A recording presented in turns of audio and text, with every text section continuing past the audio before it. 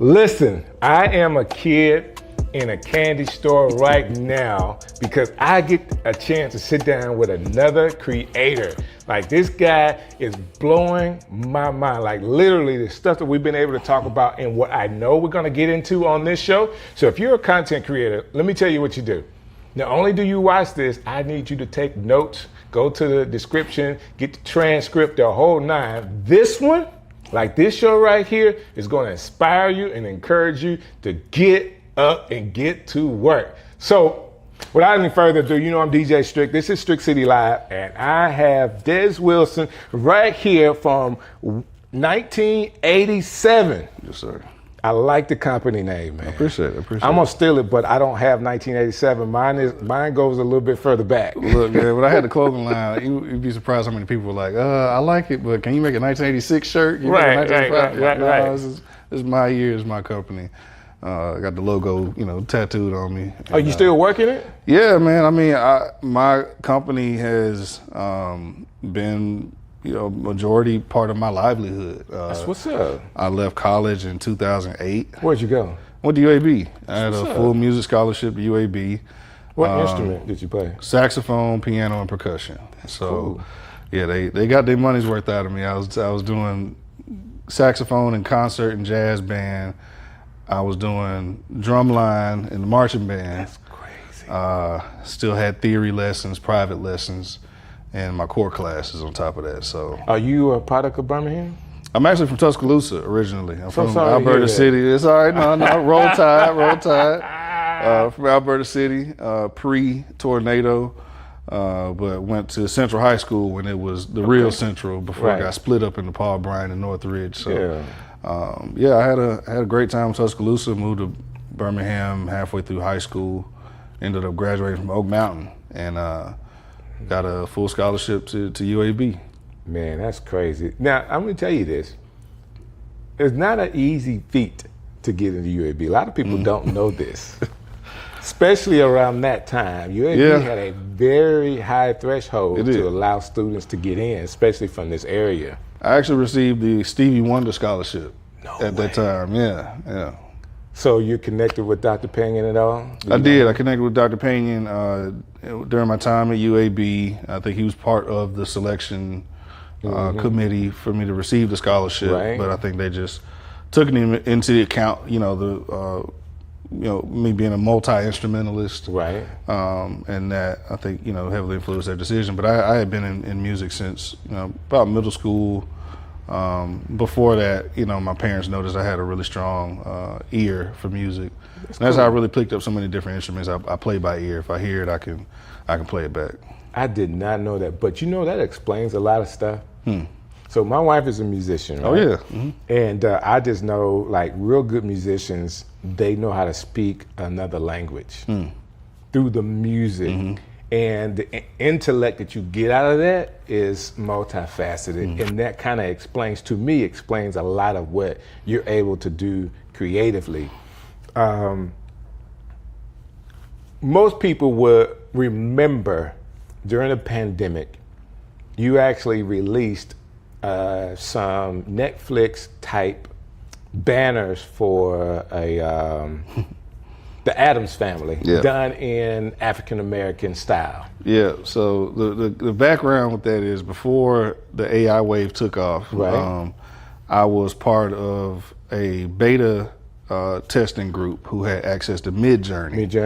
And this is before Midjourney went public. And I was getting my chops wet with prompting, and this was right around the time when the first season of Wednesday came out on Netflix, and I just loved that new modern interpretation of it. I was a huge fan of Addams Family, when it first came out back in the day, and I was, you liked the regenerated version. Yeah, because the first version came out in the classic. 60s. Yeah, the regenerated version. Yes.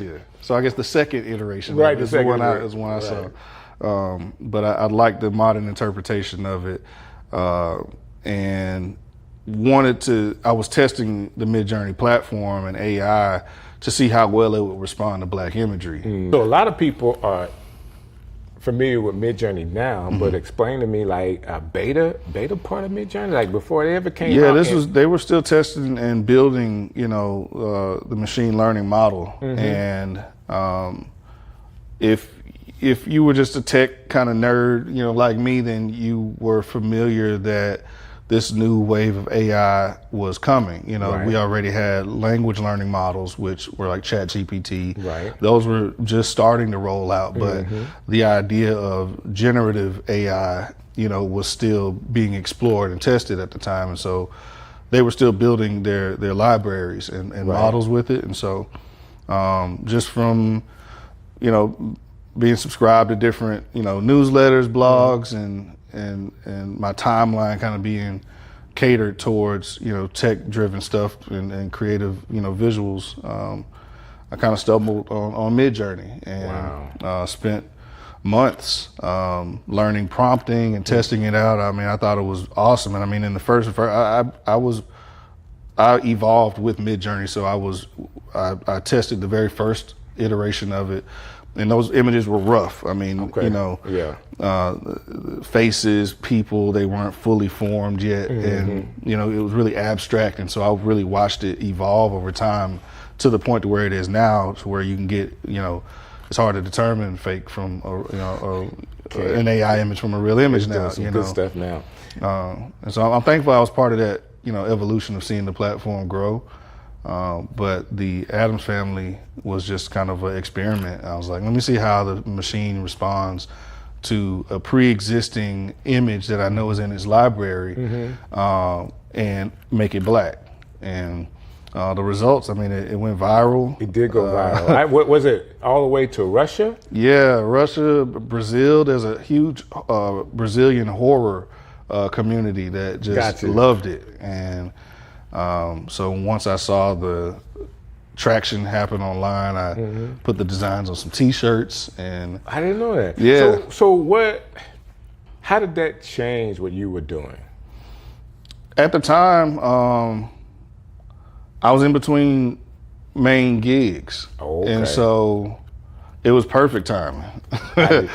I had left my gig at Reckon. I helped build the Reckon news platform under Alabama Media Group, and left there and was just kind of in limbo, and had the time, to just dive into learning this platform and experimenting with it. And luckily, it just all aligned at that point. So I was able to make enough money selling those images and the products that I made with the posters and T-shirts, because of the virality of it, it sustained me through that, that unemployment period. So what was I guess you created it, it went viral, and then you put it on T-shirts. That's how you monetized it. Yep.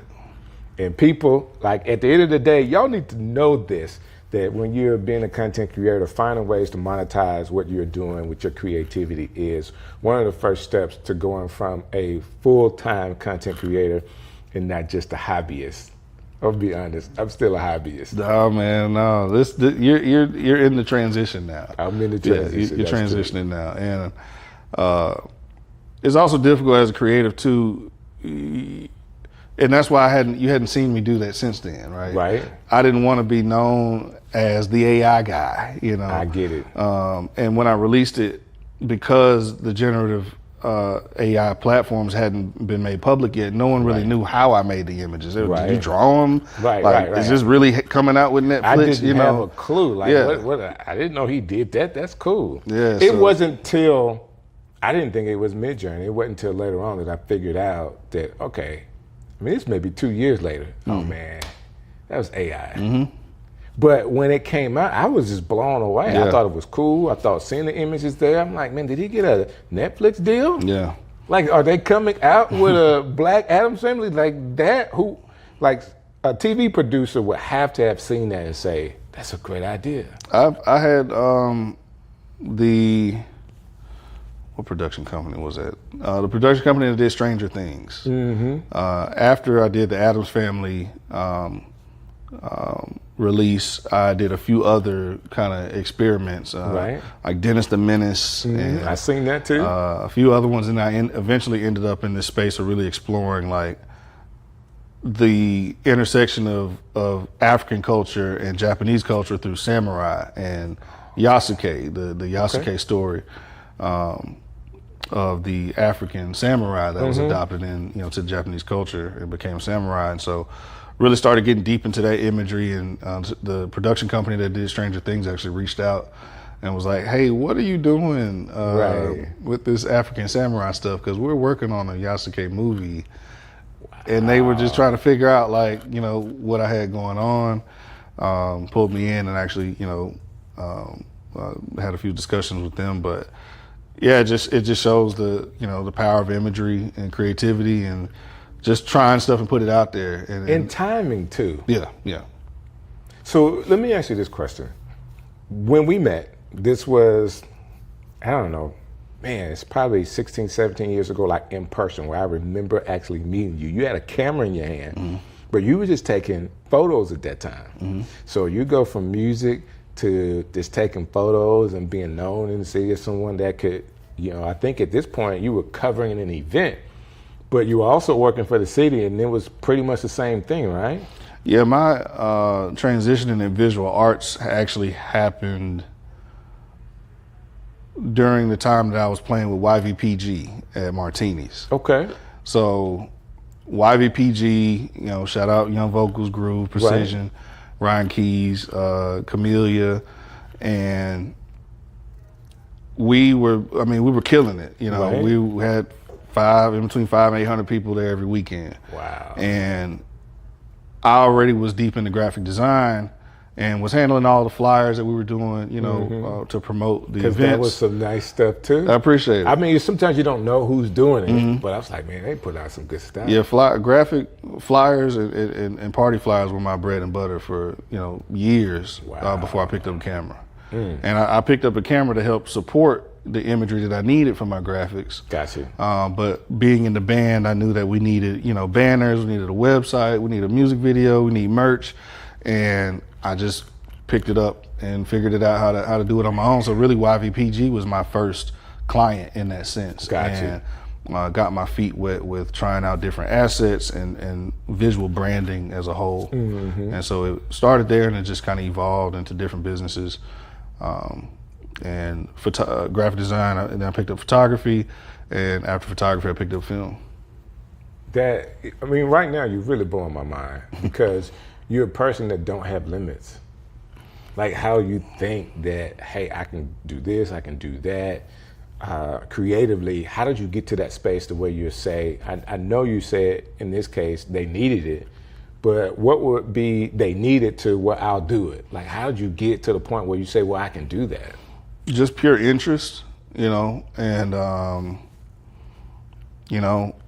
So are you a player? Like, do you go in and play with certain things? Or are you a YouTube University person? Oh yeah, YouTube. YouTube. I spent 10,000 hours, learning Photoshop and learning Premiere Pro. Oh my God. Same way I did to learn Logic when I was heavy into music production, and Fruity Loops before that. Right.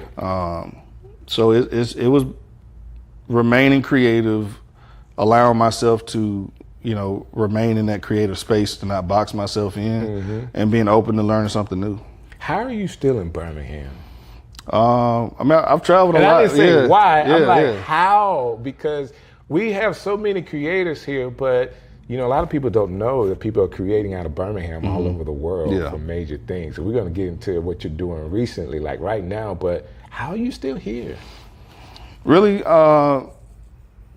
what brought me back to Birmingham, I spent a lot of time in Atlanta, and I've traveled, around the world, filming and working with different folks, celebrities, athletes. Went to Africa the first time with David West. Okay. Played with Golden State, and currently working on a documentary with him now about his AAU basketball program in North Carolina. Cool. So spent a lot of time in the music industry in Atlanta, and actually had an opportunity to work at Jesse Lewis's advertising agency. That's right. Ricky White, shout out to Ricky White, set me up with my first opportunity to work there. Advertising and the agency world was something I had been interested in, but didn't have I didn't have a way in at that point. And so when that jumped up, I hopped on it and came back to Birmingham. And so why not, right? Yeah. I was like, I dropped out of UAB my junior year, and just went full force independent in the creative arts. And after kind of going through that journey, missed some parts of the structure, Got you. After freelancing and, not picking up as much business acumen as I should have been over that time, because I was just so heavily involved with the creative process. And, the money will come. Right. It doesn't. If you're not intentional about it, it's not going to be. You got to send out the invoices. You right? do. Then you got to collect them sometimes. You might have to call them. Like I sent you the invoice. Yes, and we're not taught both at the same time. And I don't fault myself. I dove into my creative crafts and fine-tuned those up, and knew I wanted some more business acumen. Gotcha. That I knew I needed to evolve and into my next chapter. And so my time at Jesse Lewis's agency, I rebranded them into Agency 54. Okay. And then I had my first opportunity to work at City Hall through Jonathan Austin. And so he was city council president at the time, and got me hired up there in the city council public information office. Okay. And rebranded the city council. The logo and brand that you see today is what I helped create, years ago. People will never know. Yeah. So help integrate and update their video integration system, got them integrated into Facebook Live, and help make a lot of those meetings more accessible to the general public. I like that.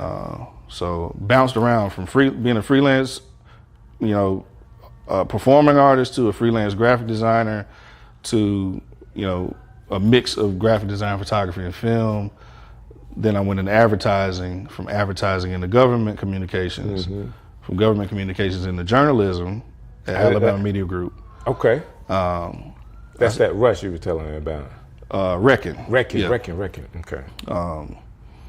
Roy Johnson, one of our best journalists here in town, actually recommended me for a position there. That's awesome. I spent about 3 years at the city council, and anybody who's worked at City Hall knows it kind of burn you out, especially as a creative.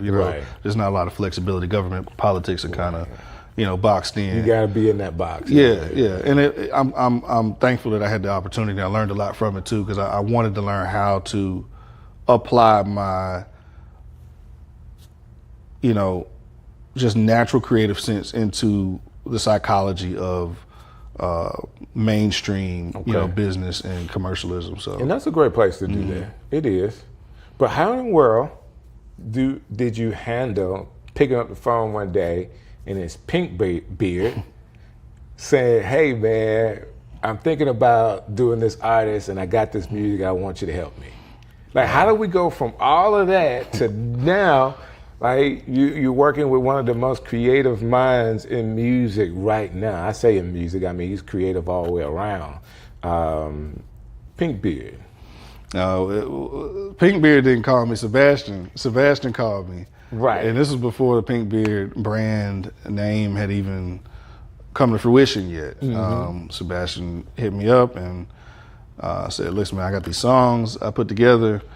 I want you to take a look at them, and I'd love your help with visualizing it." And he in fact said, there's no one else who I think can really visualize this the way that it needs to be done. So one, I was honored by that call, period, and motivated by it. But then when I listened to the songs, man, I've got all 14 of the original songs that have yet to come out yet, but I listened to them, man, and they punched me in the chest. I was pulling over on the side of the road crying, listening to some of the first ones. And you have a musical background too, so I was connected to it, from the production to the lyricism to the flexibility and tones of his voice. He's got a crazy range. Right. I was fully motivated by the entire thing, man. And then also just witnessing and loving our evolution and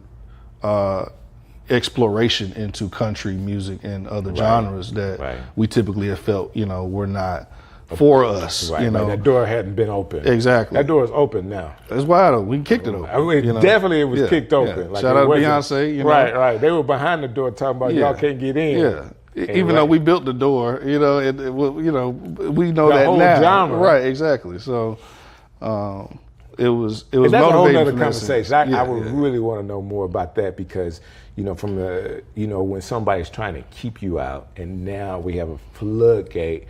And it's probably, it's not going to say just as many, but it's a lot of black country artists right now. Yeah. And a lot of them are doing some major things. Like this one black guy, I don't even know his name, but he's doing commercials and everything. Yeah. Yeah, Shabuzi. And I mean, if we go back, I mean, Darius Rucker, Hootie and the Blowfish, you know, True. In terms of kind of a modern sense, really, Right. you know, set the tone early. But I love to see our blackness unlimited, you know, and why not, right? I mean, you know, we're global, you know, and I'm blessed to have seen that, you know, going to Ghana the first time, I mean, was life changing just to see that many black folks at once in every facet of society, from the doctors to the, you know, cashiers at the register to the police to the, you know, it was beautiful to see. And I think on the heels of that, you know, when Sebastian sent me the songs, I saw the potential for, I felt the effect that I knew the music was going to have on people. Gotcha. And coupling that with the timing, like you said, you know, in addition to Sebastian's network through songwriting and success that he's gotten through songwriting. And I mean, it's just his overall ability. I mean, he's a genius songwriter, and the way that the songs are formatted, it was something that I had never heard before. I knew no one else was going to hear, you know, and to me, it sounds like a combination. Well, it sounds like a mature Sebastian doing country.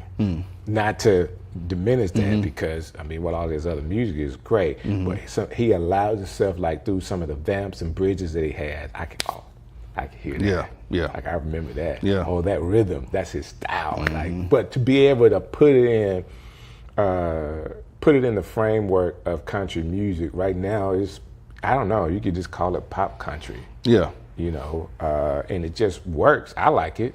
I like hearing his writing. It's gonna be continuously difficult for people to place him and this album in a category. You think so? Yes. Of course, you've heard all the music. Each song goes in a different direction. No two songs sound alike. Wow. And you'll see as they roll out. I mean, the album could be a soundtrack to a movie because it has that much flexibility and versatility to it. Have y'all completed like a lot of the visuals already, or are y'all still working? No, we're still building. Yeah, we're building as we go. The timeline has been really interesting. I mean, we started shooting clips less than a year ago, and you know, within the first 3 months of us releasing clips, I think we generated about 20 million organic views. What are you filming on, like, for those clips? I shot those on a red Komodo with the DZO 20 to 55 cinema lens mostly, and 35? 20 to 55. 20 to 59. And then one of my favorite lenses is a Canon 70 to 200 L3. Okay. And so a lot of my more intimate stuff, I like shooting real dirty shots with stuff kind of, you know, in front of the frame, shooting through things. And I use that lens a lot for that. I get it. I'm sorry, we're nerding out a little bit. Yeah. You know, we're speaking Spanish to a lot of folks right now. Hey, but it works for me, man. I always want to know because, you know, as a creator, sometimes good creatives, not to take away from using great equipment, but you can shoot it on a cell phone. We get stuck on equipment, man. You know, and it was more important 10 years ago than it is now. Right. You know, we didn't have the quality. I mean, we got 4K and 6K on our phones now. So in terms of resolution, that's not the concern anymore. Now it's about aesthetics, depth, you know, creativity. So this is what I'm learning. So in this set, it looks good. The video quality is good, but I'm still trying to develop more identity. For Strick. So and that's all it's about now. It's about your own signature, what you like. Right. So if someone wanted to duplicate it, some of the stuff they could, but the next lens, it would be hard to duplicate. Right. You know, you can, but you got to step up. And my brother is deep into cinematography as well, and one of the things he told me a while back stuck with me is it's less about the sensor and more about the lenses. More about the lenses. Yeah, how you stack those lenses, and I mean testing stuff out. I just bought one of those cheap 3D printed. They make it's a 3D printed lens. I call it a lens mount, but it's a lens. Okay. But it emulates the look of a disposable camera. I've heard about those. Yeah, it's like $30. Yeah, real tiny like lens. Yeah, super small. You don't have any. You don't have any control over your exposure, but you know you work your frame rate and your ISOs. You can get what you need, but you know it's not being limited to the rules of cinematography. But also understanding the rules of cinematography and like diving, knee deep into understanding what it takes to create a cinematic image. Got you. And I think that there needs to be a bolder line drawn between videographers and cinematographers, and there's no shade to either one. It is a difference. It is a big difference. Picking up a camera, turning it on, and hitting record is not the same as it's not. Understanding color grading, shooting in log, frame rates, framing, symmetry. I'm a huge Tarantino fan. And you can tell stories with cinematography. Yes. Videography allows you to tell a story. Does that make sense? I could see. I would say cinematography is the aesthetic of telling a story. Got you. You can tell some people are better storytellers than others, right? Right. Or you can tell a story with no images. Right. You can. And it's all about how are you telling the story and how effective is the story being read and received. I get it. And I think thankful that Tyler Perry made the transition from screenplays, from stage plays into screenplays, but we, and obviously like the gatekeeping of Hollywood also is part of that too. The knowledge of cinematography, how to meet that pre-existing standard that had already been created, right? Had been gatekept from a lot of us for a long time. And so Tyler Perry broke the door down. We saw that, independently produced black films do really well. Right. People started throwing money behind it, but a lot of people still didn't take the time to really study cinematography in that sense. And I don't think a lot of people really understood that Tyler Perry made the transition from stage plays, which you can cut corners. You are throwing wigs on and doing quick stuff. You know what I mean? Right. You're not behind the camera nitpicking about, ISOs and zebra charts and everything. Right. And so I think it took off, that industry took off faster than we studied it. Yeah. And so with that, you saw the Tubi, trend where a lot of independent black filmmakers are making good money, and a lot of people like a lot of the Tubi movies. It's hard for me to watch a lot of them because I'm looking at it from a cinematographer's lens, and I'm like, that lighting could have been different, or this framing is not liking it or watching it. It's my wife having to listen to me say, "Baby, look at that! No, stop it right there. Look at this. Right? You should never do that." There's a continuity issue right there, So, but it's still no shade because I'm glad to see black folks telling stories, black folks making money. That's true. And so I'm there's no hate there, but from a purist perspective, and somebody who, spent that time, YouTube University and still studying and trying to be better with my craft in that sense. It's something that I want more. If we're picking up a camera, I want all of us to be as invested in learning how to better our shot each time we pick it up. So I want to get back to this thing that you're doing as a creator with Pink Beard. For whatever reason, I saw the connection between the two of you guys different. So I have a lot of clients, and guess what? You'll never know that they're my clients, because they're sharing it on their platform, and I built it, they paid me, they put it out. In this case, you were putting out and sharing a lot of what you guys were doing together, and it just comes across as it's more of a collaboration than he's a client of yours. Can you kind of explain your mindset behind sharing like every step of the way, even on your platforms with your audience? Yeah, for me at the time, I mean, music and artist development really was at the foundation of my creative career. Okay. But I got burnt out of it, burnt out of, not making the money that I wanted to make from it, and not having the stability that I wanted to have from it. And so when I made the shift into corporate advertising, government communications, journalism, that was about almost an 8-9 year, period. Okay. That I didn't have that same amount of creative expression in. I wasn't shooting music videos like that, you know what I mean? And so a large piece of my creativity was lost during that period of time. I get it. I gained a lot of knowledge in terms of how to, market and create, commercial advertisements. Shot a lot of big name clients and stuff like that. But the freedom and flexibility of just shooting how I interpreted something needed to be visualized. Got you. You don't have the limitations when you're working with a client. Hey, this is what I want. I want it shot like this. This is my budget. This is my timeline. You're restricted. And so when Sebastian came with the music, I saw that opportunity. One, he presented it as a collaboration. He didn't say, hey man, I got X amount of dollars and I can spend this much on each video. He was like, listen man, I ain't got no money.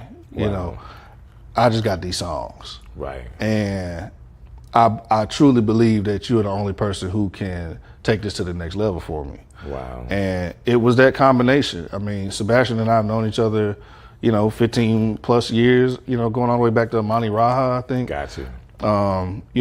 But we didn't grow up together. We didn't go to school together. We just knew each other through the work that we had produced in the city. And I was blessed to be director of photography of the first, major video he put together, which was Hey God. Okay. Unfortunately, the label that he was on at the time didn't release that. And so I had to always, anticipated like, okay, what's Sebastian gonna do next? Right. And so when songwriting took off for him, I don't think I expected him to come back around as an artist. And so, I was intrigued, I was interested. And so once I listened to the songs, we approached it from a collaborative standpoint. I saw it as an ability for me to get back into what I really enjoyed doing, which was a combination of music and visual arts. And I get it. So is it like your part that you bringing in for the creativity of the artist, or like developing art? Is it kind of like A&R as well? So you're the creative person and doing A&R all together? Yeah, like, I mean, he'll have ideas that we'll, kind of collaborate on. If he doesn't have any ideas, he'll just completely take my direction. And that's input that's been from styling to locations to, how he performs a certain type of song. And over time, I mean, my role has evolved, to now like being his creative director, and I'm hired under the record label now to continue doing what, I've been doing. Yeah. So, he took me with him. I mean, that's the way to do it, He right? was not going to sign the deal if I wasn't part of the deal. And that loyalty and trust is what really, man, you can't beat that, brought us to this point here, man. So who came up with the idea that he'll run for mayor? Who's that was him. Listen, that was definitely all this Big talking Biz hadn't did anything for us. I create and you know what stands out for the commercials that he's doing with that? I don't know how he did the voiceovers or how that worked out. The way he sounds to me stands out more than anything else. The way he pronounced the words. We're gonna have a battle royale. Like, I'm a talker and DJ and all that other kind of stuff. So I'm listening to not just what he said it, but how he said it. And I'm like, this stuff is A1. Listen, and this is just a testament, I think, to full blown creatives, right? Right. I showed him the DJI Osmo Pocket 3 that I had gotten, and we shoot a lot of run and gun, social content with that. He was like, man, I got to get one of those. He bought one, he figured out how to use it, and he took off with it. And all of that social content you see is him. He's been shooting it, he's been editing it, he's been coming up with the scripts on the fly. So the entire mayor campaign was not thought about. It wasn't like a pre-planned I think it's a hot execution. idea, by the way. I'm with anybody that is any type of an artist or anything like that, running for any kind of office unofficially. Unofficially, right, yeah.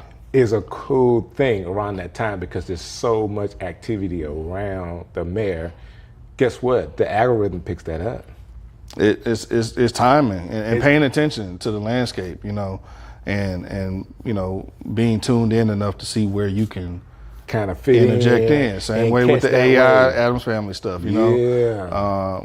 It's being confident in yourself, willing to mess up and look stupid, all of that. And just doing it, trying it, seeing it, looking at people's reactions, and then determining whether you're gonna keep it going or not. What's next for you?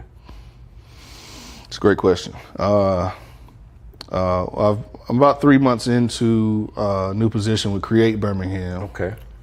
So I'm the communications and growth manager at Create Birmingham now, and that's a local nonprofit that literally just serves the creative community through grant resources. We have networking events. We have a co-starters program where we've helped build and launch several creative businesses in the city. Okay. We're also our subsidiary is Film Birmingham, which does the same thing in the film community. We provide workshops, networks, resources, and we have a film location crew and location database called Real Scout, where any large productions that come to the city, they'll go through our database to find local crew, resources, etc. That's what's up. So I didn't do it last summer, but the 2 summers just before, my nonprofit is called Urban Avenues, and we do a summer camp. And we've used a lot of people through the film part of that nonprofit to kind of help us be able to teach the kids. It is my plan to do it this summer. I'll be sure that we talk more about that. Please to do. Get some help. I don't want to have to, we're not trying to serve 100 kids, but we're trying to serve the kids that we do have the resources for very well. And they make films, and you can look it up on YouTube, Urban Ham Film Camp, and there's some stuff out. There's some little vignettes that we help them go through, which is really, really cool. We've had some people come in and kind of run that camp for us, and they've been great. And I want to keep trying. We missed it last summer, just too busy. My wife's schedule was ridiculous. Yeah, and she's doing her thing, man. She's doing her shout thing. out to her. And I get to carry the flute bag. Yeah, man, as you should. So we've been enjoying that, but we definitely want to dive deeper into it, especially because of the show, the interview show is just going well. Strick City Live is doing really well right now. We're trying to keep that going. That being said, if there was a young creative, maybe you 20 years ago, what would you tell yourself as you know what you experienced and what people could be experiencing in the creative space? What would you say to kind of encourage somebody that is looking to be creative now? To learn the business as much as you learn your craft. Learn invoicing and bookkeeping as much as you're learning how to edit on Premiere Pro and that's good. Export an MP4 file at H.264. You know what I mean? Right. They go hand in hand. They do. Also to be willing to ask for help. Okay. And open for collaboration. That's good. I think our community a lot of times struggles with, survival mode. And in survival mode, you hoard information, you hoard resource, and it's just not sustainable. Creatively, it's not beneficial personally. You got to be willing to share and be flexible and compromise and collaborate. And I'm thankful that I can name off a dozen different creatives that I've helped either jumpstart their creative career or giving them a piece of equipment that they still use to this day. That, investment into the community has also, reciprocated and come back. So, that's awesome. Sow those seeds, you know what I mean? And don't be afraid to, take a risk and gamble. The least that's going to happen is you're going to learn from it. You can always learn, right? You're going to learn something from it. So this is my last question for sure. And this is for me. You're talking to me. I'm the creator in the city that is too busy to breathe. You are working with your nonprofit, and collaboration is key, like bringing content creators together. What would you say to me in regards to some of the conversations and coffee things you guys are doing? What would you say to me to entice me to kind of be a part of that? I think, we're at a very interesting time period for creatives, right? We're all in high demand, right, while still struggling to not only determine but to ensure our value. That's true. Every corporate entity needs some level of creative services. Right. From website design to photography to video storytelling to training videos, social media graphics. Everyone needs a creative right now. Right. But a lot of people don't want to pay what creatives need. Right. They don't consider the amount of investment that we've taken into our equipment. They don't take account the amount of investment we've put into our skills and crafts, and how that's it's you have to constantly continue learning, just like you have to a nurse practitioner, a doctor has to take their boards every several years. That's right. We're always studying, right? But I think now, especially in Birmingham, which is a growing creative industry, we're not Nashville and we're not Atlanta, but we're right in between. Right. And the world is slow. Hey man, how the folks doing, man? Oh man, my folks are great. Yeah, they do me a favor, man. Please tell them I said hello. I will. Tell them you had a chance to sit down with Strick, and he said I told my hello. mom. I told my mom when I was on the way. She was like, "Strick, like, yeah." So, so all love. Man, I'll never forget playing softball. We was in a little softball league with your dad. Hit that home run. Yeah, competitive home run, like. No, I mean, still very athletic. Oh, for sure. Still very athletic, sure. And to this day. To this day. To this day. He won't sit down, will he? No, not at all. Not at all. Man, that's what's up, man. That's what family is like. And the wife is cool with you taking out this time to hang out with me? Oh, most definitely. Like my girl's there dance, so she making sure they good. And so, we here to hang out. She don't know no better. Hey, listen, I'm good. You going to do what? Be on whose podcast? Strick City coming live. Hey, man, I want to thank you guys for all that you've done to support Strick City Live. Let me tell you this. To me, this has been phenomenal. Like watching you guys actually talk about the show.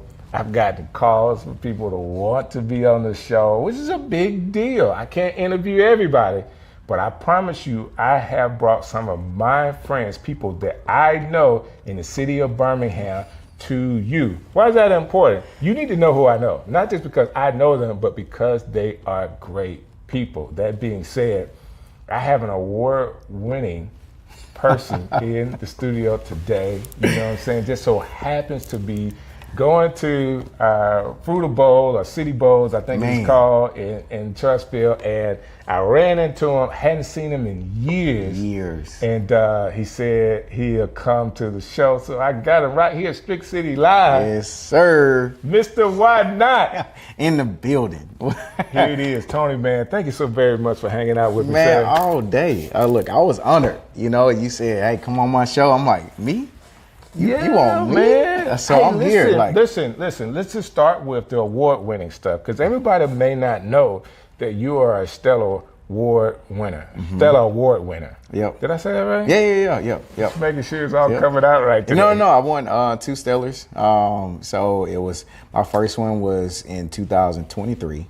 I directed directed and was like the DP. More so the DP on that project for Mr. McClure. That was 2023, and then recently I directed creative concept, the Amen video. For Pastor Mike Jr. On the bus and all that? Yeah, we were on the bus. So the crazy thing is, like, I got that inspiration. I love to travel. So I was in Colombia, in Colombia. And we were riding up to the mountains, like, well, not really necessarily the mountains, but it was like an area where like they have like a whole bunch of graffiti and all that kind of stuff. So we did like the public transportation system. And so we got on the bus there, and the guy, it's like, this is how they like make money. He got his radio, his boom box, and literally got on the bus with it and started rapping. Got you. And so we're on the bus, this guy rapping, and he's like doing in Spanish. Don't have a clue what he's saying. You know, but like the beat, the aesthetic, the vibe was cool. The experience, the vibe was there. And so I was like, man, this would be a dope video. So I literally put it in my notes. I have like a whole like notes of like just ideas. I notes? Notes. Yeah, notes in my phone. Like I was just like, making sure it was notes that you're an iPhone user. Yeah, I am an iPhone user. I was just that was going to let me know how long the interview's going. Right. Hey, look, no Android over here. Okay, that's no Android over here. So it's just I literally have my iNotes, just creative ideas that I think of, and so that trip was my anniversary of what like. Oh, it was an anniversary trip. It was maybe 2023 anniversary trip. Okay. And then I just kind of put it back in, and so then we shot a man video beginning of 2025 of this year. Okay. And so then, it was this year. That was the beginning of this year? Yeah, it was the beginning of this year. Like time is like flying. Yeah, it was the beginning of this year. Yeah, that we end up doing that. It was literally Christmas. It was planned over Christmas holiday. Okay. Shot right after New Year. I just thought it was a dope idea, number one. Thank you. And I tell people this all the time. It's kind of like my wife. When you're working with an artist that is creative as well and are able to take direction, but not only take it, but kind of like really embody it and go with it. Yeah. You know, that just makes the difference. Like when they can downright sell it. For sure. It's easy to come up with ideas when you know somebody that can sell it. Right. That can get it out there, and he's doing it, man. That was a great video. Thank you. Yeah, like PMJ is a creative genius, and just he also like allows his team to be able to just grow. You know, in their areas. You know, so like he give us room to like be able to like give our ideas and push our ideas out there, and then but he also loves when we leave room for him to be able to give like feedback and to be able to like grow and everything like that. Because we just recently did the Bless video. That was like literally Bless. Like Bless was like road like ride the Stellars. Then the night of the Stellars, he's like, "Hey, I want to do a music video." Okay, when? This week. Drop it Thursday. So now it's like Labor Day. I'm like, he always because everybody saw the song. Now you need a video for it. Well, no, the song and the video dropped basically at the same time. Same day. At the time as basically the same day. Because the Stellars were coming out where everybody can actually see it, right? Right. So Stellars, Bless hadn't dropped yet. I got you. Bless was written right after Stellars, basically. So actually Stellar Wars like that day. Okay. So when it premiered on air, was like August 30th, right? So like the week before that, Bless was recorded. So the song was recorded. August 30th, that night, hey, I want to shoot a music video. All right, when? This week. Drop it Thursday, because Bless officially comes out that Friday. Right. So now here we are, Labor Day, trying to film, scramble around, like, all right, who we calling, where can we go? And like just through connections, I really think like just the power of resources and connections is literally a part of being a great business owner. That's good. Being a great creative. And so it's like your network, you know, is really big. Like you only grow based on the people you're surrounded by. That's right. You know what I mean? So basic call on people like on our team in the network, like, hey, try this place. So we finally got it approved Tuesday.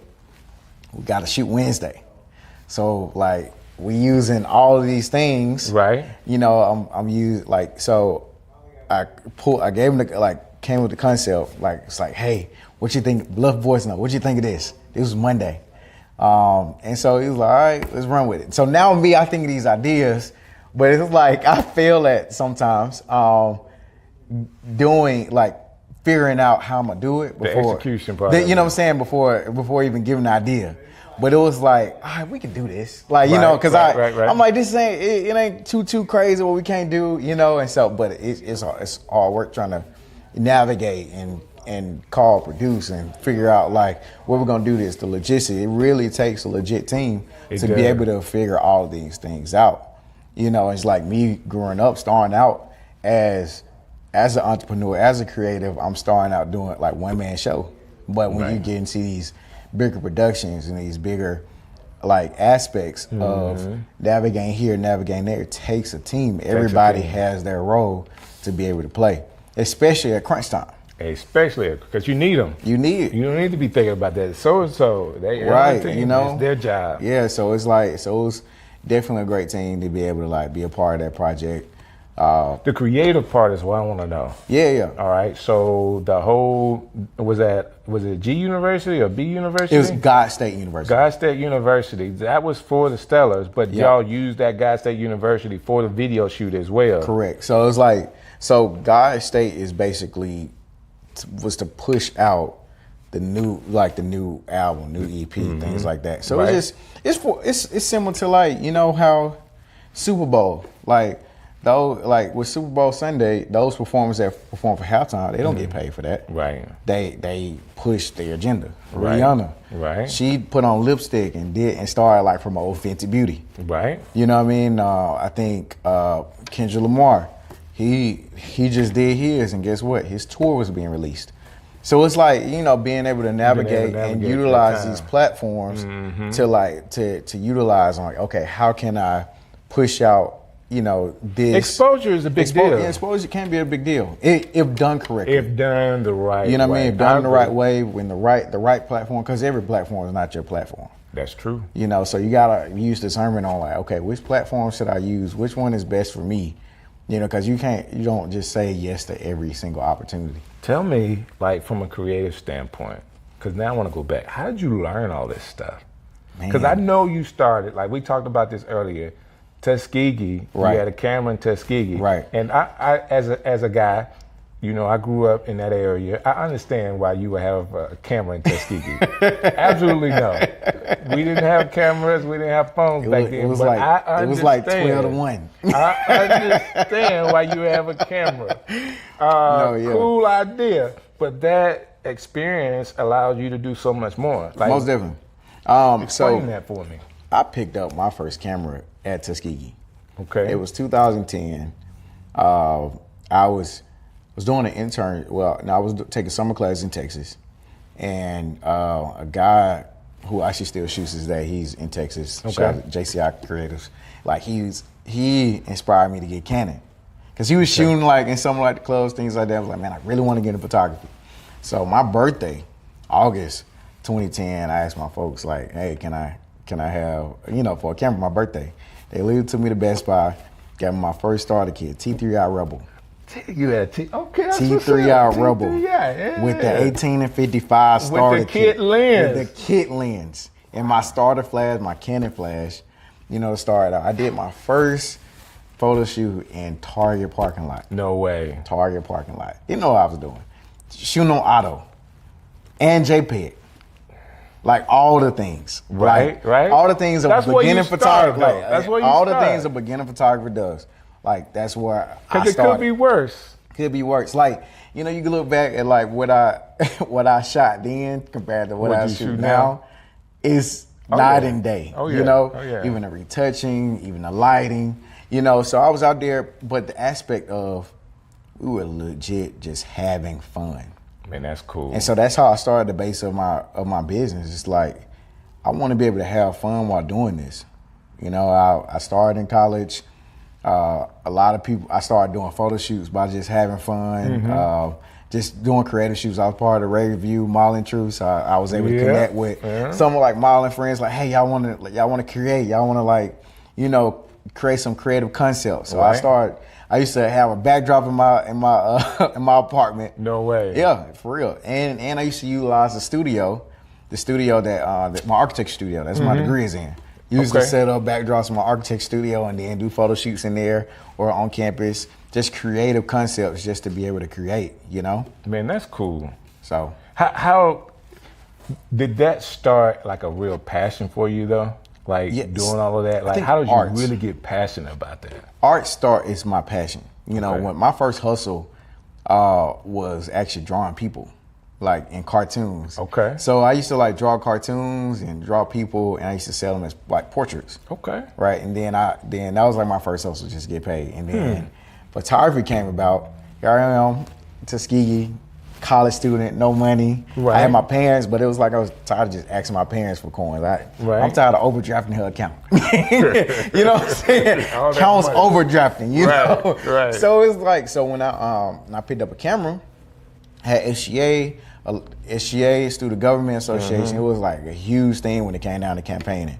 So it's like a lot of people like, man, I need some photos. So I start, Miss Tuskegee, need some photos. Graduation time hit, I need some photos. So like here I am, college student, I'm making like bread. I think bread. Like, right. In per college, semester. I'm making my $2,500, $3,000 per semester off graduation sessions. You know what I mean? And like doing this. And so back then I'm like, I got my gas money, I got my, going out money, all that type of stuff. Cause I wasn't paying bills. Right. You know? Right. So it was just literally like the way my mom and my folks taught me about finances. It was like, hey, like 20% for savings.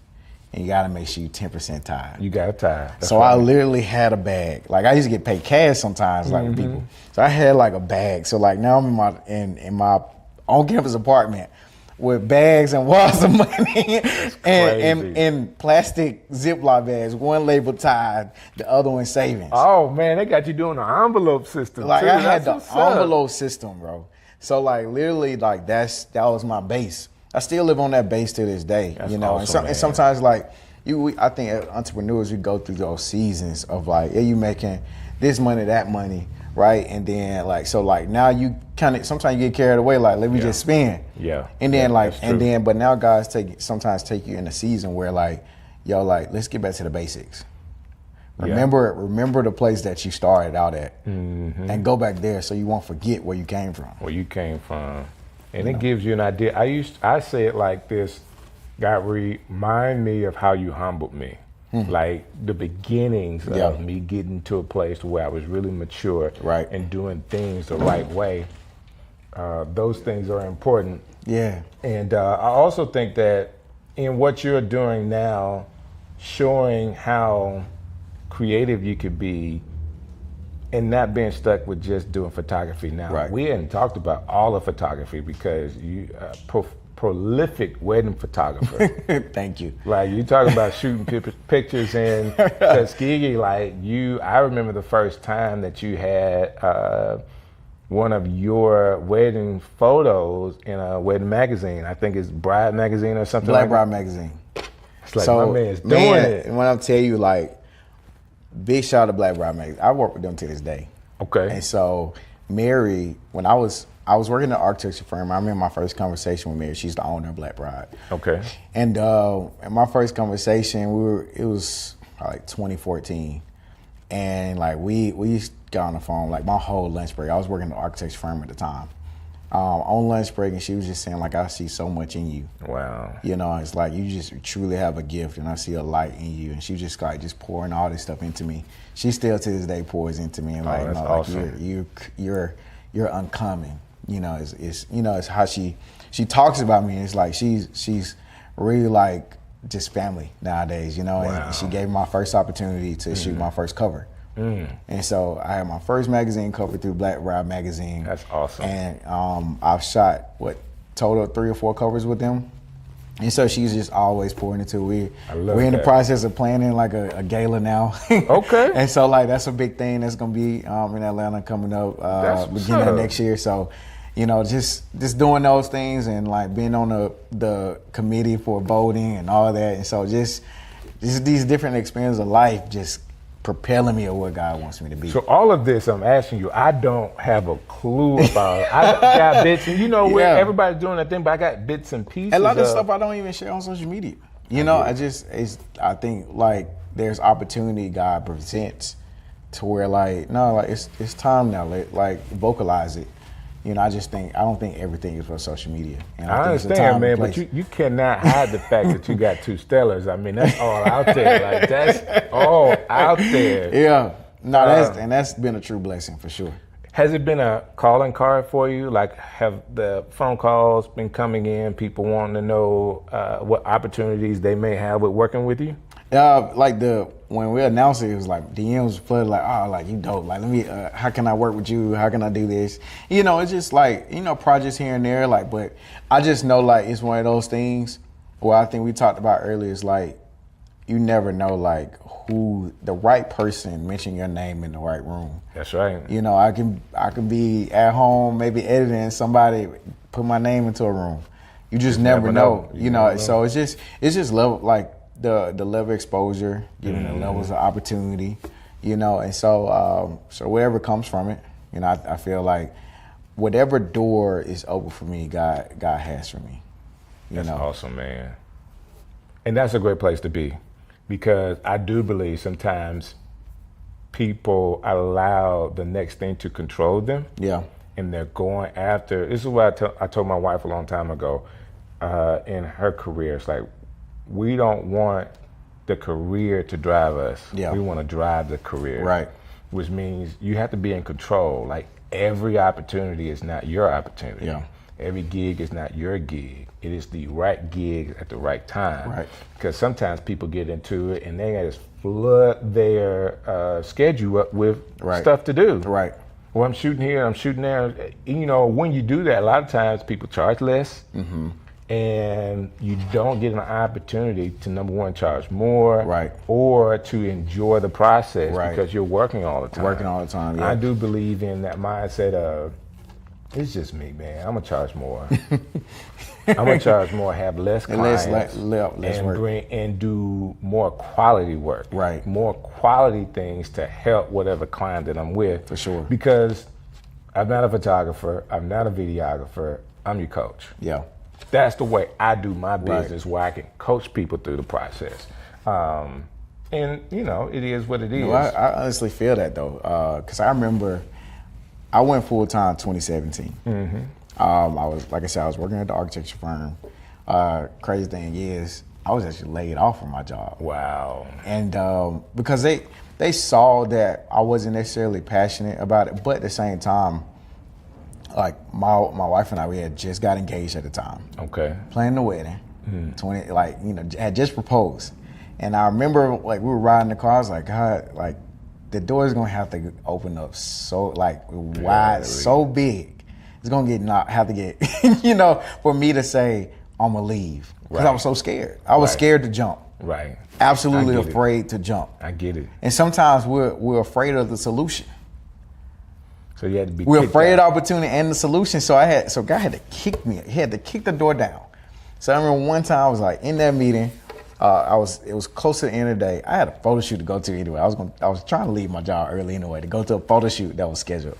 And so they called me into the office, and it's like, yo, we're gonna have to let you go. And I remember everybody in the office like boohooing, crying, because they was like, they didn't want to see me leave. They enjoyed who I was, right? But they also saw like that architecture wasn't necessarily my passion, you know. And I told them thank you, and I was able to like let it. I was like, I was looking to leave. Oh my God! But I just did not know how. And so they were so relieved that I said that, because they didn't want to feel like I was letting, they were letting me down too. Right. And they knew I had just got engaged, just like, so now I am with a fiance, no job, like corporate job. I still, I had photography. And that whole time I was like trying to find other opportunities. I remember I got an opportunity to work for Apple. Like I was working at the Apple store. Right. I didn't make it through the training period, because I was like, hey, because I was looking at my schedule. Right. You knew what was coming up. God had me booked and busy for the fall, right? So it was like, this is coming up. And I was like, yeah, I'm not gonna be able to do this. Wow. And so in that moment, it was like, no, God was like, I got you. Like, lean on me. All these opportunities. And I remember my wife, like, when I told her that day, I was laid off, she said, I'm with you 1,000%. Oh my goodness. And so to be able to have a someone I'm about to call my wife at the time, say, yo, I'm here with you 1,000%.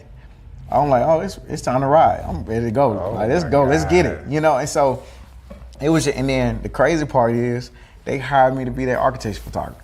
No way. Yes, the very first, the project that I designed, like for the most part, the exterior I designed, that was the first project I had with them. So I got to photograph the project I had worked on as far as like intricate design of bricks, a brick layout in Tuscaloosa. And so just to see like them having the opportunity, shooting their headshots. I didn't burn bridges. They just used me on another opportunity as a contract. So I got to ask you this question because you've already kind of said it in so many different ways, but somebody may be in a situation, like we're creators and we can talk creation all the time. Right. But we're also creators that believe in God. For sure. Creators of faith. And it's such a different thing to rely on your faith inside your content creation and inside of your business. Yeah. Say, okay, God, this is your business. I am your guy. Right. So if somebody's out there really, really struggling with that, what would you tell them? if they're struggling. They're struggling with trying to figure out exactly what you said. You know, I don't know when it's time to leave. Right. I mean, I think, I feel like you're gonna feel it in your spirit. Like, the truth is in His Word. It's in His Word, yeah. Right. So when you spend time with God, and when you're sitting there and like you're meditating, like you will hear His voice, and it's not gonna be loud. Right. It's gonna be maybe through His people, through His Word, through these inkling like opportunities that may come up. Because I mean, like for example, like that was my prayer. I wanted to go full time. Right. Did I see you getting laid off? that route? That route? No. Oh my God. Sometimes like God's route is the craziest route. It's the craziest, absolutely insane route. But if you go there, like, you know, and sometimes we typically hear God in the still places. Right. In the still times, right? And like our plan is way less than His plan. His plans are way higher than ours. You know, and so being able to just sit there and say, okay, no, that was a part of my route. That route got me here. Then that route took me here. And oftentimes when we try to do it ourselves, it delays where He wants us to go. At any point, did you see yourself doing what you're doing now? I never thought photography would be my career. I was in high school, architect, construction engineering program. I had a goal to be an architect. My first goal was to actually be a vet. You know, and so to be in high school, doing all this, getting scholarships for architecture and doing that, like I never thought photography would be my career. And then you say photography, but you got awards in videography, cinematography. Like, you know, I was a photographer first. Right. Then I wanted to get in cinematography. And then I just started studying and learning, like, okay, different ways of lighting. YouTube University. We've all been there. I got my degree, you know what I'm saying? You know, put in my hours. Exactly. Put in your hours. And it's just like practicing, doing collaborative opportunities to be able to, like, okay, I want to learn something different. Like, versus try it on a client, let me try it on someone that also need photos or need video or want to create, you know? So just collaborative opportunities to be able to just grow. Man, I hope somebody listening to this really hear what you're saying and inspired, that they are inspired by who you are and what you're doing. Let me say it this way. I know you as a kid. For sure. Since you was a kid. You like my great uncle. Yeah, I know, right? But the man that God has allowed you to grow into is like blowing my mind. Yeah. Like, I think it's really cool that you're getting a chance to do some of the things that you're doing, but more importantly, I believe that when you're in certain places doing certain things, it's only because God trusts you to be there. For sure. Most definitely. Like, we don't always get it right, but it's huge for God to trust us to be in the room in the first place. Yeah. So He's trusting you, but dude, based off the last video you did, the sky's still the limit. Like like the Mr. McClure video was hot. Great concept, great idea, right? That was Mr. McClure was PMJ. Mr. McClure, yeah. He was like, I want to be 3 people. So his old album was based off of like 3 different parts of him. That's crazy. And so Mr. McClure was one like, he's like, I got this, and we just had like the vision to be able to like come up with the framing and the concept of like bringing it all to life for him. You know, so but that's stepping out yeah, to be able to do it, because you still have a way of capturing his ideas. Yeah. This last video, like, that's Strick City to me. Like, I love that. I love the DJ thing, the turntable stuff. I literally that concept. I because we were like short on time, I didn't have the opportunity, the time to just explain, right? So I'm literally Monday night, I'm probably up to about 3, almost 4 in the morning. Wow. Doing my shot list. And I use AI. Why not? I use AI to be able to help me create my visuals and concept, like to come up, okay, I want this type of shot, I want overhead shot, I want dirty shot, medium, like just to be able to navigate so that my DP on the project. Exactly. Are you gonna release any of those sketches? I am. Like I released some of them on my social media already. So yeah. You know, I love talking to content creators.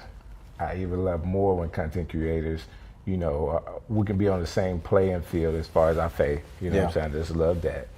But more importantly, people that are very thoughtful and allow the creativity to flow through them. Yeah. Because the concepts you come up with is just mind blowing. If you just, I call it get out of the way. Okay. Yeah. Like if you just find a way, get out of the way, and yeah, you want to say I thought of this, but a lot of times if you're really honest, you don't know where that came from. Like I was sitting here and I saw this.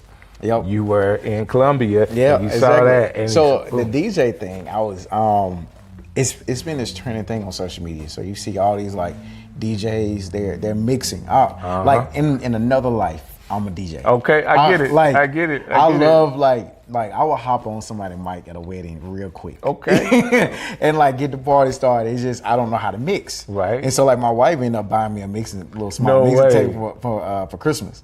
And cool. so I've been like trying to practice, but I follow these different DJs and saying like how they transition. Mm-hmm. Transitions are so important. They're important. If you don't have the right transition, you're gonna miss the whole thing. You're gonna mess the song up. You're gonna mess the song up, but the right transition, even with life, it goes up. If you miss the right transition in life, oh man, that's a good point. You'll go in the wrong direction. That's a real good point. Or you'll delay it. So it's like transitions are so important to me, and understanding, okay, all right, the transition, how do they go to that song? And they were like having people around them, and so like they mix something real crazy, and you know somebody good when they make that. Face. They make that face. Oh and yeah, they do that, and so I've been looking at it, I'm like, okay, DJ. So that's how that concept came about, just seeing like different viral videos about DJs and all that kind of stuff. Hey, you know I can't mix either. Really? And what's your name? DJ Strick. My name, I don't mix. I've always just had the microphone, but I'm not like a mixed DJ. So you like the Kirk Franklin gospel? Can't sing, but no. I can't sing. Okay, you sing. I can personally sing. You can't sing. I'm a DJ. I get it. I'm a DJ that don't DJ. No, what I'm saying is Kirk Franklin can't sing, but he write and produce the music, right? Everybody else sing for him. Everybody else sing. You just on the mic and just have everybody else mixing. I literally travel. A lot of the times when people wanted me to DJ something, I travel with a DJ. Wow. And I just had the microphone. Yeah. And I learned that because I would have so much anxiety about mixing music, picking the right song and all that kind of stuff. I was like, I don't want that. You good at that? Boom, I set my prices where I could get paid and they could get paid. And everybody is happy because Strick came in and we had a good time. So I'm not even behind the booth sometimes. Like if I really want it to really jump, then I'll go around and be around the people with a mic in my hand, and we're killing it together. I just have learned that, and it's part of what I do. But for sure, it's part of what I've done in the past. I don't really do that much anymore, But this has been a cool conversation, man. I really appreciate you taking the time to kind of hang out with us. Yeah, for sure. If people were watching this and they're like, man, I really like Mr. Why Not, how can they get in contact with you? Man, look, they can follow me on social media on Instagram. It's Why Not Tony Backwards. So it's YNOT_images on Instagram. Also on TikTok, Mr. Why Not. on TikTok, and then I also have a YouTube channel. You can look up Why Not Images on YouTube. I gotta subscribe to you. You got to. Subscribe. I'm gonna be dropping more behind the scenes content, more life content, all the things, and hopefully I'll be able to do a class one day. Hey, man, if you do a class, I'm coming. Okay, I'm coming. I really don't. I'm not a photographer. Right. But I'm not a whole bunch of other stuff I just do it too. Just do it. So I'm gonna figure that out. Sure. I'm gonna figure that out. For sure, yeah. Is there something that you got going on that I haven't asked you about before we get out of here? Because I feel like I'm leaving a lot of stuff on the table. Like, it could be so much. I know it could be so much. It could be so much. I mean, can you tell us about the project you haven't done yet that you're planning? Is it not top secret? No, I mean, I don't necessarily have like crazy outside of like the gala, but I mean, just like opportunities to travel. I just did a wedding in Africa and Spain, so like those were super dope. The one in Africa actually was a cover of Black Bride. It was one of the covers. Yeah, it was literally on an African safari, like with elephants, giraffes. We can see that stuff on your Instagram, or have you already dropped it? Yeah. You can drop like so the cover is dropped on my Instagram. Some BTS of it is dropped. Yep. So it was crazy. So I'm gonna end. And I went to Tuskegee with the bride. So like Tuskegee always show love. Man, it's something else to have a good network, right? For sure. And to be known, and everybody wants the best person to do it. Somebody I know that's doing it really, really big, you're gonna get a phone call. That being said, man, I just lost my last question. But it's gonna come back to me, and it may be the next time you come through. I appreciate you spending the time with me, man, because I really want to support. This was the question. You're doing all that traveling around the world, and you're right here in Birmingham. Right here in Birmingham, in my city. How do you feel about that? You never wanted to move? I mean, I moved shortly. I was in Chattanooga. I moved during the pandemic. But I went there to actually be a filmmaker and creative director for a church locally in Chat during the pandemic. I told you, it's a lot to unpack. Like between 2017 to now, it's like I can literally like write a book on like how God has navigated me in these different periods of my life. And it's like now it's to a point where I'm like, God, I'm in a still place right now. Not necessarily knowing like what's next, what next project, where you want me to be. I'm over here, I'm over there. Like I'm in a still place. And so it's just, that's awesome. Literally just, okay, God. Like sometimes the still places, we can be very impatient. We can be. I'm very impatient right now because because I have so many goals. Like, outside of photography, I still use my architecture stuff with flipping homes, So I had an opportunity recently to flip a home with my parents. So we did that. So I used like my architecture skills with design to be able to work with that. Awesome, so man. it's just so much that. So let me tell you my wisdom. Is that everything you want is going to come to you. Yeah. And you've already said it, man. Being patient and waiting on God is really, really important because His timing is better than yours. For sure. And we may not even understand it at that point. May not even understand it until it hits at the right time, because you can have all the money in the world right now, and guess what? You can spend it. Yeah. But when it's the right time, guess what? You know exactly what to do, when to do it, and how to keep the money and not spend it all. Yeah. And those things are going to be important to you. But more importantly, enjoy the ride. Most definitely. Enjoy it, because there's going to be some highs and lows. If you can figure out, okay, God, when I'm doing this big project, I don't want it to be tedious for me. I want to enjoy this. Right. And not that you don't work hard, but you can enjoy hard work. Yeah. And I think it's just also like just being planted to where we are at that time. And I think like the places that we've endured, the places we've been in, is how we develop. That's right. And the crazy thing is, if we look at life, our life is often like butterflies. Okay. Butterflies often get their colors by the environment they grew up in. I didn't know that. By the environment that they were developed in, it's oftentimes the colors they give, and those colors that they have on there often equals their survival tactic. Oh, that's cool. And so being able to you've been over at the Rock, ain't you? That's some PMJ stuff right there. So it's just like, so being like, so allow the colors that you have to be your survival. Like utilizing to the best of your ability to your benefit.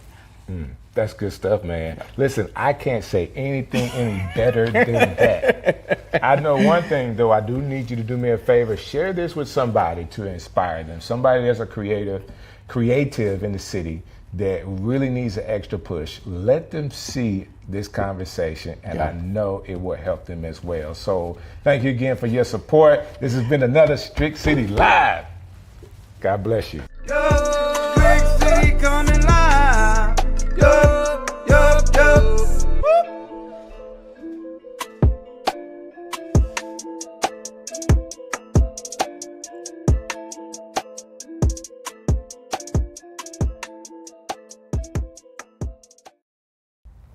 So I'm going to go through and just talk to all of the personalities and the people that I can.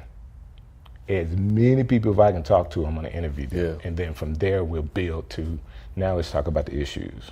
Well, you got a lot of credibility. I don't typically do this. This will be the first interview I've done. What's up, man? I appreciate that. And I don't know how long, but this was an easy yes. Part of this is I'm also moving into a zone where I'm promoting this film, and I'm just moving. There's just a shift that's happening with me in general anyway. Man, that's what's up. And I don't think it's age. I don't think it's 50. I think it's just maturation and leadership in a lot of spaces. But it's also because of the absence of what we've had. We lost 2 prominent foot soldiers this year. So the conversation I have with my peers and some younger folks who are coming up behind us is, okay, there are no more new foot soldiers being created. Right. We are them. We are them. We are them. So we have to start showing up differently. That means all of us have to be stretched a little bit.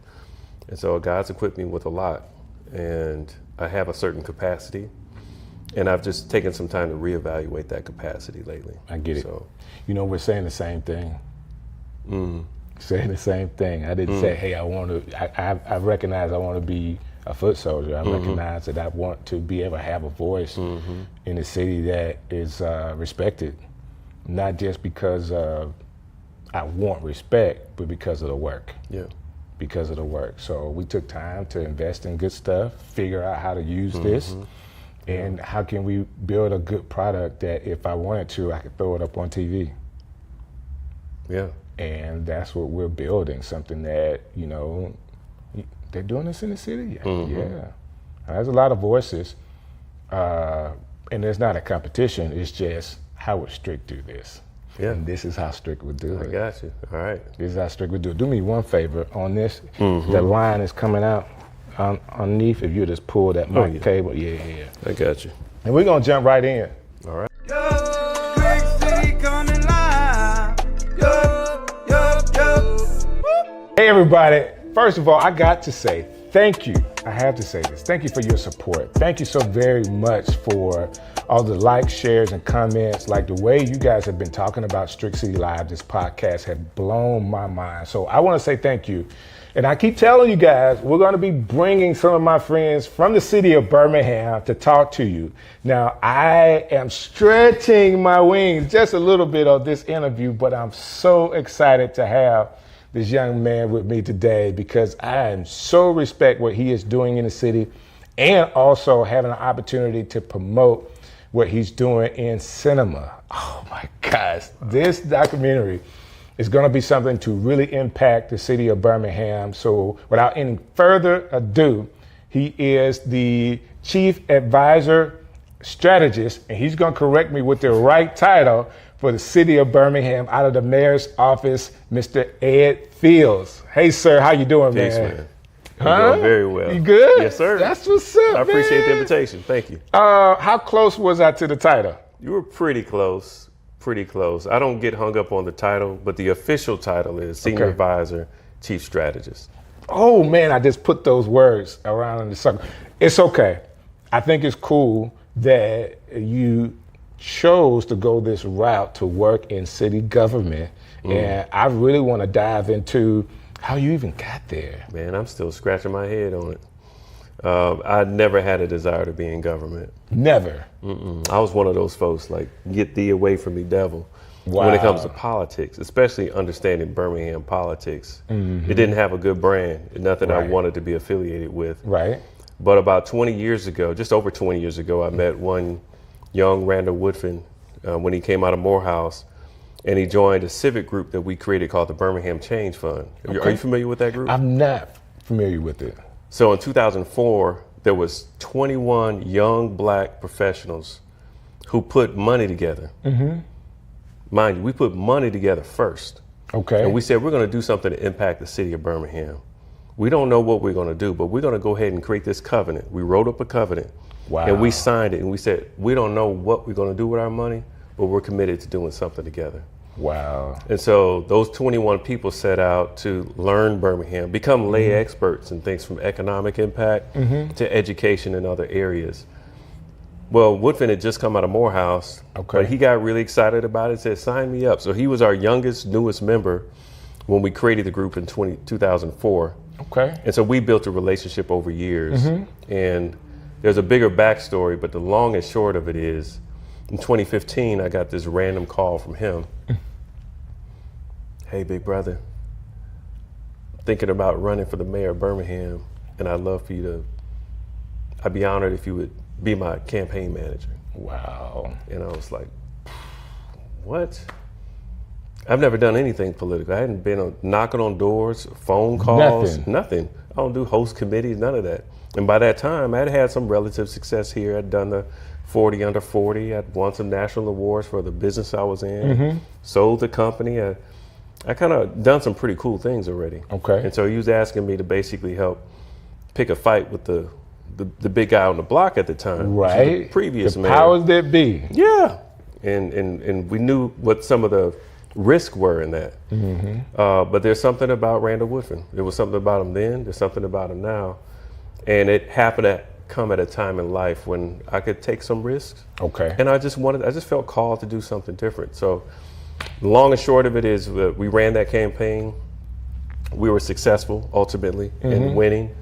And I've been with him ever since in my capacity in the city. I have two titles, Senior Advisor, Chief Strategist. So the Chief Strategist is more of a governing role, and we can get into that if you want to in terms of what I do. Like, what does it mean? People, I'm getting paid. I really want to know what it means. I'm getting paid with these tax dollars, but what do you actually do for people? Right. Real people, what do you do? So I can get into that, but the Senior Advisor role is what is probably the extension of my previous role as campaign manager. So in that role, it's a little bit more of ensuring that we're nurturing and stewarding the mayor's political network, local, national. He also has a really phenomenal national network. So, because of his Morehouse days. His Morehouse days, but just since that time, I mean, he's just grown. He has just elevated, continued to elevate. So I spend a lot of time in what I call Woodfin worlds because he's got his family, he's got his Morehouse network, Spell House, that is. He's got for the last several years, he's had the White House. He's got folks all over the country. And part of my job is to make sure that I'm not directing that at all. He is. But somebody needs to understand what's happening in each one of those ciphers because there are different dynamics at play. What's permissible over here may not be permissible over there. Whether you're talking about ethics law and understanding what the rules of the road are in these different ciphers, or even just from a cultural standpoint, knowing who you can and can't vibe with. There's certain circles that just don't blend well. So that's very interesting. And then there's others that should be connected but aren't. So I spend time in that world. That's the one that's harder to define because senior advisor is whatever it needs to be when it needs to be. All right, so now let's dive into the other part. Could you explain that? Because you mentioned, hey man, I do get paid from the tax dollars. I do. I'm people want to know. Yes, the people deserve to know. So I am in the background. I don't have an operational role. The way we're set up today, we have a chief of staff, a chief of operations, and a chief strategist. We also have a chief accountability officer. In my role, I do three primary things. One is, it's in the title, strategy. So the mayor does have a strategic plan. He does have goals. He does have things that he promised that he would do. And other things that have been presented to him that he says, yeah, that sounds good. We'll fold that in. We call that the Woodfin way. He has 6 goals that he's really trying to achieve for the city of Birmingham. There are a lot of initiatives underneath that. Most of those initiatives are being driven by the departments across the city. So just for a little bit of civic education, The city of Birmingham has about 3,500 employees. All right. All right. There are about 35 different departments of the city. So that's the library and the police department and the city attorney's office and the city clerk and the city council and a bunch of others. I mean, the fire department. Most of you all know those departments. You're just experiencing them in isolation. Get it. Part of my job is to look across the entire enterprise. Okay. And see, how does this sing together in terms of the mayor advancing his agenda, for instance, on revitalization?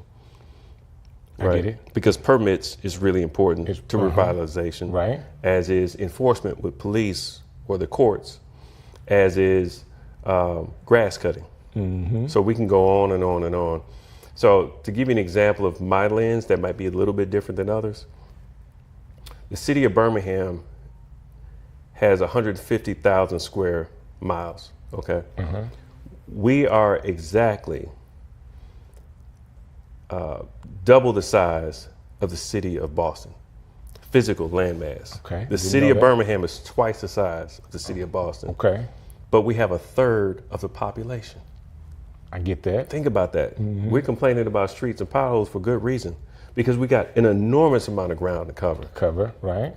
But an enormously small population, which means that the revenue, can you imagine us having 3 times the population? What that would mean for revenue? Right. What that would mean for productive lots that you don't have to pay with public dollars to get cut?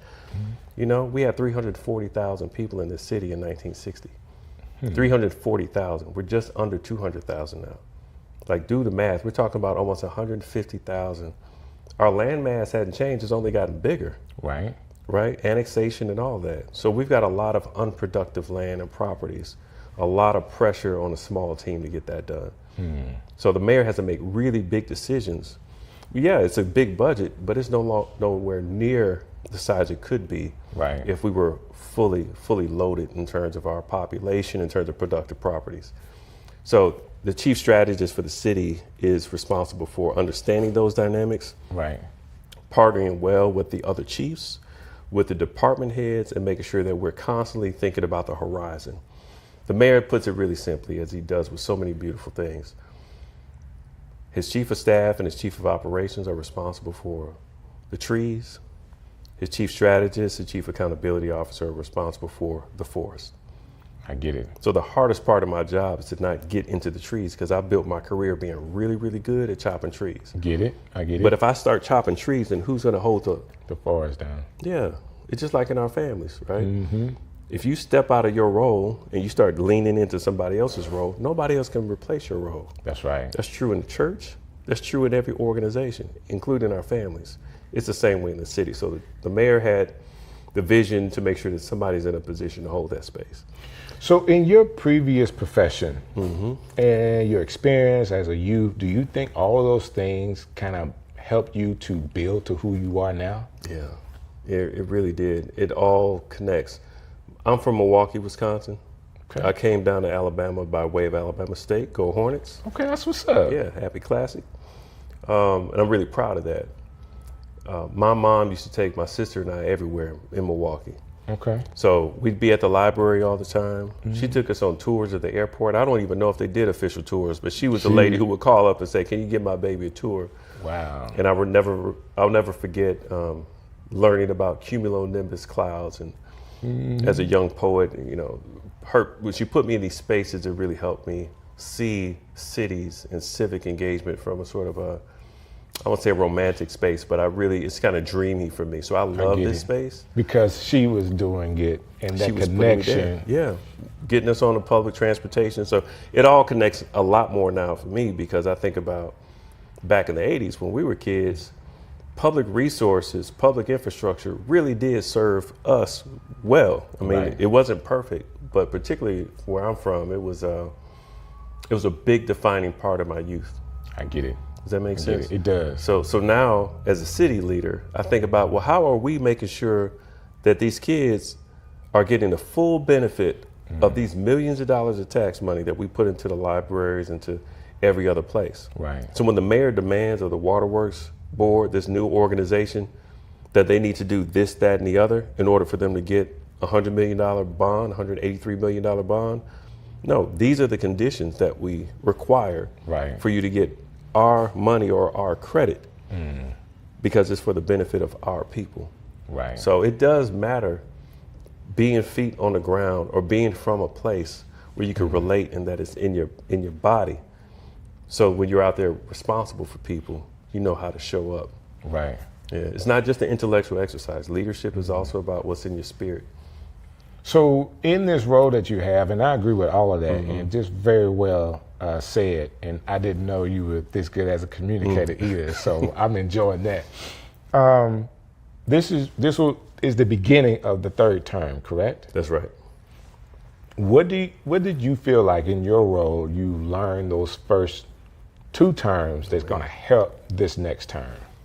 Oh boy, a lot. Okay. A lot. So I learned a couple things. I learned more about who we are. You know, I always talk about sports teams, or, you know, I played Alpha in undergrad, and I always say, whoever you start with is probably not who you're going to finish with. Somebody will start on your line and they end up dropping. Or somebody starts on the team and maybe you get a championship. Right. And then you got to reset. Right. And you got to rebuild the team because you lost a piece.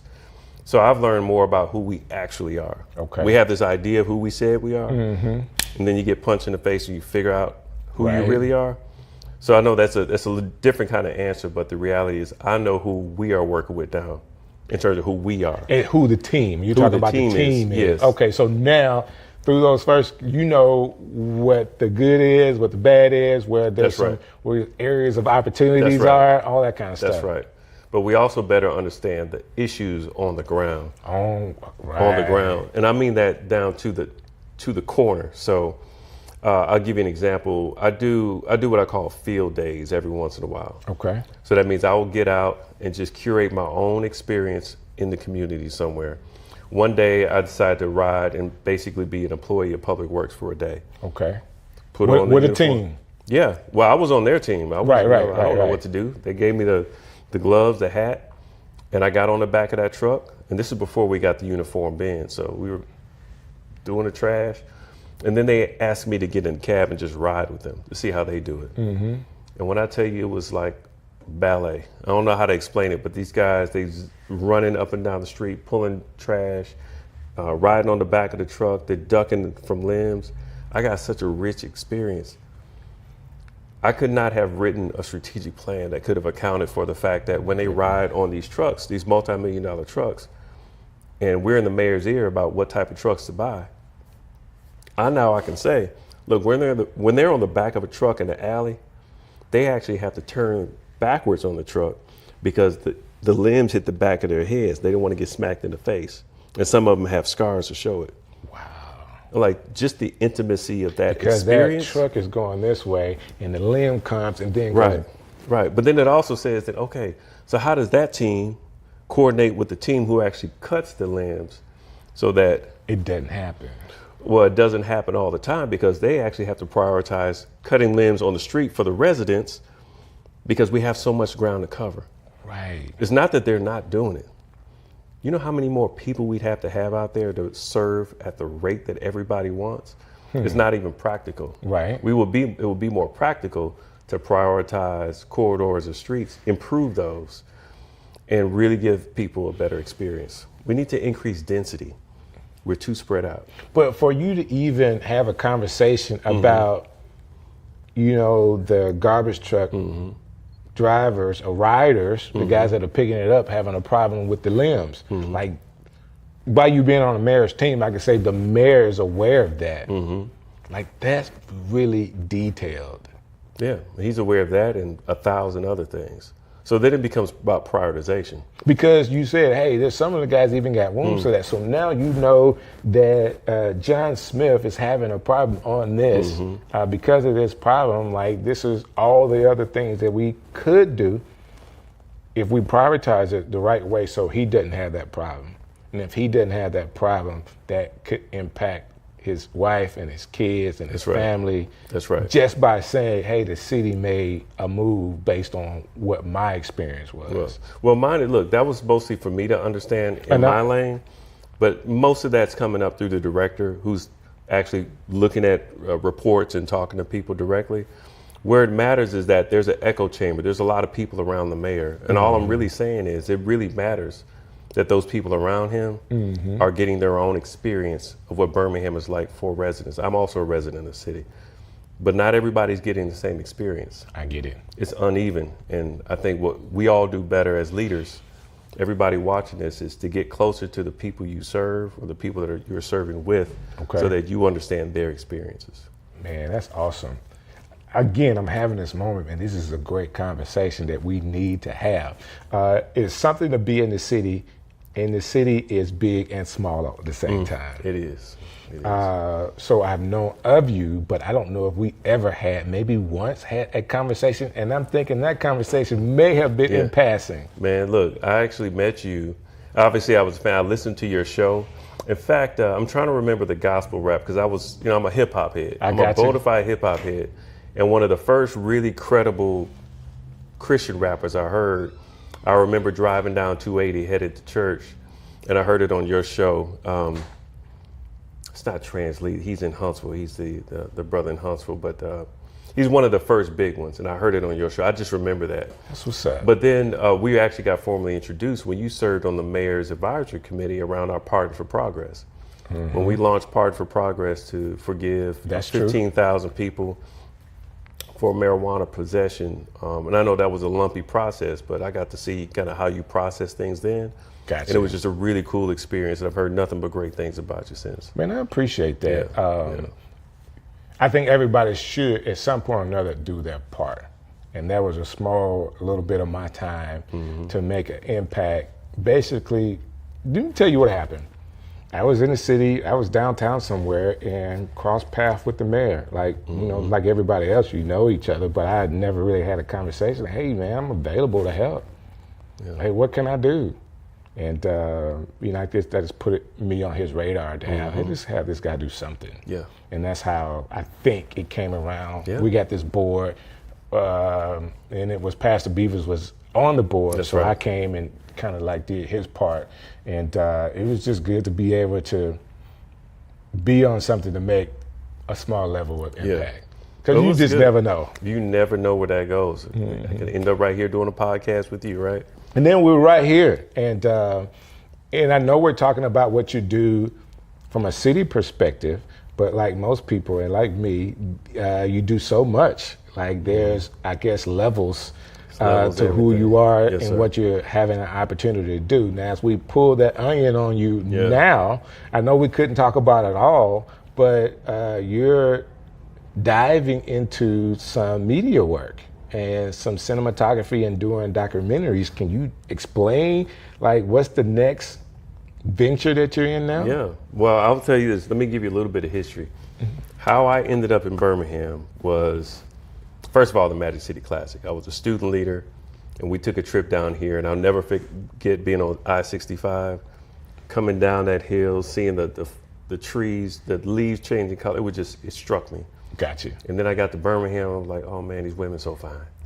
And so I was like, I'm moving to Birmingham. Right. So I did. I ended up coming here, but the other thing that got me here, where I was experiencing Birmingham before I moved, was spoken word. Okay. So I was really heavy in the spoken word movement in Montgomery, and we had a sister group up here, Infinite Currents. So I would come up and do some featured poet work, and I ended up handing my resume out to one of our colleagues who gave my resume to somebody who gave it to somebody. That's how I got a job here. Oh, that's cool. So just know I kind of came here by way of the arts as well. So I haven't stopped writing. So I'm an essayist as well. So I have a very active Substack and Medium blog, Honestly Ed. And I have a creative partner in Jackson, Mississippi, who I've done policy work with. Sister out of actually South India. Okay. And she had been teaching at Jackson State for some years, and then she ended up becoming an advisor to the mayor of Jackson, Antar Lumumba. She and I worked on some policy work in 2018 as these national candidates for president were seeking the endorsement of our young progressive black mayors. Okay. So we wrote a policy piece, and it was a really cool thing. Fast forward, we decided to partner together on another project. Okay. And she had the idea to do a film. She had worked previously with Dream Hampton and Common the rapper, and Brandy, they did a video, a remix of Optimistic. Okay. And they did it as a video with the mayor at the time. So she was really instrumental in sort of just putting the pieces together around that. Right. And so we ended up tagging the same cinematography team to come out and do a film about Birmingham. And the film took 3 years to do. Okay. The concept of the movie was pretty simple. People really only know Birmingham primarily by the triumph through trauma, the black and white footage. Right. And what we wanted to do in the year of the World Games 2022 was to have something that was full of color, but also very authentic. So the way I initially pitched the film was, imagine being in Fountain Heights and actually being there in Fountain Heights with people, but also getting a shot of the World Games opening ceremony. So you're getting both worlds. So it's not like a showpiece, it's all marketing, glitz and glamour. It's also what's going on here. Right. Right. And it's not contrast, that's all good, this is all bad. It's that there's some real dimensions to all of us. So right. The film evolved. We ended up having to change the name of the film and shot a lot of footage. I got 40 or 50 hours of footage of all of Birmingham. But the film is 45 minutes, and it really is a love letter to the city. And our argument for As Goes the South is simple. If Birmingham can win, the nation can win. And I completely like that. As somebody, of course, you see me with my Birmingham sweater on. I wore this because of you, of course. But as someone that is, I want to say it, I don't want to say trapped, but you can really get stuck in this city. Like people love this city when there are tons of opportunity in other places. Like a lot of people have, especially people that are in the arts, that do entertainment, like they could have gone anywhere and really be big time, whatever. But they're here. Like we have New York from 95.7. Yeah. Like she's in New York right now doing her thing at one of the largest radio stations in the world.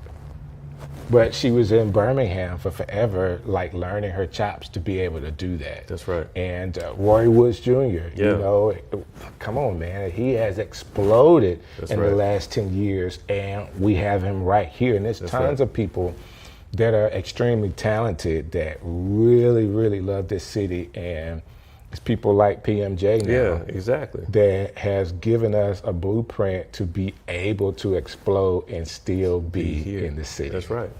That's right. I think there's a lot of people who do that. I think Mayor Woodfin is another one. He's another one. He definitely is. And there's a lot of people actually in fashion and other businesses. Look, the world has changed. It used to be a case where you got to go somewhere else. Right. Well, COVID has shown us. You be right at home. Technology has shown us you can do a lot right here. It's really about, can you nurture a network that's really relevant, delivering value? At the end of the day, that's really it. We've tried to cut corners in a lot of ways in society to try to maximize followership or to try to get some engagement. And you see the quality, you see what that's doing to us from a culture standpoint. It's like we're lowering ourselves for the sake of trying to get somewhere, try to get a deal done. We even see that at the highest office of the land, trying to get a deal done. Right. But value is still value. That's something you can't fake. People know if they're benefiting from it. So that's true. No, I think we can continue to do this right here in Birmingham. What we need to do is fortify Birmingham as a platform that makes it obvious. So there are some cool things going on that your listeners may be interested to know about. I'd encourage y'all to follow Innovate Alabama. Okay. They have a huge entrepreneurial platform where they're doing all types of pitch competitions and whatnot, nearly year round. They've also launched a program that's incentivizing people to move their businesses here while they're also taking care of the entrepreneurs that are trying to grow their businesses here. So Innovate Alabama is a great organization that's doing some pretty cool work. And then we have an Office of Business Diversity within the city of Birmingham, Economic Development Team, and they have a whole slew of things that they do. If you don't know Dorothy George, you should. She would be a dope guest for Dorothy. She goes by Dot. Okay. Really, really great personality and somebody I think is hand to hand with so many different business owners all over town. A really good representation of what it looks like for the city to be tuned in. Yeah, I'm going to have to make that. You have to help me make that connection. I have her on. Happy to. I know a lot of people in the city. I don't know everybody. And really the people that I think that are the real movers and shakers are not as visible. You know, I have in the past learned how to play the background really well. And in playing the background, people will never know that you are really pulling the strings. That's right. But you're in the background, so I don't have to deal with all of the, hey, can I talk to you? Can I talk? No, I don't have to deal with that because you don't know that I'm in the background. Yeah. Well, I've enjoyed that to a point. I've lost some of that, I feel. Oh, now you're on Strick City, man. Like, people going to be calling you. Yeah. Mama, I made it. All over the world. So, no, it's been a really cool journey. I do think Birmingham is a great platform and place for people to be. And you got to believe that to actually get other people to believe it. So if you're invested in a city like this, if it grows, you grow. That's right. You know, someone goes to Atlanta. Great, you can go to Atlanta and be in this big old pond, but you're going to be a little fish in that big pond. And you can come to a community like Birmingham and really make an impact. Now, not coming in to take, but coming in to give, and then actually be a part of the ecosystem, and you could win. And it probably could take you a little less time because it's a little smaller pond. That being said, where do you see this project, this movie project for you? Where do you see that going? Well, it's already moving in a lot of spaces. So, we are going to be screening this film in a lot of cities, particularly in the Southeast. Our goal is to, before we get to distribution, we're not necessarily trying to go to Netflix or anything like that. We're trying to get this placed somewhere that makes sense. But that's not our immediate goal. We're doing private screenings by groups that want to host us. So right now we're working to get one done in a community in North Birmingham, along with some community leaders that we've been engaging. But last Tuesday I was at the airport. Right? Because you think about Birmingham's reputation. Right. When people are coming and going, they're coming and going with a lot of stories in their head. So we did a screening there at the airport. We've been in DC. We're headed to New Orleans in a few weeks, headed to Baltimore in a few weeks. We'll be going to other cities in the South. Our goal is to get this conversation going. Look, here's the dynamic.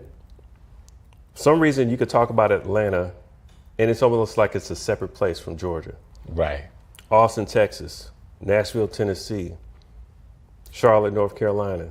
These are places that got crazy state politics too. Right. But for some reason, their big progressive cities get a pass. They get to just be them. Right. And people know that. And they're not necessarily, they're not coming. They're not repelled by the state. They're drawn to the city. Right. The argument we're making is that Birmingham is that city here. I get it. You know what I'm saying? Oh, that makes sense to me. Why can't we be? So we're showing people a lot of bright colors, a dope soundtrack that's done by a gentleman named Pink Sifu, who's from Birmingham, from Inslee, but grew up in Cincinnati, we got Big Rube on our soundtrack. We got a cool cat named Nick Hakeem out of New York on our soundtrack. We didn't recruit them, they all came through Pink Sifu.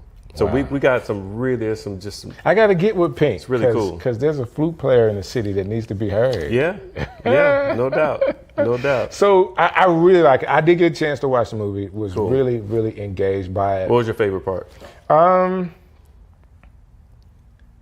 My favorite part, the quote, I'm going to get the quote a little wrong, but the guy said, I could be in Birmingham and not in Alabama. Yeah. And it's what you echo that sentiment in what you just said. When you are, in my mind, in a red state, but be a part of a blue city, things are different.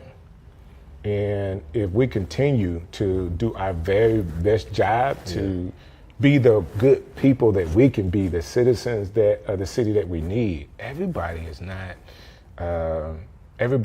doing illegal activities. There's a lot of people that want to go to work and come home and then engage other people to be great citizens as well. Yep. And if we can highlight that, we want that to be highlighted. That being said, that quote really stood out to me because I never thought about it that way. That we can can we really just isolate Birmingham in our minds and say, how can we make Birmingham? We want the whole city. The whole state. We would love to engage the whole state of Alabama. But if you know Alabama politics, there's a lot, the way the Constitution is written. That's right. like there's a lot of control that Montgomery has.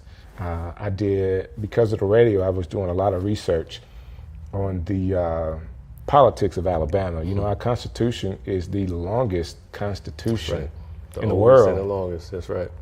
And because of the way it's written, and a lot of control that for whatever reason they figured this out a long time ago. Let's control everything out of Montgomery, and it's kind of been that way.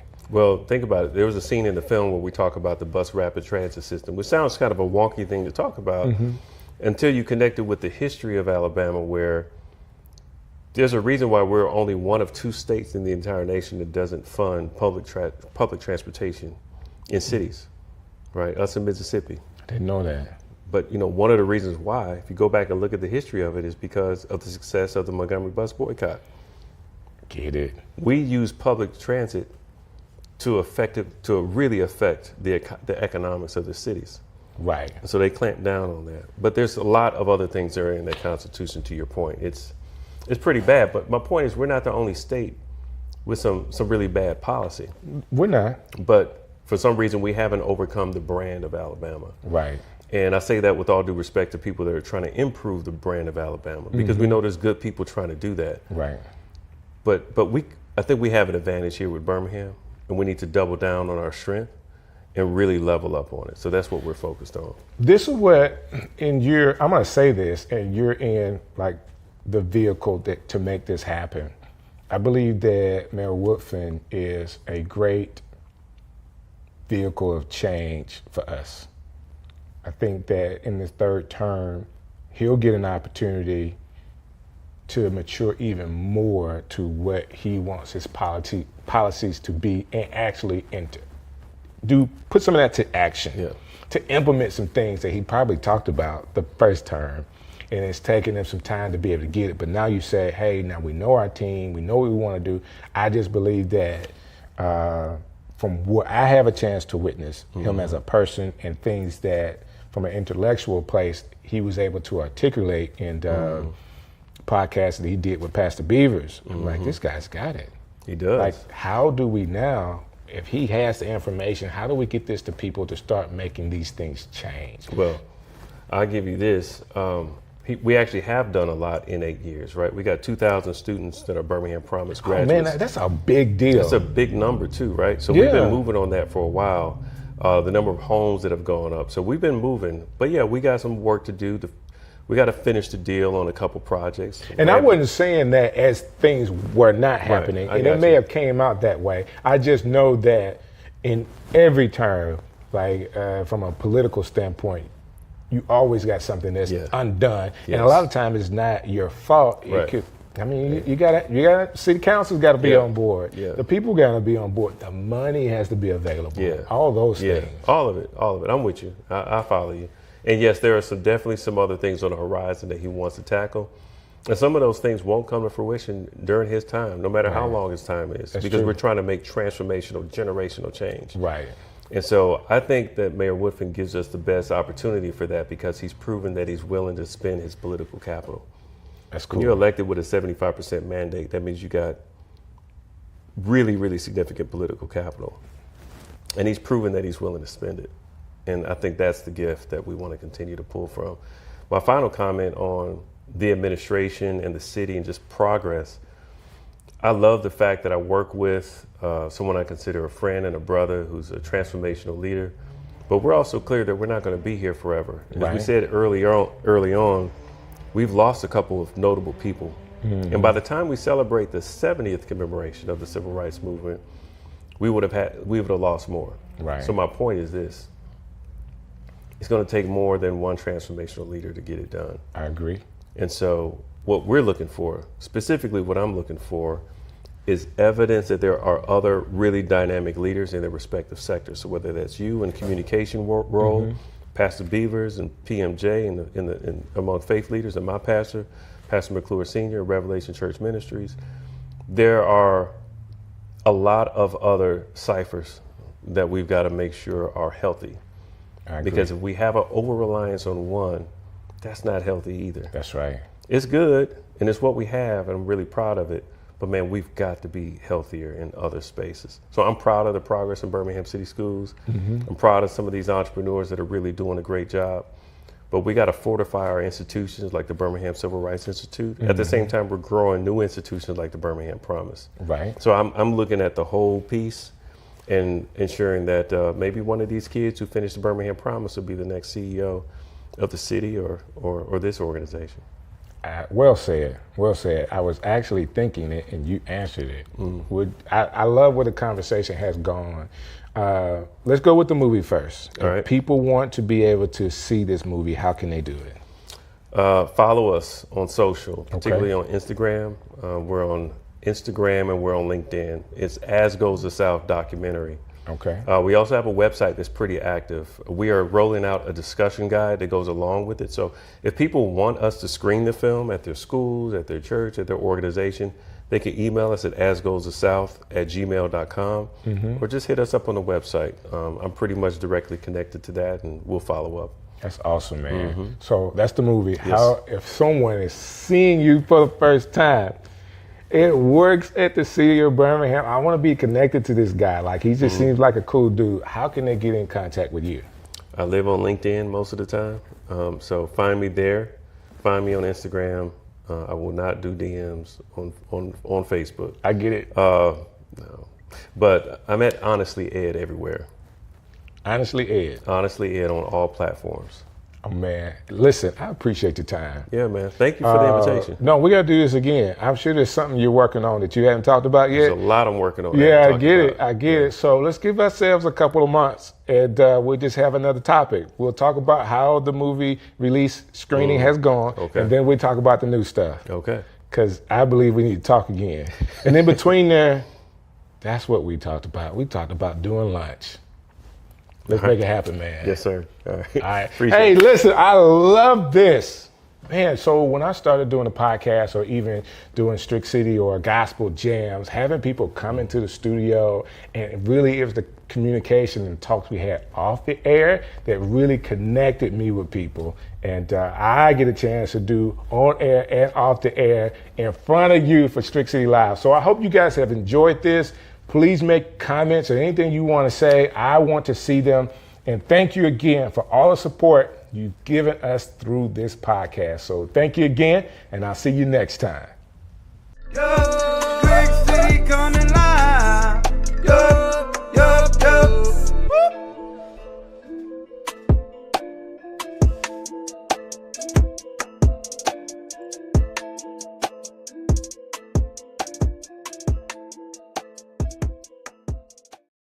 And it's been a blast. So when I was a kid, I spent 2 years, 3rd and 4th grade in Cleveland, Ohio. Okay. And formative years for me as well. And that being up north, down south, we say you talk proper. Yes. Okay. So I had a little bit of my diction changed because I was up there for a little bit, but it allowed me to learn how to communicate better. Yeah. I still say all kinds. I make up words all the time. I just do. Like if I say it, I'm just like, hey, you know what I meant. You know, this is what the word is now. But I do understand when you go to different areas how that could change. Yeah. Well, and you know, broadcasting, man, they love the Ohio accent. That is considered the best thing. Yeah, that's what everybody wants in broadcasting. They want you to sound like you were from Ohio, because that's about as no accent as there is. I can give you this. Not Boston. It's definitely not New York. It's not California. And it's not Illinois. It doesn't have that sound to it. It's not that classic Midwest thing either. It is just right in the seat of no accent land. Wow. Wow. Strick City coming live. Yo, yo, yo. Wow. Wow. Hey, listen, guys, I know we're talking about accents and diction and all that other kind of stuff, but I got a crazy show for you today. Listen, I'm excited that I have an opportunity to talk to this gentleman today. Just like all the guests that I have, these are people that I know that I want to share with you. The information about who they are, what they've been through, and what they're doing right now. But this show is special to me because we are have developed a relationship over time of just being friends, and I appreciate that. We talk about all kind of stuff, including diction. But more importantly, he has a heart for people, and he's working in the city of Birmingham to really make a difference for people. His work has allowed him to travel all over the world, and I'm glad to have none other than Tal Prince here with me today. Hey, sir. How's it going, man? So good to see you. Listen, you know why I like you so much?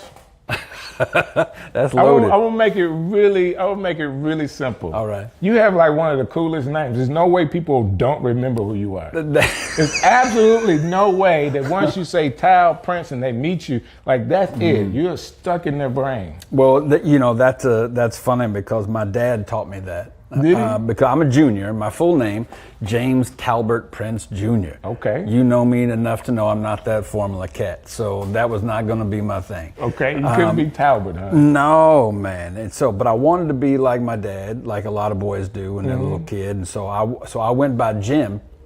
Okay. So only family called me Tal. Wow, I didn't know that. Yeah, and so everybody else, I was Jim Prince all the way through school, through college. When I got my first kind of real job, it was a cocktail party that my family was attached to. Okay. And so there was a gentleman there that I wanted to meet, and so I went and talked with him, So he wound up hiring me. He said, "What do you want to do?" And I said, "Well, I'm looking for work right now." And he said, "What type of work you want to do?" And I said, "International business." And he said, "Well, I'm in international business," which I knew. And he was the CEO of a company called Riverwood International at the time. And I said, "Well, hey, so listen, what I'd really like to do is your job. I probably need a couple weeks training, but after that, I think I'm good." And he loved that. But because it was a family event, he knew me as Tal. Okay. He hired me as Tal, and I was like, "Ooh, no, that is not me." Right. And my dad was like, "You do not change that. If you go by Jim, everybody gonna forget you, because there's a million Jims." So he said exactly what you said, man, and he was right, and so are you. So normally I am right, but that's a whole nother story. So where does this Prince last name come from? What's the history behind your last name? We are descendants straight out of England. Okay. Yeah, that is our family line. I don't know. I've seen stories that say we descend from some type of royalty. I doubt that. You can be royal, man. No, it's okay. I mean, you are a prince. Well, yeah, but not like that. Okay. So I am wearing purple, though. You know. There you go. There you go. The Tal, formerly known as Prince. Yeah, exactly right. Let's jump into it. Go. You have been in ministry a large portion of your life, but you started in the biggest way anybody could, working with Billy Graham. Could you explain that part of your life, beginning working with Billy Graham? And I say the beginning, that probably wasn't like your first job, but help me out here. So my dad died. He was a young man. He was 53 when he died. We had some mutual connections with the Billy Graham Association. We lived in Atlanta at the time that he died. So a guy named Cliff Barrows, who was Billy's right hand for 70 years. Okay. Program director, choir director. If you've ever seen a Billy Graham show on television and you heard that voice of, Charlotte, North Carolina, that's all the address you'll need. That was Cliff. So phenomenal man. But his wife was dying of the same type of cancer my dad was dying of. So cancer, man, those communities are tight. You hear from people you never knew. Right.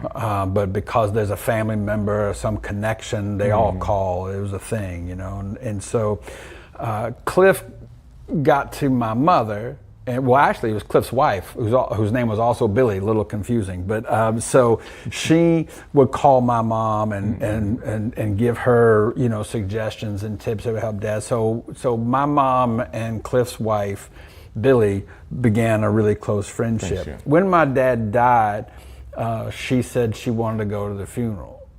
So they came down from South Carolina, came to my dad's funeral. 3 speakers at my dad's funeral. My mom, me, and Cliff Barrows spoke at my dad's funeral. Then it was a little bit after that she passed. His wife passed. And so God just put the two of them together, man. And like, you don't know what it's like to have a phone call from Cliff Barrows asking if it's okay if he takes your mother out. Wow. So that was a wild little conversation there, man. And so they started dating, they got married, and then so I started working with the Billy Graham Association. Just volunteer, but I was working crusades. You know, so I'd be at the crusades. I would take care of Cliff Barrows, and then another man named George Beverly Shea. He was the main singer for the Billy Graham Association. Sweet man.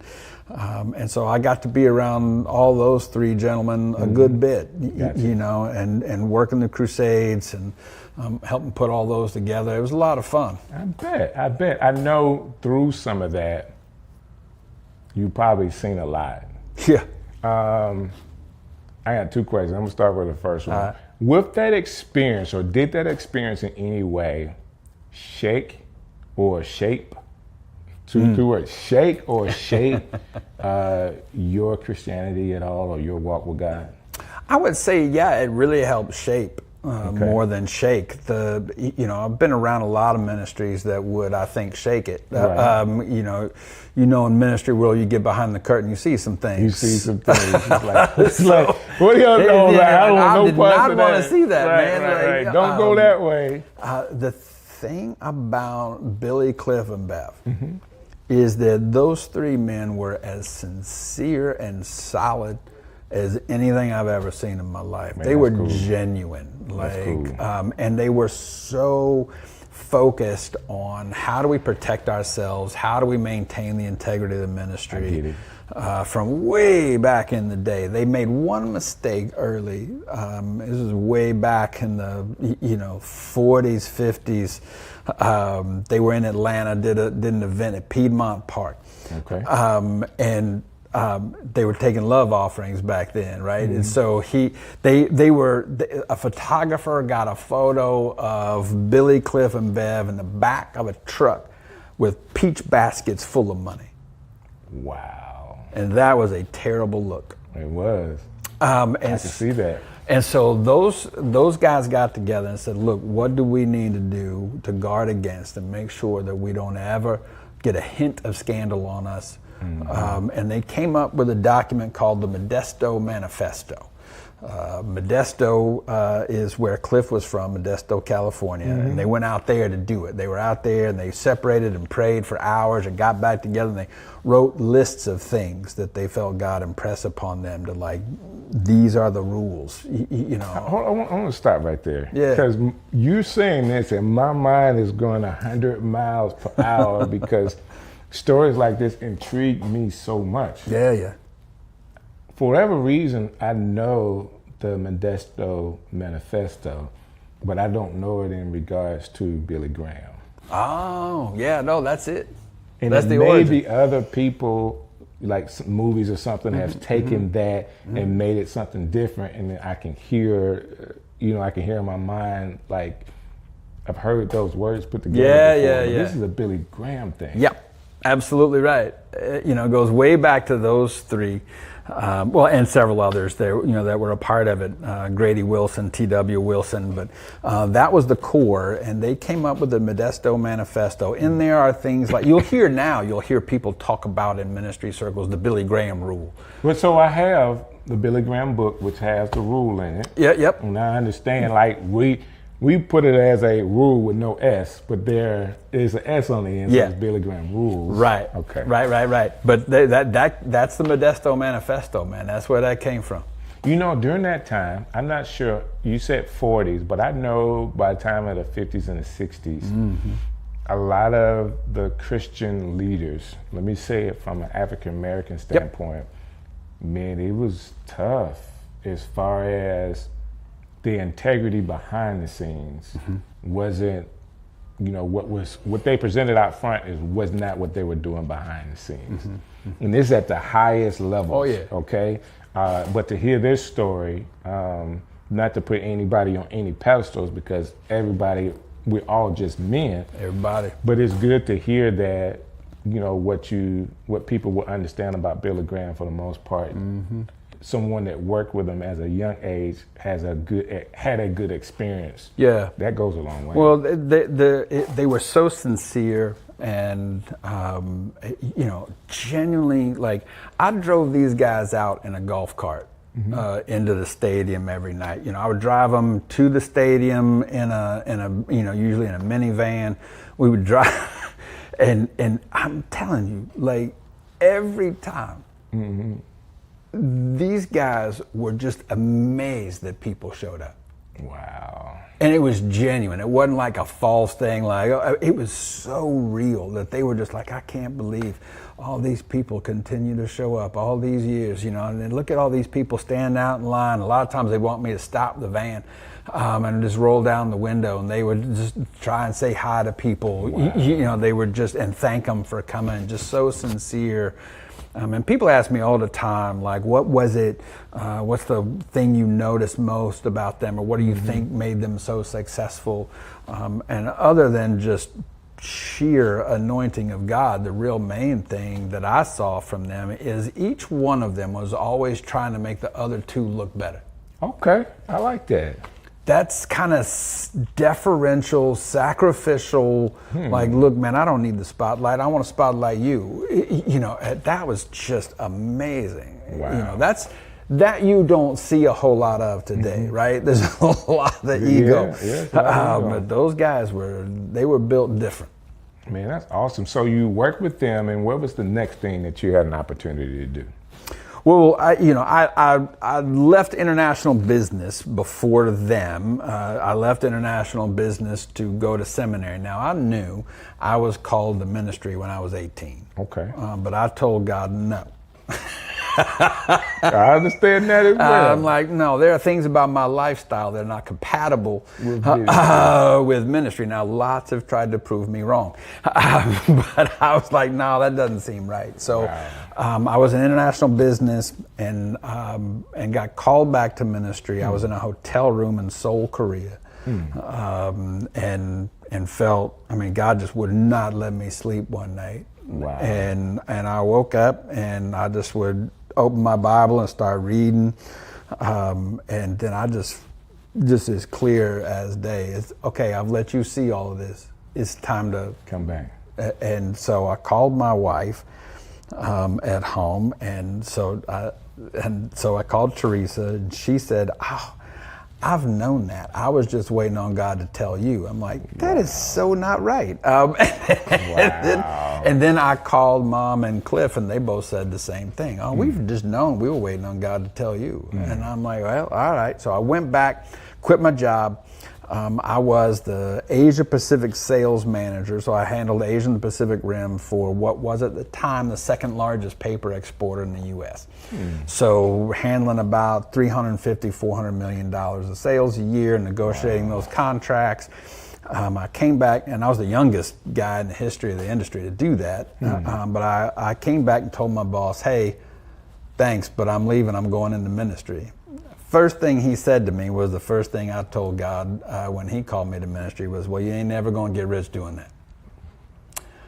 And I said, you know what? You may be right, but I think you and I define rich differently. Well, that's true. They kept me. He kept me in his office. This was a Friday afternoon at 3. I was in there until about 7:30. They got the CEO on the phone. They got everybody on the phone. Like, Tal, what do you need?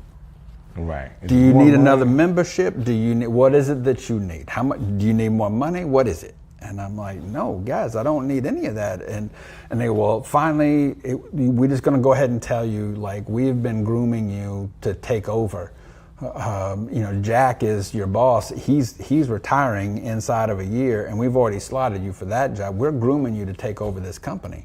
Wow. And I said, in today's corporate world, you can't promise that. Right. You guys don't know that. Here's the thing, guys. I appreciate it, and if I'm not in the true center of God's will for my life, I will know no joy, peace, or happiness. Right. I don't know how to tell you. You're just not it. And so in that moment, based off of you struggling overnight, going in the next day, someone quit. It was a couple weeks. I had to finish business and then fly back in. I get it. I get it. But you had time to kind of figure it out and be strong about the decision you made. Yeah. So I told them, and the CEO said, "Jack, let the kid go. He's crazy." And I said, "All right." I said, I'll stay on through the end of the year. I'll hand over all the relationships, because in Asia, that's very important. I'll do all that, and then I'm gone. And they said, okay. I had the senior VP out with me. I was out in Asia. He flew out to Hong Kong to meet me, was handing over some relationships. He flew out. It takes 30 hours from Savannah, Georgia, which is where we were. So he made the journey all the way out. We had faxes under our door the next morning after he landed and got there, saying, get back stateside, there are things going on. Wow. And so we flew back, and we got back to the news that there had been a letter from international paper to our company saying, you can cooperate or not, but by the end of the year, we will own your company. Oh. So it was a hostile takeover. Okay. Everybody I knew was out of a job. And they already had an Asia sales manager. They weren't going to give it to me. Right. So everybody was going to be out of a job. And so everybody that thought I was crazy was now asking me, what did you know? When did you know? Did somebody tip you off? Did you know this was? No, man, that's just God protecting me. Wow. That's what got us to Birmingham. We moved here to Birmingham to go to Beeson Divinity School at Sanford. Sure. So we got here. I never thought I would be in Birmingham, but we hadn't left, man. We've been here since '99. Wow. Okay. So I got here like 3 years earlier, '96. Yeah. Yeah. So it's been good. But so we did business. Then we got into. I got my MDiv at Beeson. Was working with Billy Graham. Planted a church. And was also working for Beeson. I was the director of external relations, which just means not teaching classes or counting money. Okay. So I did all that, but I planted a church, and it was a church for people battling addiction, particularly sex and porn addiction, because that is my thing. And so we started that. So we got to go back. I know that's your thing, and that is your thing. But how did it get to be your thing, I guess is my question. Because it had been my thing in a bad way for most of my life. Okay. So I told you I moved 14 times as a kid. You know, and one of those things, I got very adept at being a cultural chameleon. I didn't know who I was. I just knew who I knew you wanted me to be. I get it. Because I wanted to be accepted, right? And so that was a thing. When I was 8 years old, we moved from Seattle, Washington to Atlanta, Georgia. That is a bit of a culture shock. Just a little bit. Just a little bit different vibe. So we got to Atlanta, and I'm meeting people in the neighborhood, and meeting kids and stuff, doing the thing. And I know, like, you look at me right now, and you think, athlete, right? I know. Right. Exactly what I'm thinking. I know. Same way as I look at you and think singer. Exactly. Is that? I mean, you know it when you see it. That's it, man. You can just smell it. It's just real. So, you know, I was never good at sports, but I wanted to be, you know, and all the things. But there was this moment where I knew I was accepted, and that is I was invited to the treehouse. Okay. That is the Oval Office of kiddom, right? When you get invited there, man, you are in. Right. So I climbed this ladder up into this treehouse, and I caught a look inside the treehouse, and I will just say that these guys had older brothers who decorated the treehouse in a somewhat different style than my mother would have. Right. Because only kids go up into the treehouse. That is right. It's just wallpapered with porn. Wow. I was 8. I'm 60 right now. I was 8. I can tell you what I was wearing. Wow. It was that so intense of a thing. When you view something like that, your brain gives you an amazingly potent cocktail of dopamine, serotonin, and oxytocin. Dopamine is how we experience pleasure. Serotonin is how we get that pleasant, content, relaxed sensation. And oxytocin is how we bond. Right. That's what's in a mother's breast milk. That makes mother and child bond. It's that. You also get it in sexual contact. If you're having sexual intercourse with anybody, and the studies show you get more oxytocin in a committed monogamous relationship than you do in a hookup. So it's very, very different, right? God's design, shockingly correct. So, I got hit with this dopamine, serotonin, oxytocin, and man, I was like, this is amazing. My dad, we had a good relationship at times and a tough one at others. And he got really mad at me one day. We were playing one-on-one basketball again. Athlete. So we were playing basketball, and I don't know, man, he must have had a bad week at work, something, I don't know. But like, he would not let me get a shot off. Like, he was just whack, just swatting everything. And I finally, because I'm 8, after about 10, 15 minutes, I just collapsed. He knocked one shot off into the shrubs and was walking over to get it. He turned around, saw me crying on the driveway. He lost it.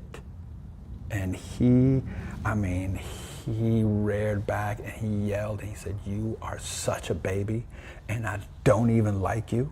Wow. And then he threw the basketball, hit me just dead in the face, knocked my head back on the concrete. My dad stepped over my limp body to go in the house. Wow. And so what did I do? I'm in great pain. I'm in distress. I'm upset. I jumped the fence and climbed the treehouse. Get that hit. Where there's pain, there's porn, man. It's that simple. Wow. And so. Okay. Hold on now. Because a lot of people don't know that. I think that is a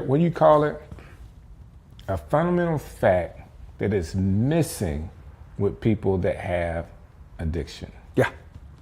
Because a lot of times people only see the addiction. They don't see the pain. Right. They don't see the pain, they don't see the anxiety, they don't see the trauma, they don't see the shame, they don't see the terror. There are 4 addictive neural pathways in the brain. Okay, they are arousal, numbing, deprivation, and fantasy. Okay, everybody's got these. Okay, it's just that addicts, we just drive deep ruts in them. Okay. So just think 4 highways running through the brain. Those are the 4. Arousal is to deal with pain. To deal with pain. Numbing is to deal with anxiety.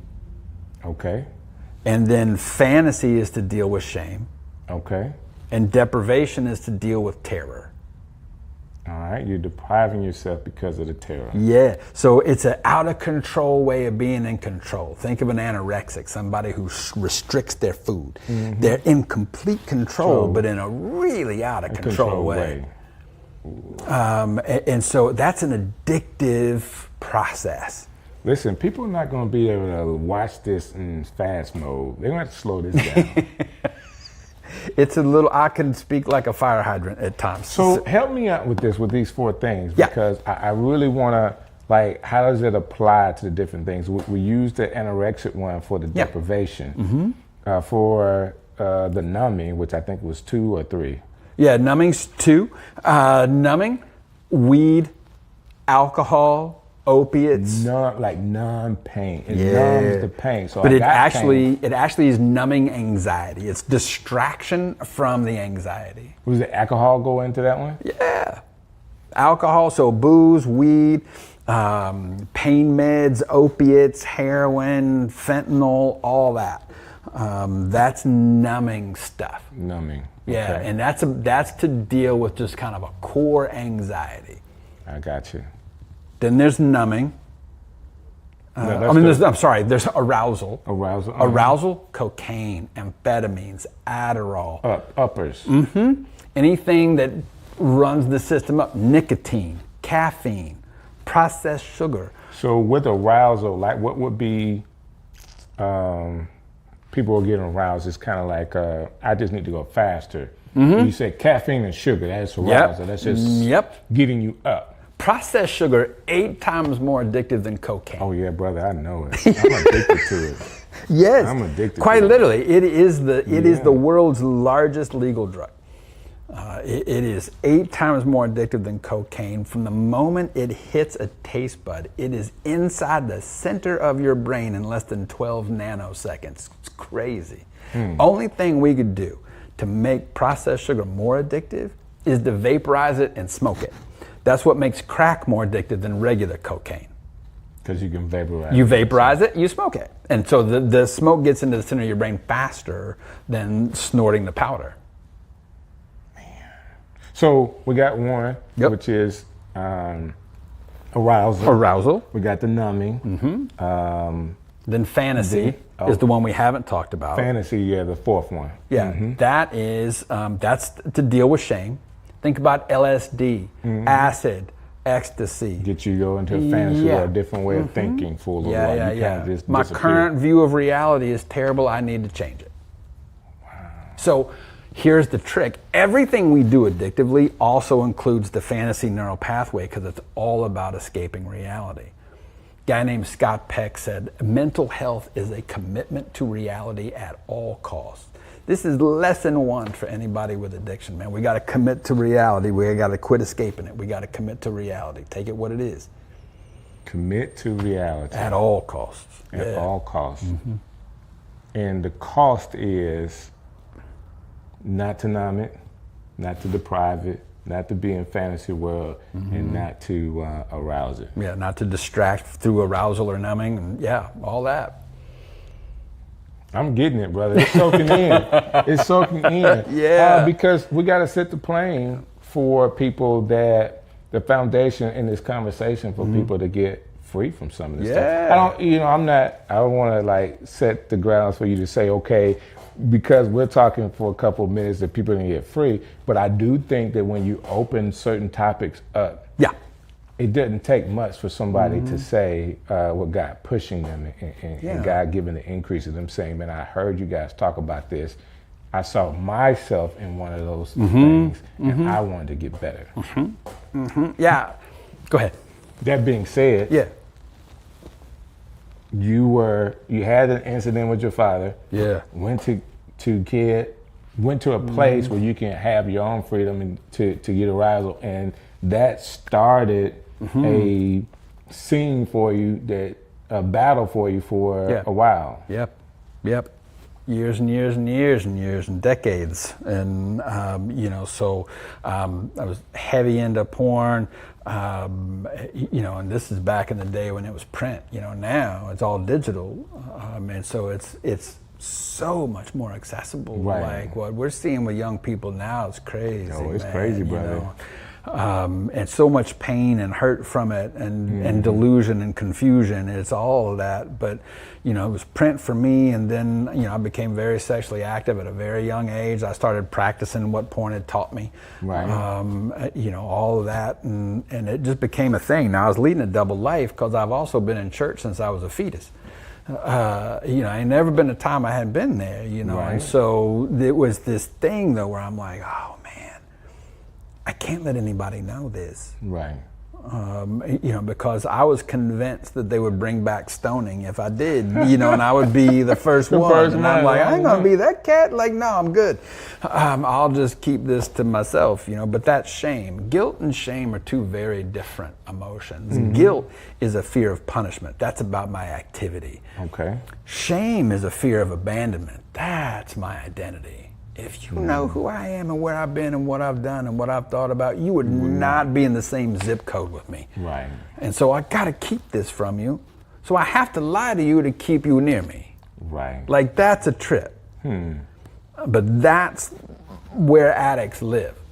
You know, if you're talking with an addict, man, who's especially an active addict, and if they're talking, they're lying. I mean, it's just what it is. Right. And I've heard you say that before, and I had to, because of some of the work I do in ministry, I'm reminded about that. Yeah. You know, even some of the addicts that want to get free. Oh, yeah. You know, that whole warning period, they want to, and they say the right thing, but it's really a lie. Because they can't act it out. They can't get to the next point. They can't come to church. You know, no matter how much they want to, coming there means they have to face whatever it is they got going on. That and the shame, just the fear of walking into a room and being judged, figuratively stoned, all of that is so overwhelming that it's hard to walk in there because it doesn't feel safe. It feels like, no, somebody's going to find out and they're going to judge me and they will excommunicate me, shun me, reject me, whatever that's going to be. And so that's really hard to deal with. Also, I think there's a fair amount of conviction, you know, from the Holy Spirit that a lot of folk don't want to really feel. So there's a piece of that. My experience is it's mostly shame that keeps people out. That are people that are battling addiction. It's mostly shame that keeps them out. Now, a lot of them too have a lot of religious trauma. They got a lot of church abuse and church hurt out there. A lot of addicts, myself included. You know, there's a long line of sexual abuse for a lot of us, and some of that's happened at church, in church, by the church. And so that makes the church a confusing place to go for a lot of people that battle addiction. It's a real mix of emotion there that's hard because they can activate that trauma. When somebody has any form of like PTSD response, when they have that, they're not remembering what happened, their body's experiencing it real time. Their body is experiencing, that is so true. Yeah, so I do a lot of trauma work, and I've worked with combat vets. You know what, a combat vet who was in like the Middle East and his convoy drove over an IED, you know what they will not do? They will not drive under an overpass, will not do it, because that's when it happened. Wow. And so they plan their routes. They check it, make sure there's not an overpass. If there is one and it's got a ramp, they'll do that. But if they see an overpass coming they weren't counting on or didn't know about, or they're in the car with you and you driving and you didn't know, man, their bodies freak out. And then their brain goes, wait a minute, we're in Birmingham. There's not going to be anyone hop up behind that overpass and drop a bomb on us. We're fine. But their body's going, I ain't risking that. Like, wow. And so then the thought is, I'm going crazy. I can't say this to anybody. So they're trapped in this by themselves. It's brutal, man. That is so interesting. And I'm slowing up because I want people to catch up with us, because this is some good stuff. I do have a question for you, though, because I want to talk about you and your counseling. Do you remember the first time you counseled somebody and they got free? Like it was one of those things that you felt like, okay, God put you in the timeline where you can actually see the freedom happen? You know, yeah. I don't know if I remember the very first, you know, but I've been traveling and speaking on this for a long time, and I had a show on Sirius satellite radio for a while, and we talked about this a bunch, and people would call in, it was live, and so speaking in a lot of places, I think there's a couple that stand out to me because actually both females that were really trapped, you know, in their addictive places, both suicidal, just on the end, just done, and in so much pain, and so freaked out and stressed. That I was able to, you know, God put me in a position to be able to talk with them. And one of them came to the church we were pastoring at that time, because it was for addicts and trauma, like that was our thing. and so she came there and was asking for help, and I was able to talk with her and do some really good work with her, not at a professional level, but at a pastoral level. And man, it's like she is just, she's doing great, man. That's awesome. You know, now she's married. She's got daughters and a successful career as a baker. She's doing great. That's awesome. And then you know, there was another one who was, you know, trapped in a world of just. There's a whole world out there a lot of people don't know about, man. There's a lot of them, but this one, she was trapped in one of those, and somebody told her about me, gave her my number, she called me, and I was able to direct her to some people that could help her, and I'm still in touch with her, and she's doing well. That's awesome. And a lot of guys, man, you know, Billy Graham has several kids, 5 kids. One is a daughter named Ruth.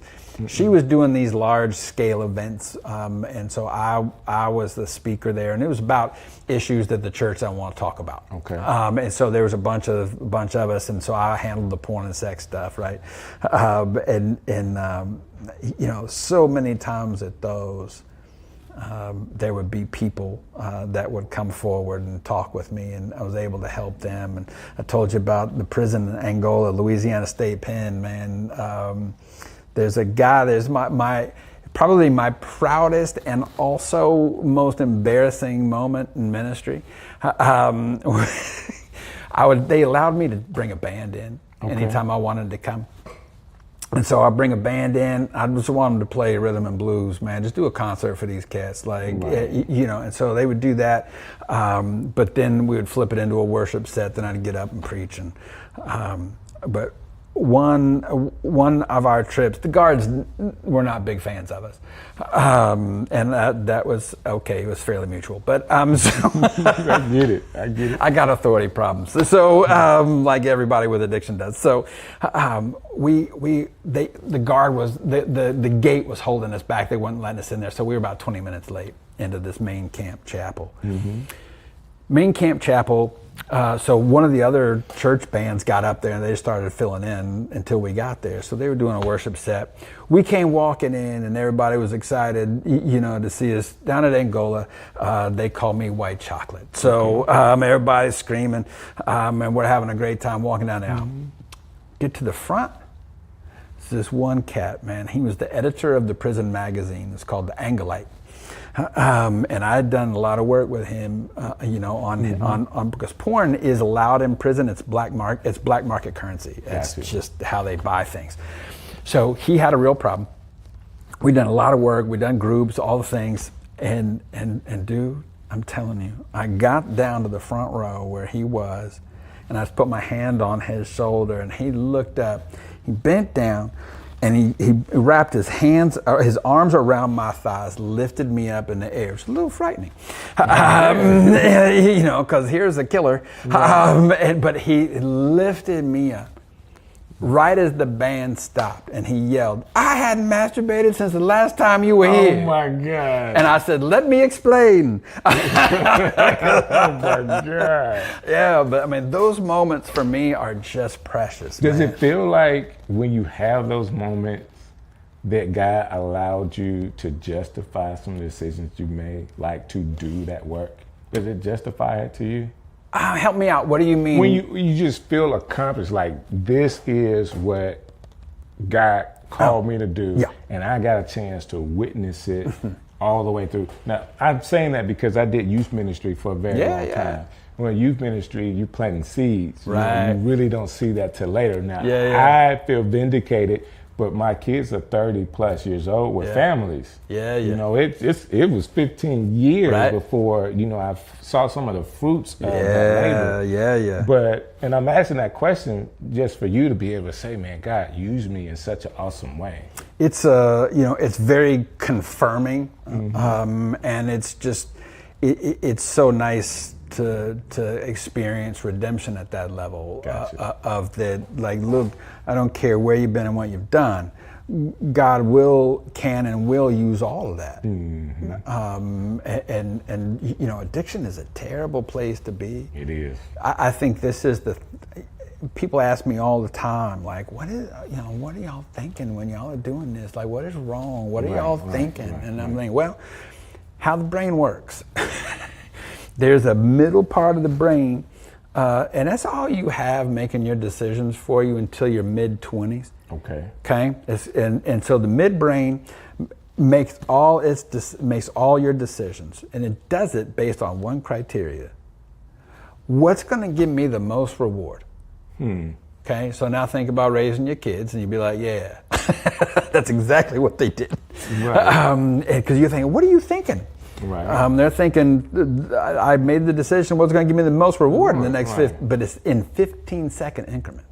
Gotcha. So guess what? If I didn't get caught 14 seconds ago, I'm golden. I'm never going to get caught. Yeah. So that part of the brain makes all the decisions of everybody until your mid-20s. And then your frontal cortex comes online. Executive command and control functions, truth, morals, values, consequences, which is why I love it when people tell me, well, you just need to reason with kids. Good luck with that. Right. That is not going to get it done. They're not capable. And I'm sure all of our kids are brilliant and wonderful people, and they're stone idiots because it is not working. And so, but people of addiction, our frontal cortex goes offline, and we go back to this midbrain, and we're making all of our decisions based on 15-second increments. So no one saw me do this. No one can catch me. I'm never going to get caught. That's how we get here. So, because you think you're in the clear until the blue lights show up, right? And then you notice they've shut the water off, and then you're in trouble. It's a challenge, but that it's the way the brain's working. I mean, people of addiction, that's the thing, and so people that are around people of addiction. That's the important thing to get is, man, their brain's offline, man. They're not thinking. Don't ask what they're thinking. They're not. So it was a long time that I personally didn't like people that were addicted.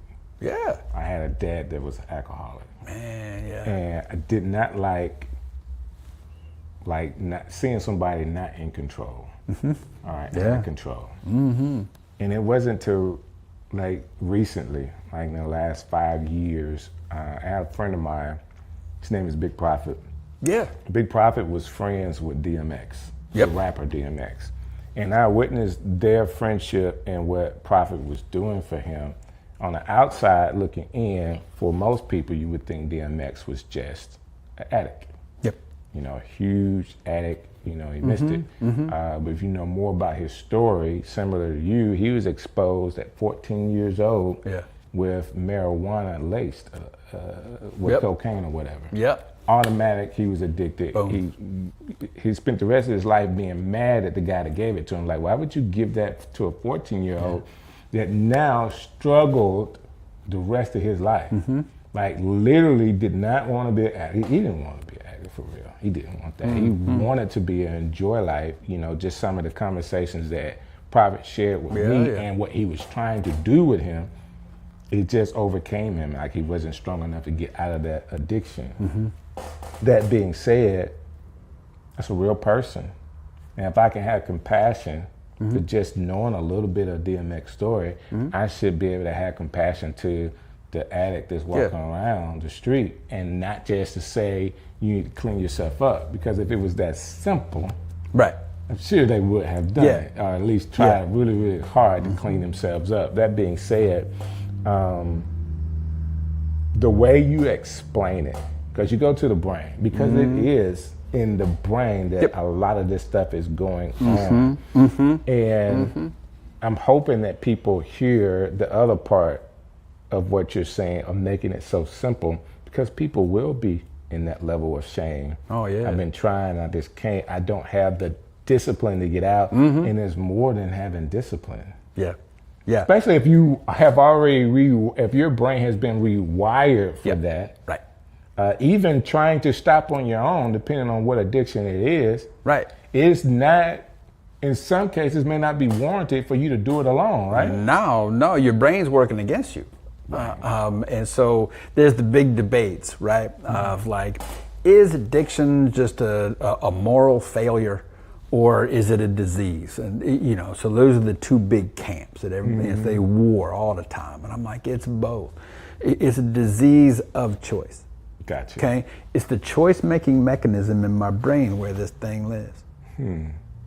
You can't leave me alone to my midbrain, because it's not going to go well. It's not going to go well. In fact, the anonymous communities, 12-step meetings, what I think people miss about those, or what makes them work, is you go in that meeting, man, you were literally borrowing the frontal cortex of somebody else. If your midbrain's offline, you just need somebody to be like, no, that don't make any sense, man. Like, no. I get it.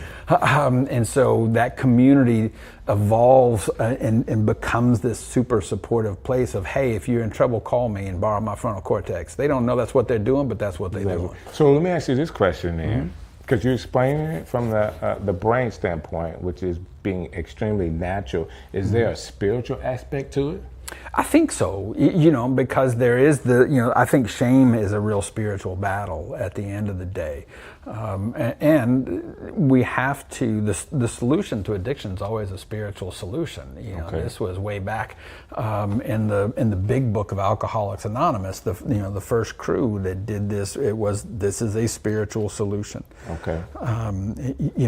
People talk about generational curses and those things, and regardless where you are on that, we have proven genetic links to addiction. Right.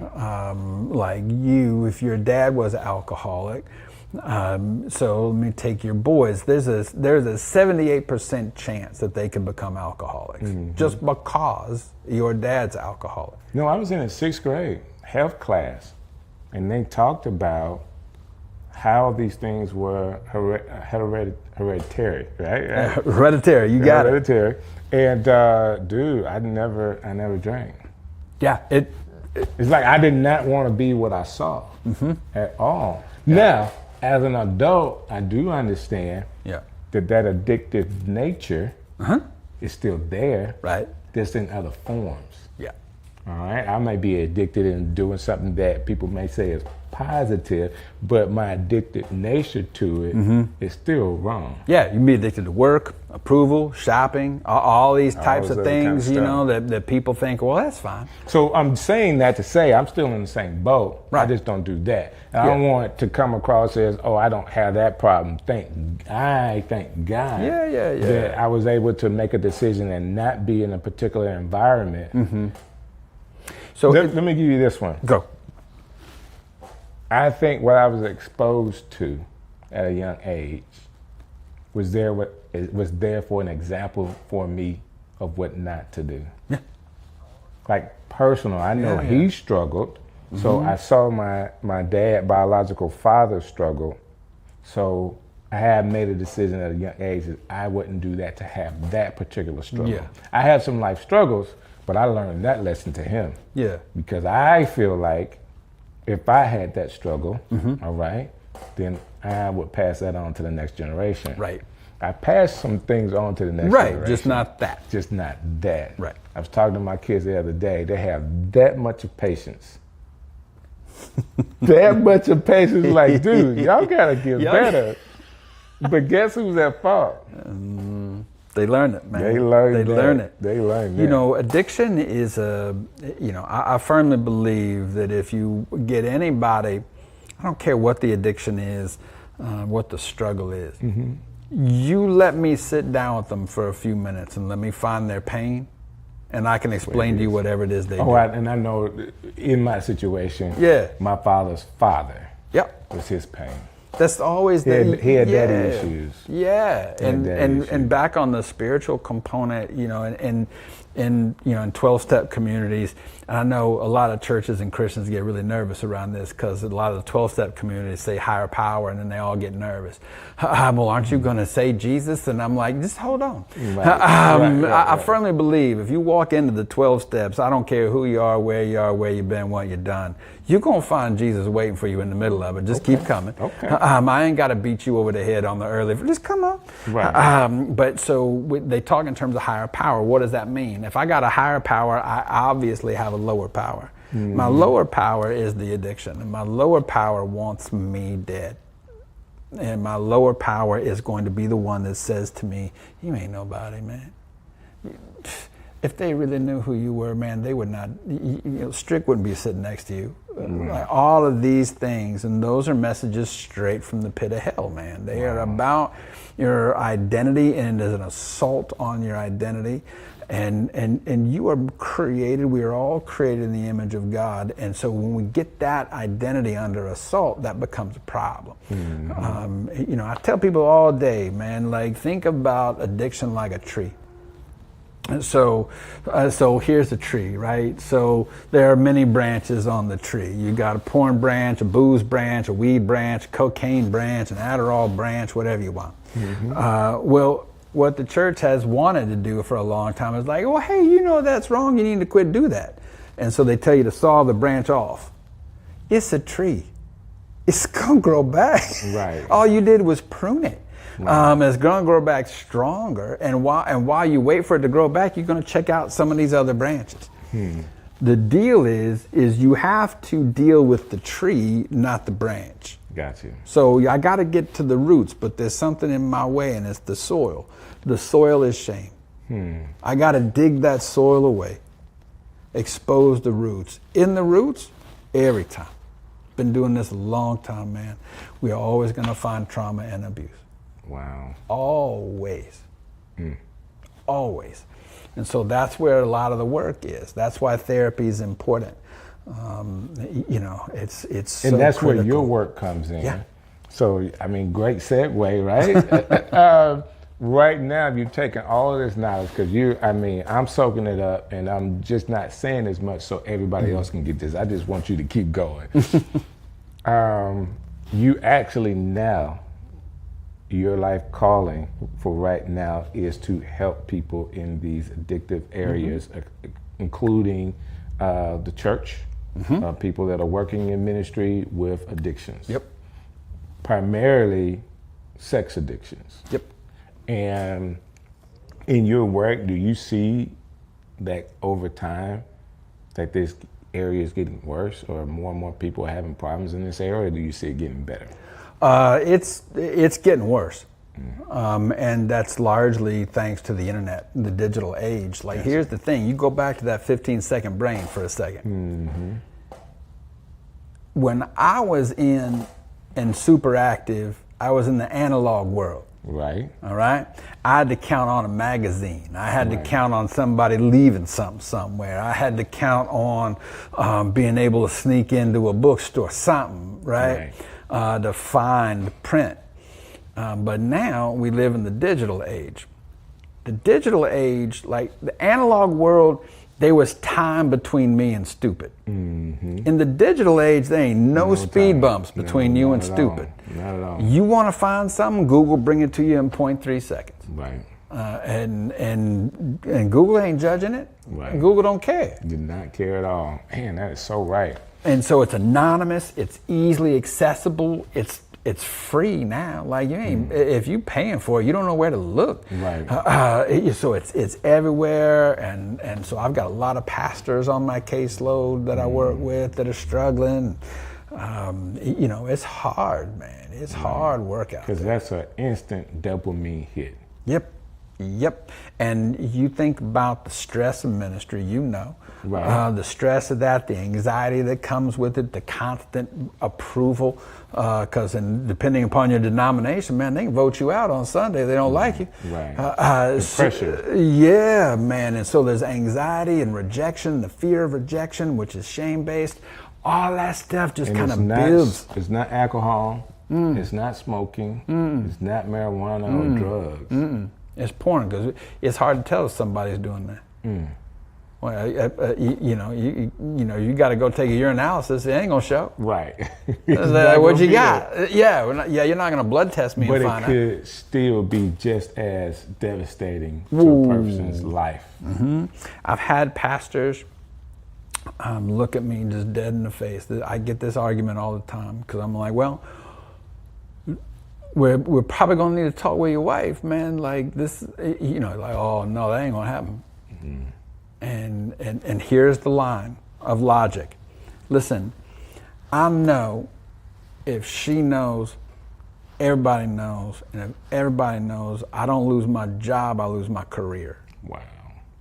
So I may as well wait until I get caught or found out, because I'm going to lose everything anyway. Wow. So I may as well wait. And so you have a minister, someone who believes in the gospel, saying, I'm not going to believe that. Right. And I'm not going to believe in sovereignty, and I'm not going to believe that God's got me, and I'm not going to believe in repentance, which is kind of important. So how do you help somebody that don't want to get free? I tell them one very simple thing: come back when it hurts enough, man.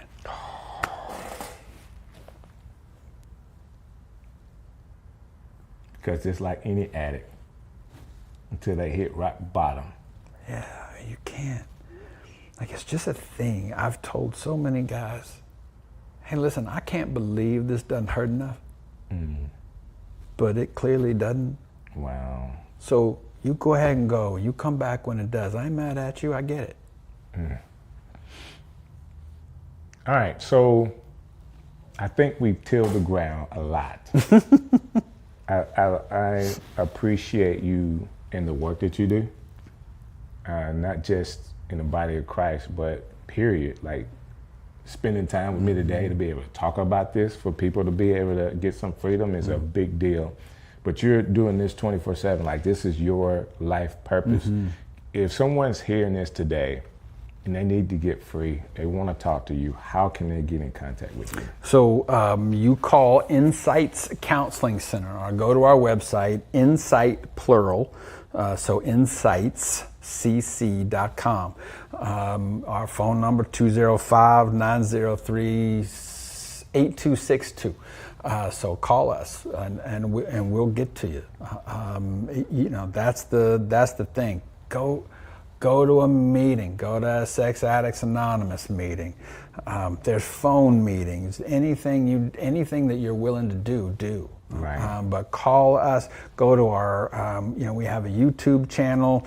Look for Tal and Teresa Prince, because my wife is in this work with me. And if you think that you are done, if your wife finds out, man, I'm telling you, you don't know what love is until you confess these things and then do the work to heal both of you together. And so I became a therapist, a counseling professor when I was getting my Master's of Divinity at Beeson. He said, you are the best natural counselor I've ever seen. Wow. You're in the wrong program. Get out of here, go get a master's in counseling. And I'm like, it's a little late. So I'm gonna finish this, but thanks. Wow. That guy, I relapsed years later. So I had a relapse, and he did my intervention. Wow. And he said, then, I want you to quit your job. I want you to go to treatment. I want you to then enroll in a master's of counseling. I've chased you for 13 years, man. 13, and he did, man. 13 years, this man never quit. And so he said, you are the best counselor I've ever seen. You're better at it than I am, and I've been doing it for 30 years. So this is what I want, and I believe in you so much that if you need it, I'll pay for it. Wow. And that man changed my world in that moment, and I went to treatment. My wife and I, so I came out and got my master's in counseling, so I got 2 master's degrees because I'm a glutton for punishment. And so started my counseling practice. A couple years after that, my precious wife got the bug, so she got her counseling degree. So she is there and working with betrayed partners. Because the pain of a betrayed partner is unique and destructive. And it is amazing what they go through. They meet all the diagnostic criteria for PTSD out of the gate, except having their life immediately threatened. But sometimes that's there too. through domestic violence or through STDs, anything like that. So she works with betrayed partners and couples. I work with addicts, betrayed partners and couples. And we are both also sex therapists, because it's not enough to stop the unhealthy sex. You got to replace it with healthy, God-ordained, prescribed sex. Like, that's the thing. A lot of us get married thinking this will fix it. Right. I won't have this problem anymore because I'll have all the sex I want. Ain't nobody tell you it don't work like that. It don't work like that. All right. So we've talked a lot today, and you really help people. People can contact you, but I do feel like I want to just take a moment and to allow you to say to somebody, if they're really in need, what they can do, like right now as they're watching this. Man, if you're watching right now and you think this is you, I want you to know one thing, man. You're not gonna outgutter me, okay? You're not gonna get judged. You're gonna get helped. So reach out. There's a whole community of people that struggle with this. You're not alone. I can tell you this though. If you decide that you're going to try and beat this thing alone, you're going to end up beating it alone, and you know what I'm talking about. We've got you. We know the way, okay? God's not mad at you. He still loves you. He's already paid for this. It's all been paid for. You're not going to be punished. We've got you. You reach out, and we'll point you in the right directions, and we'll get you the help you want and that you need. Thank you so very much. And thank you guys for watching.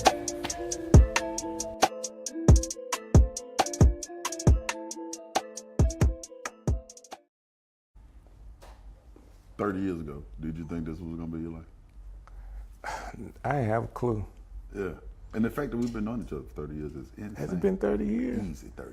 I think I met you when I was 13, 14. I'm 43. Man, I'm just like 29 though. I mean, yeah. But okay, so You I knew do- when you you was in man- my Yeah, but yeah, it's been about that long. You know, we have another connection. I don't know if we ever talked about it. What the? Your connection to Opelika. Oh yeah.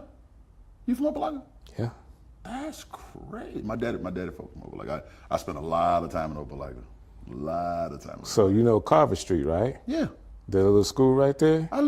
My grandma, if you walked out the front door of Carver Street, walk out the front door, that's my grandma's house right there. I understand. White House right there. Cool. So I was in the middle of the school. My house is in the middle of the school. White and green house. Say word, my house is white and green on the end of the street. That's crazy. Opelika, man. That's crazy. Bro, that's crazy. Yeah. I literally, if you walked out in front of Carver and looked to your left toward that corner right there, it was like an orangey kind of color house on the very end corner. The white and green house right next to it, that's my grandma's house. The one that had the fruit tree? Yeah. Miss Tillman, that's my grandma. She used to ask us not to get her. Absolutely. Mean old lady, but yeah. Can I tell you something? Yeah. We used to get there from here, right? She wasn't gonna do nothing but fuss, but yeah. She was gonna fuss every time. But that's all she was gonna do was fuss. That's Did you ever go further down the street where the dude had the dogs in the front yard that would chase you every time you got on the bike? Down toward the track? Yeah. Yeah. That is, boy, that's a small world, right? That's really small though, Strick. That's like really small. I did not know that. That's crazy. Yeah. I literally spent many a summer down there. That's what's up, man. I remember when they first opened that Boys and Girls Club on the corner down there. Mm-hmm. I was, yeah. Wow. Small world. Man. So I played baseball up there when I was a kid. And yeah, of course, that field right there. That's a football country down there. Yeah. So that's all I wanted to do. I bet. That's all I wanted to do. Let me get to where you are, because otherwise we're going to look different. Hold on, don't. Oh, okay. I don't want to come back. Okay. How's that look now, Jason? We good? Yeah, that's good. So I'm down home country too. Yeah, man. That is, wow. Of all the places to know about, most people don't even know what Opelika is. Don't know where it is. Yeah, I have to just tell them it's next to Auburn. Right. You know what I'm saying? Like I call it like a twin cities. You know what I'm Yeah, saying? yeah. And you went to Auburn too, didn't you? Yeah, my freshman year. And then they lost the program that I was in. And so I transferred up to UAE, and then I transferred again with UAB. And my mama said, find something you like and stick with it. I liked college. So I just went to a bunch of them. Ain't nothing wrong with that. Yeah, yeah. Strick City coming live. So I was riding in the city, Birmingham. We were checking out this restaurant with my wife, and we were leaving out, and I just so happened to see somebody on a curb, like on the curb, just kind of just doing his thing.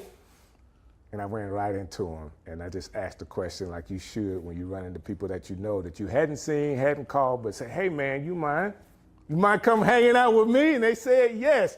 But before I get an opportunity to introduce him, I want to tell you thank you. Thank you so very much for how you support the show. Like, you guys have been phenomenal.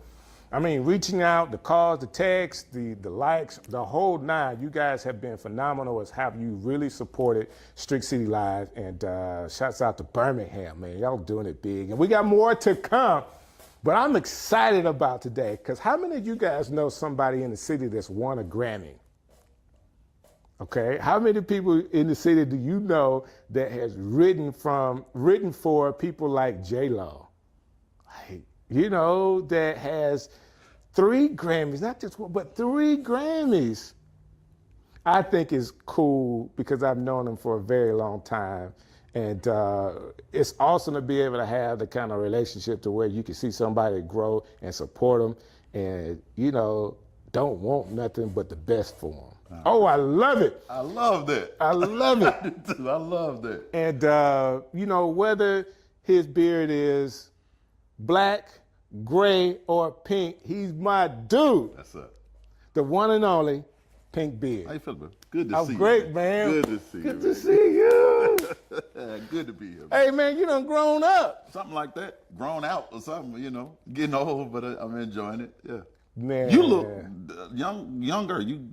You growing down. No. I shaved my beard because it is gray. I be strict gray beard.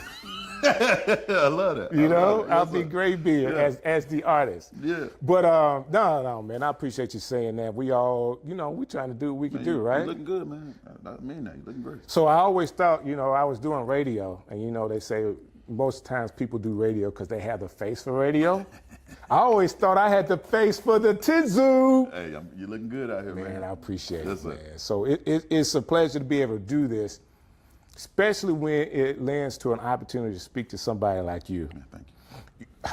Yes, I've known you for a very long time. I thought it was 15. You corrected me, said it may have been 13 years old. Man, were you really playing like piano in the church at that age? Yeah. I started playing for my first church at 10. And then by the time we met, I was just starting to rap. 10? Yeah, I was minister music at 10. By the time we met, I was 13, 14. I had just started rapping with Snipe and D, and we was a little rap group. Yeah, man. So I was like man. 13, 14.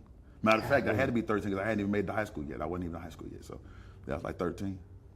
Man, I just, for me, because I remember, there's a picture I got somewhere of you and Sniper together. It was before Sniper had braids. He had the brush cut, the whole nine, man. And I think back to those times, because it's been so long ago. I'm like, what were we doing? We were in somewhere in North Birmingham doing an event for somebody's church. Yeah. And y'all was in there rapping, I was hosting, and, you know, we didn't have a clue. Not a clue. We didn't have a clue. You know, But we had good times. That's what's important. we did have good times, Yeah. and I think at that time, it was probably, for me, and it had to be for you guys, the most purest of just doing what you wanted to do because you were kids. Yeah. You know, we want to rap. We putting these rap together. I wrote this, and we're gonna do it. Snipe, Making beats and playing. Yeah, Come man. on, man. Yeah, man. That It was so pure. And then Yeah. I get this opportunity later on in life to see you, like, just blossom into yourself as an artist. Like, the first time you came out, I was like, man, I know you could rap. And I don't think people equate rapping to writing. But if you're doing your own raps, you are writing those things. Down, yeah. And if you are doing it the right way, you know, they resonate with people. And what you've done has already done. But I just think all of you guys were like super talented. just never knew that you were superstar talented. Man, to hear that from you means the world to me, man. Coming up with those guys with Snipe and D and Tasha and Lynn, shout out to the DK family. Yeah. For sure. I was really thankful for Birmingham in general because they let a group of 13, 14-year-old kids just kind of find their way. Explore it out. Yeah, explore it. And we would, at the time we were doing gospel rap, and there was a lot of places that wouldn't let us in because we were doing gospel rap. And then there was certain places like, oh yeah, come on in.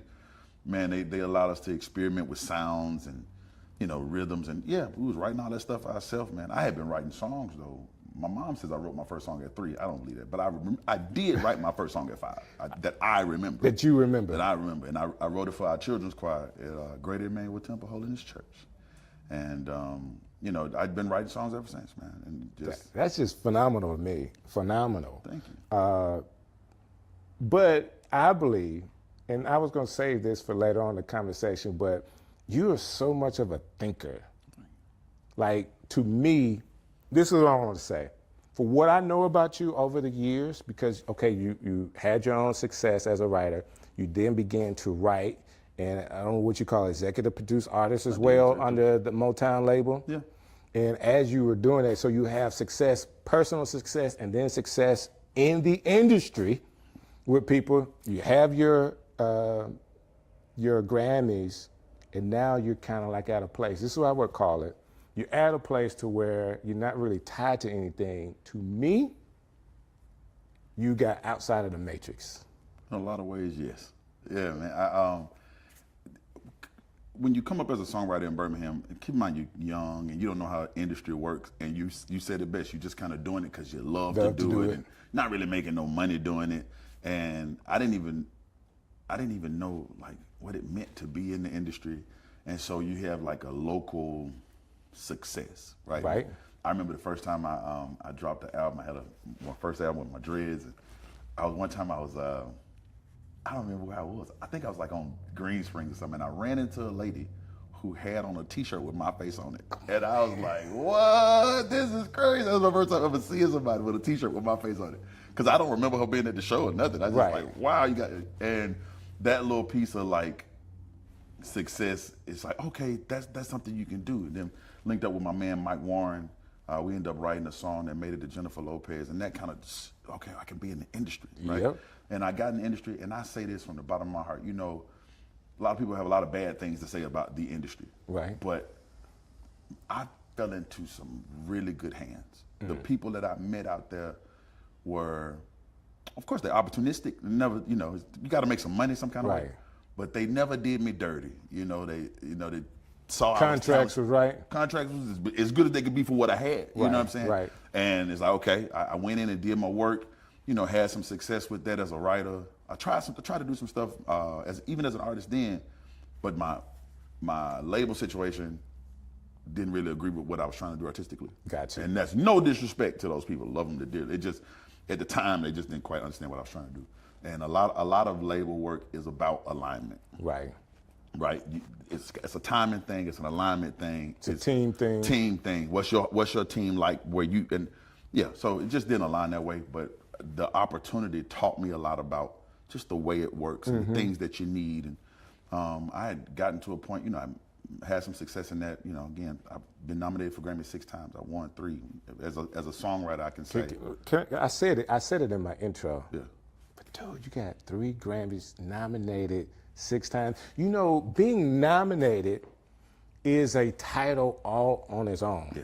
So for people that don't understand, like being nominated for a Grammy is a big thing. Like you can say Grammy nominated artist, whether you win a Grammy or not, like making it to that second phase, because my wife, she's trying to get there. And we understand just getting it to the second ballot is something all on its own. It's on its own, yeah. So to have that done 6 times and then walk away with 3 Grammys is a big deal. It's a big deal. And I'm going to get back to that because I really want to ask you a question about how Birmingham supports you and all other kind of stuff with all of these things. That being said, I want you to finish the story, though. Okay. So, got to that point of success, and honestly, man, it had gotten to a point where the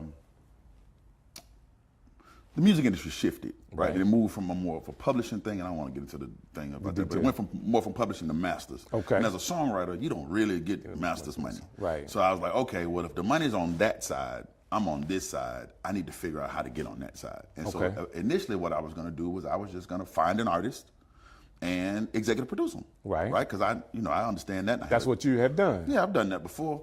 But the industry was shifting so fast that it was like, labels didn't want to sign that kind of stuff anymore. Right. They really wanted people who would get out and do it themselves and yada yada. And I was like, I went to the Grammys for my last nomination. Well, not my last one, but the nomination before this one. So I went to the Grammys to support the Halley's Angel. I got nominated for Best R&B Song for Halley's Angel. And so I went, but I went for the whole thing. Normally you just go for the TV portion, but I went for the whole thing. And so I sit there and I see Americana roots music, and I'm like, yeah, that feels right. Right? Like that's saying something to me. Okay. Yeah. Like that's what I like. And so I told my manager that night, I was like, I think I want to get back to making home music. I think I can do that.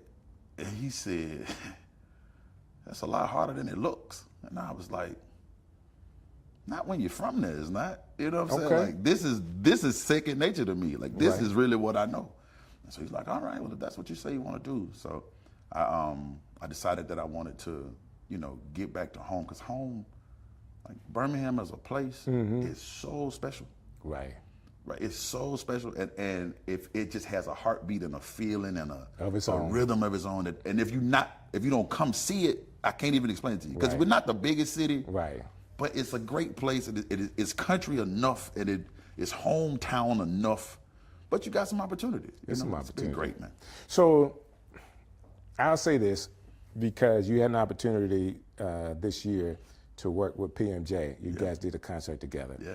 And I will say, with his success, we've seen where in the past you would have to leave, like you went to LA, leave to actually make a name, to be in the industry, to be taken serious. Like, we're not in any top market at all for anything here in Birmingham. But he's shown that you could be in Birmingham and still have a notoriety, national notoriety as a artist. Like he's shown that. And you are here. Like being pink and fly out from Birmingham to go anywhere you want to, right? Yeah. Well, not without TSA, but shout out to federal workers. They're making it hard, man. I got to go tomorrow, man. I'm hoping it's not too bad. Man, my prayers out with y'all. Thank you. But yeah, man. First off, shout out PMJ. Man, a good brother and just a hard-working man. A hard-working man.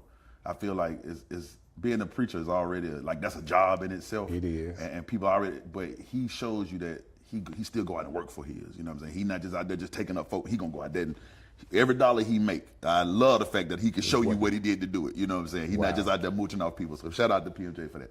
But yeah, the internet made the world a stage. Right. And I think when I first moved, this was like right when that transition was really happening. And I didn't really know how to use the internet like that. Like I'm still not a techie. I mean, I'm getting But you were definitely trying. Trying. Boy, you were trying. Like I have never seen somebody spend so much time talking to their audience and having a community like you did. Like through the pandemic, man, you was just doing it. I was just doing stuff. But that's when I really that was about 2020 when I had really kind of locked in, okay, the internet is my friend. Before that, I treated the internet more like just a place to go get information. Right, just like a place to go get information. Right. And Facebook was really helpful. Birmingham really helped me get comfortable, just like look at the camera. Gotcha. Right, say something to the people. You might not know this about me because I'm only comfortable on stage. I didn't know that. Oh, I'm really an awkward person. Like I tell people all the time, the hardest sentence for me to say is "Hello, my name is." Wow. I get so intimidated by new people. But once you know me, it's fucking fun. Yeah. But like that first initial hello. Hate that.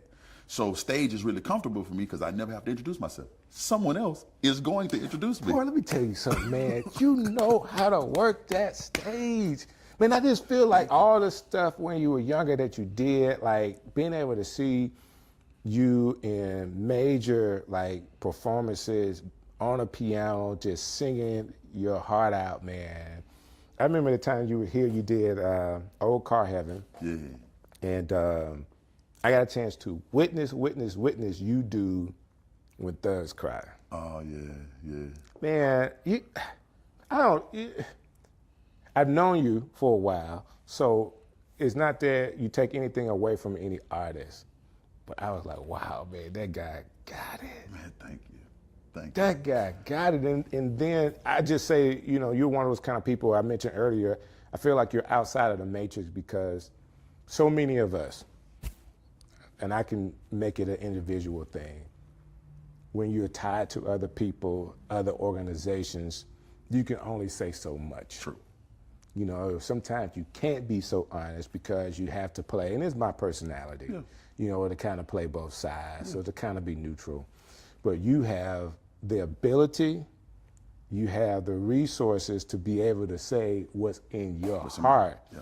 And man, I just think that's the most liberating thing you could ever have. Right, wrong, and indifferent. Right, wrong, and different. My mama told me that. My mama taught me that. She said, if you got the mic, you might as well say what you think is important. And that shout out to my mama, but she's always told me that. If you got the mic, you might as well say what you think is important.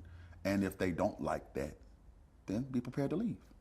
Right? Like you say what you need to say and pack your bags. But I also learned that most people that are liked or that can be the most popular are somewhat polarizing. Yes. To the fact that you like them or you don't. Yeah. It just so happens that the people that like him support him. Yeah. So much to the fact that Birmingham is just now going country. Yes. Come on, man. How you gonna do a whole concert in the city and everybody's wearing hats and boots? They weren't wearing hats and boots in 24. They weren't doing that, man. But shout out to Birmingham for supporting me like that, man. It moved my first show when I did back in January. My first show I did in January, I was like, man, I don't know how this is gonna work out. I was really looking for a little venue to hold, like maybe but first I was just gonna do it for like 25 people. I was just gonna do a little thing out in my neighborhood. And then like the support just kept coming in, and before you knew it, man, we were at Regents Park, bro. I know, man. I know. What is this, right? And people was wearing cowboy hats and boots, and I'm like, okay, Birmingham, like, okay. And this whole movement, let me say this, I'm trying to figure out the best way to say this. It's weird. You know how you say you from Opelika, right? Sometimes, like when I hear the word Opelika, it just, Opelika. It make you feel good. Yeah. Cause it's like, wait, how you know about that? Right? I thought I didn't think nobody even knew about that little place, right? And so when you hear somebody else that nobody, you're like, oh, like you feel a certain connection. And I feel like this new kind of move back towards country music feels like that to me. Got you. Cause, bro, 80% of the black people in America live in the Southeast. Right. And most of us don't live in Atlanta or Birmingham or Nashville. We live in Rural Lochapoka and the Smith Well, what Station. you know about poker? Lochapoka. You got to be from down there to know that. You got to know about Lochapoka. But you from We Snow Hill, Tonka. Camden. We Tonka. Right? So most of us, you know about back roads and creeks, but for so long, you've been almost ashamed to sing that you knew that. Right. You had to tell people that you knew the projects or that you knew Right. the club. But most of us, that's not how we really Right. live, man. Most of us just good old church folk that, get out and go fish with our daddies every now and then. Yeah, right? So it's something that's really inviting and like welcoming to when you hear that back. That's true. That's true. And Birmingham has a way, like since I've been here, I think I got here in 96, 95, 96. And, and it never, like, it's a magnet. Like I could have went to Atlanta, man. I just thought I would have been 10 times bigger artist or DJ if I went to Atlanta. I just couldn't. Welcome home, man. I couldn't. I'm just here. I'm a Birmingham boy now. Yeah. Like I remember when I thought Birmingham was a big city. Come from Come Opelika, like it is. Come from over like it is, man. But Birmingham it's got that thing, and it's like right at the button, right? Because it is people that's gonna come through from, Tuscaloosa and Vance, and because this is the city, right? This is the city. But right at the edge of it, man. Once you get to Hueytown and Dolomite, you back out there, right? Yeah. And so it's Morga. Once you get out there, you realize just we just the fancy cousins, right? Like, but it's been great. I say that to say one of the things that kind of egged this on remember when you first heard Nelly? And you was like, yo, that's a hit record, and I don't know why it's such a hit record, but something about that I like, right? And he was just embracing those like just literal country grammar. He was embracing that, right? And from St. Louis, right? He from St. Louis, middle of Missouri, right? And then when you heard Lil Nas X do that Old Town Road, it was like something about that really works. There's something about that. I can't quite put my hand on it. And then you heard Shabuza do it. You're like, there's something about that really makes me happy. I can't. But it's because it's so relatable. You from them places, you drove them roads, you know that feeling. You just hadn't heard it in so long. Like when you hear the word Opelika, you hadn't heard it in so long. You're like, man, I like that, And so that was what called me back to it. So when I was growing up, man, this had to be middle school, so 6th, 7th, 8th grade. One of the biggest songs at that time was a country song. And I'm talking about everybody. And Opelika was like all the kids was singing this country song. So just because we knew rap was big or whatever, I mean, we still had those influences. Absolutely. Because you go to the gas station. You've been to a truck stop, right? You go in. Yeah, and then go to college, right? When I went to a bunch of colleges. But at Auburn, you was destined to hear. At Alabama, you destined to hear, and you go out on them lake trips and right, like that's the thing, though. We kind of got walled off from it in the city, but the moment you get on the road, you start taking them road trips, man, you pull into them gas stations, you go see your cousins, and you're like, okay, yeah, this is a thing. It's country. Yeah. That being said, this album, like the theme, like what you were thinking about when you were writing it, did you write it all at one time? Tell me the details on this album that you've made. Okay. Well, it started off, I was writing some songs for somebody else, right? Like I won't say the artist, but I was trying to send this person some songs. And I used to smoke. I quit smoking about a little over 2 years ago now. No, almost 2 years ago. Okay. And, I had been smoking for years, and my voice had got to sound like a truck. And so about 6 months later, I started writing these songs. So I'm cutting these little demos and sending them off. And every time somebody would call me back and be like, yo, who that singing? And I go, that's me. And they'll say, you should do this yourself. And I thought they were saying, we don't want it. We don't want it. But then I kept listening to it, and I played it for my girl. And she was like, oh, these are really good. Like, you really should do this yourself. And I was like, I got this great beard. You're like, you passed that. You're Yeah, like, I'm not heavy. trying to I'm 80 pounds heavier than I am now. Like, I can't do this. And then I sent it to my man, my producer friend, Oak, and he was like, nah, man, my wife said you should do this yourself. And she hates everything. Wow. And so I'm like, okay, right? Wow. And so I had like 2-3 songs. And I was like, okay, I'm going to try to do this. But my plan was to not treat it like a songwriter. I wanted to treat myself like an artist. So I didn't just go to the studio and start writing. What I did was I just drove around, and whatever hit me, I just sung it into my phone. Okay. Right. Okay. So most of this stuff, like that song, Mine, Lord Willing, I literally wrote that song walking through the airport in Atlanta on my way back to California.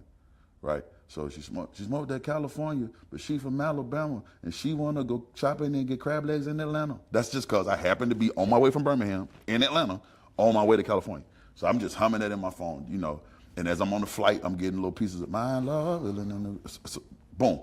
So I didn't try to sit down and write it at one time, but once I started, it was coming right out. Yeah, I was waking up in the middle of the night. I wrote. I was laying in my bed.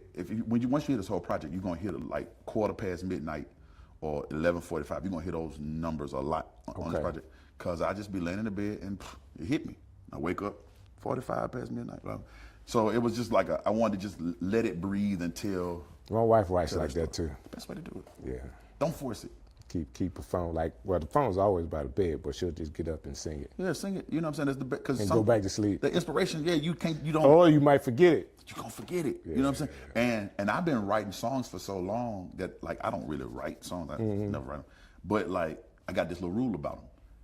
If I don't remember it, to me, it probably wasn't that good. Yeah. Cause you won't remember it if I couldn't even remember it. That's right. So I try to I put a little piece on my phone and then I hum another part. And once I remember it, okay, I like that. All right, now let me do it in the phone. So it was one of them kind of processes, just like, but I probably wrote, it's a 15 song album. I wrote it in about 2 weeks. About that. Did you write any more than what made it? Did you like cut some songs out? One song that didn't make it. One song.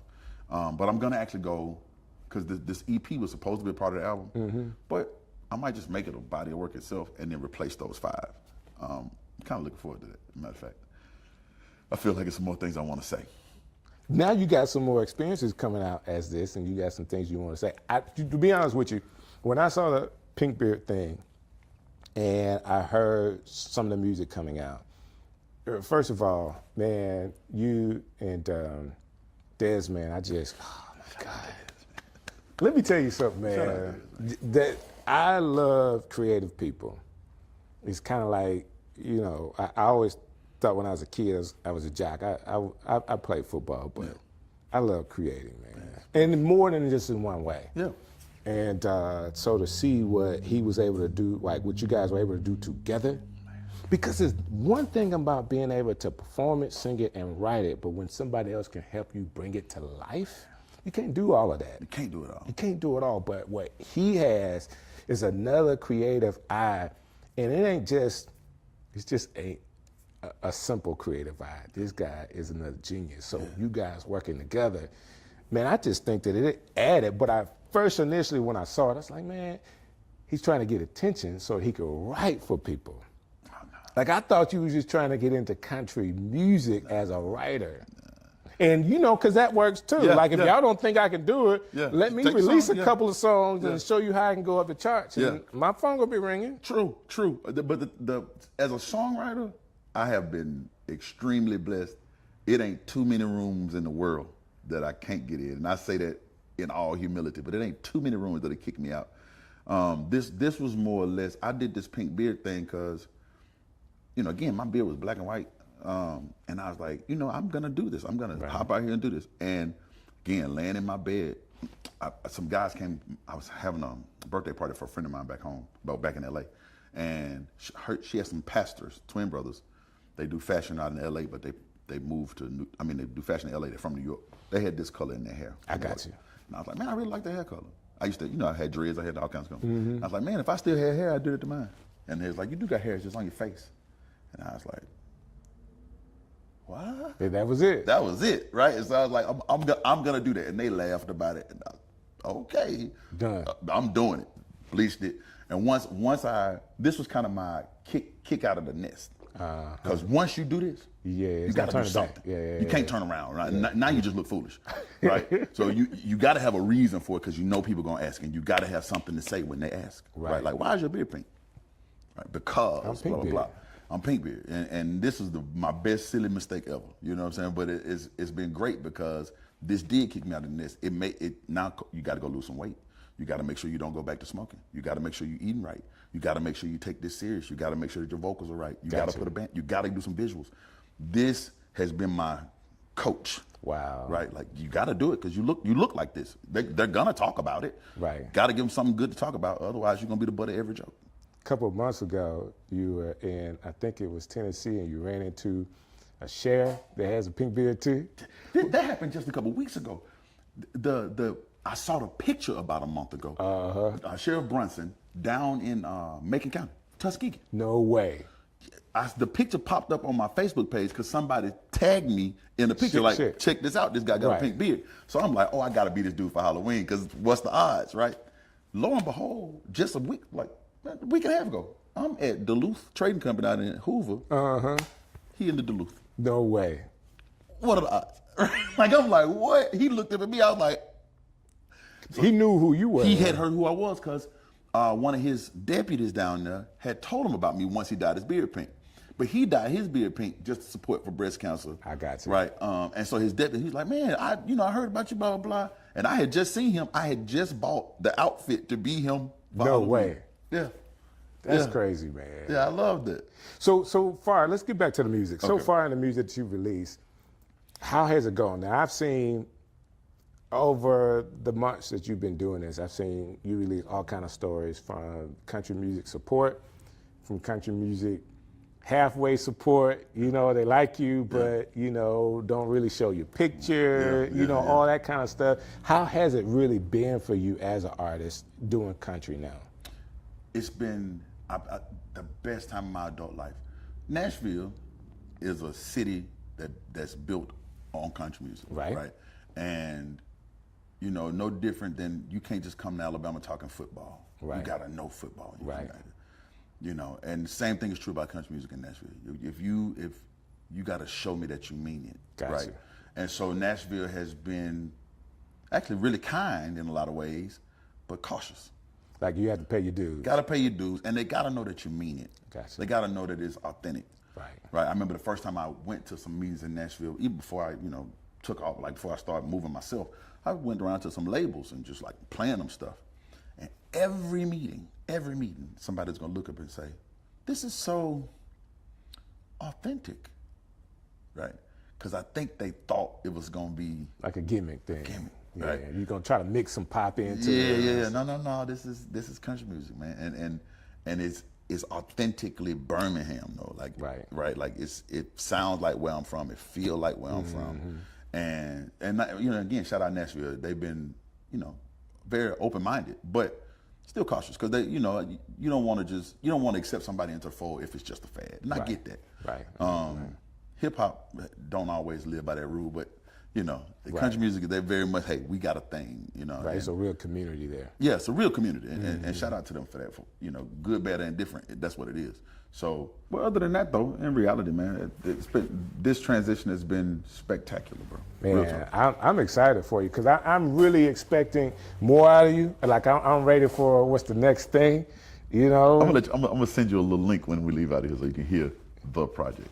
It's incredible, and I'm not just saying this. It's incredible. It's really good. Like, I'm really proud of this.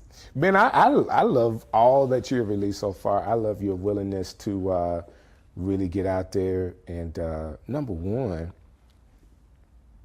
galvanize your community first. Because it's nothing like, it's what you would tell an artist to do. Hey, let's do the groundwork. Let's see if this works.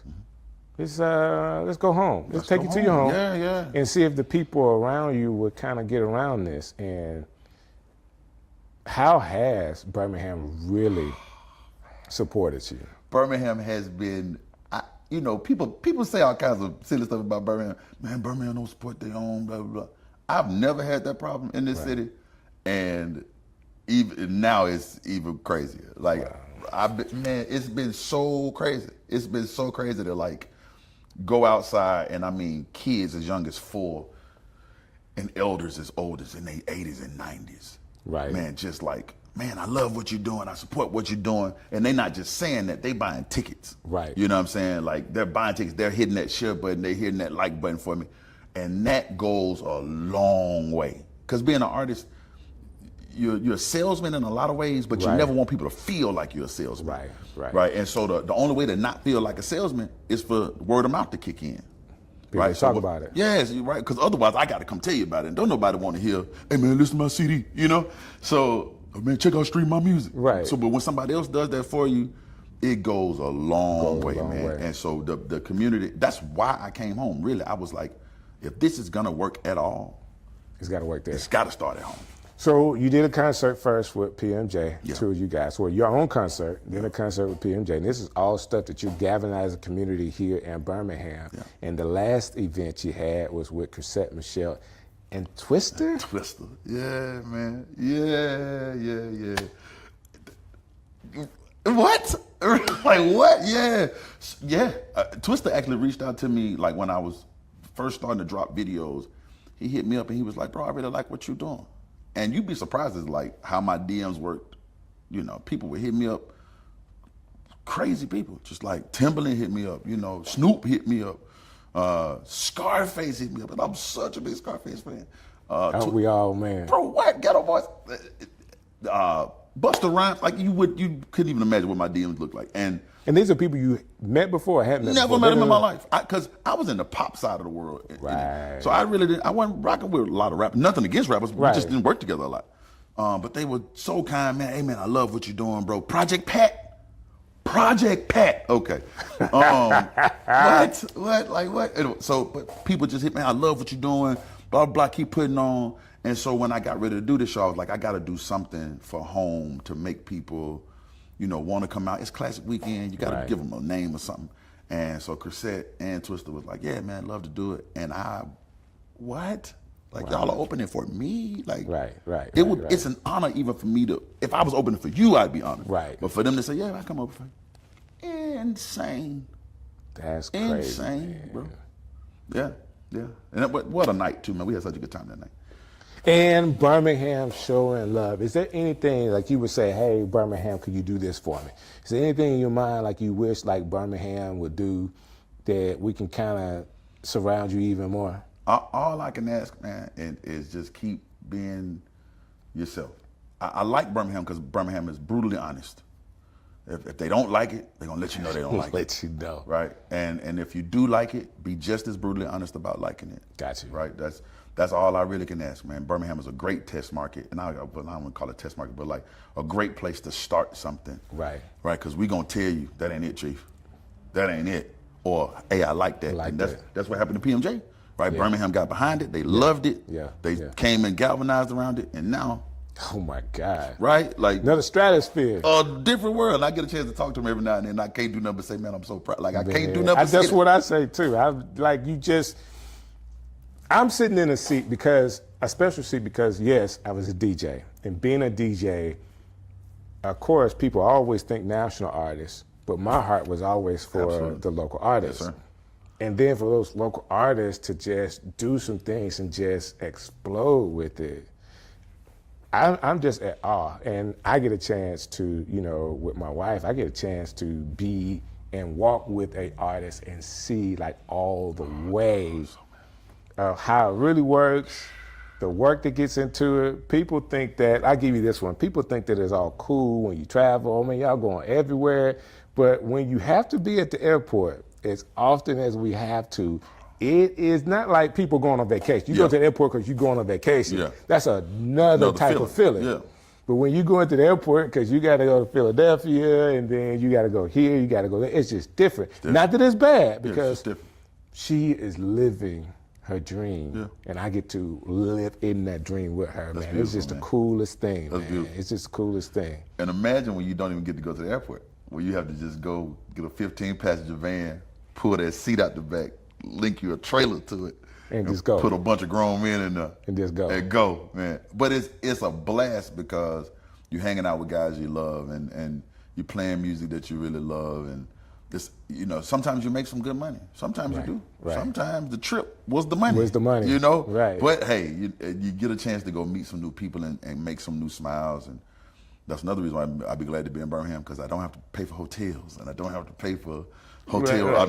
Dinner tonight, I can go to Michael's, Right. But yeah. And you mentioned it, man. We got to talk about that too. Like if people are in Birmingham, we always got a place to go to eat. Hey, always. Come see me. I'll feed you, if nothing else. My grandma always said, good man at least feed you. So I always be at least that good. I can feed you. So Michael's. Yeah. Tell them where it's at if they don't know. I'm at 1525 First Avenue South. I'm right across the street from Railroad Park, right next to Regents Park. I'm in the Negro Baseball Museum, right there, Southern League. Good eating, good atmosphere, good love family. it. You know what I like best when I go over there? What's that? I get a chance to see your mom. She's a dog. Yeah. She's a dog. Make sure y'all go meet her. That's the lady that taught me to learn to love something that ain't me. So, we really do try to feed the community. That's probably the best part about being a restaurant owner, is that not that we make a ton of money over there, but it's the politicking. It's the meeting these families. Right. I hosted many a wedding reception and many a graduation and right there.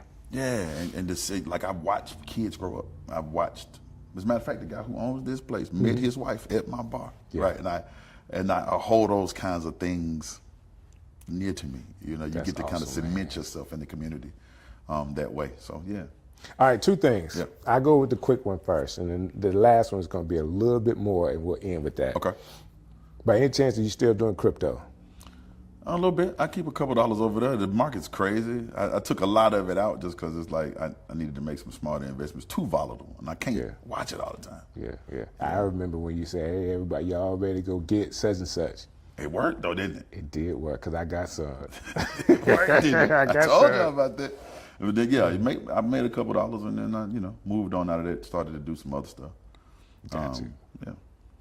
So I'm sharing all this because I follow you enough to have sat today and watched you pontificate on our reality or our thought pattern, how we've been reared as men. Yeah, I thought about that's a working theory that I have, or hypothesis. I've been working on this for years. And when I say this, and this is a kind of a thought, I don't mean, when I say this, just know I'm saying exactly what I'm saying, not what I'm not saying. Okay. I believe that we raise our men, not for any, not vindictively or on purpose, but we raise our men in a sociopathic manner. And what I mean by that is we raise our young boys to not feel, but to obey. Right. And to obey without feeling is not good. It's just obedient. Okay. Right? Because good means I can respond to my surroundings. Obedience doesn't care about the surroundings. I'm just here to do a job. Right? And we raise our young men that way. We raise them to be obedient and not good. And you can see that in a lot of ways, and I ain't gonna get too crazy about this, but if you ever ask a young man, hey man, if you ever heard like the love languages, what's your love language? Right? Brother gonna say, physical touch. Right. That's not your love language, bro. That's not your love language. You just don't know how to be loved. You don't know how to be loved. You just know how to get something done. Right. Right? You just know how to get something done. And I feel like because we haven't learned how to respond with our emotions, right? Our counterparts, our partners are, because now they can get it done. Right? So they don't need me to get it done. Right? Now they looking for somebody that can meet them in that emotional space. That we're not reared to be able to fit into. So I'm this whole Sugar Salt album, wait till y'all hear it. I ain't gonna, but it's a deep dive into like, hey, talk to your emotions. Like, get to know yourself.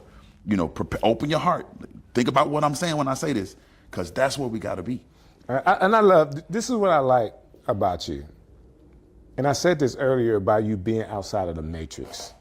Inside of the matrix conforms you to that, what you call sociopathic way. And be in the matrix. This is what men do. It's what men do.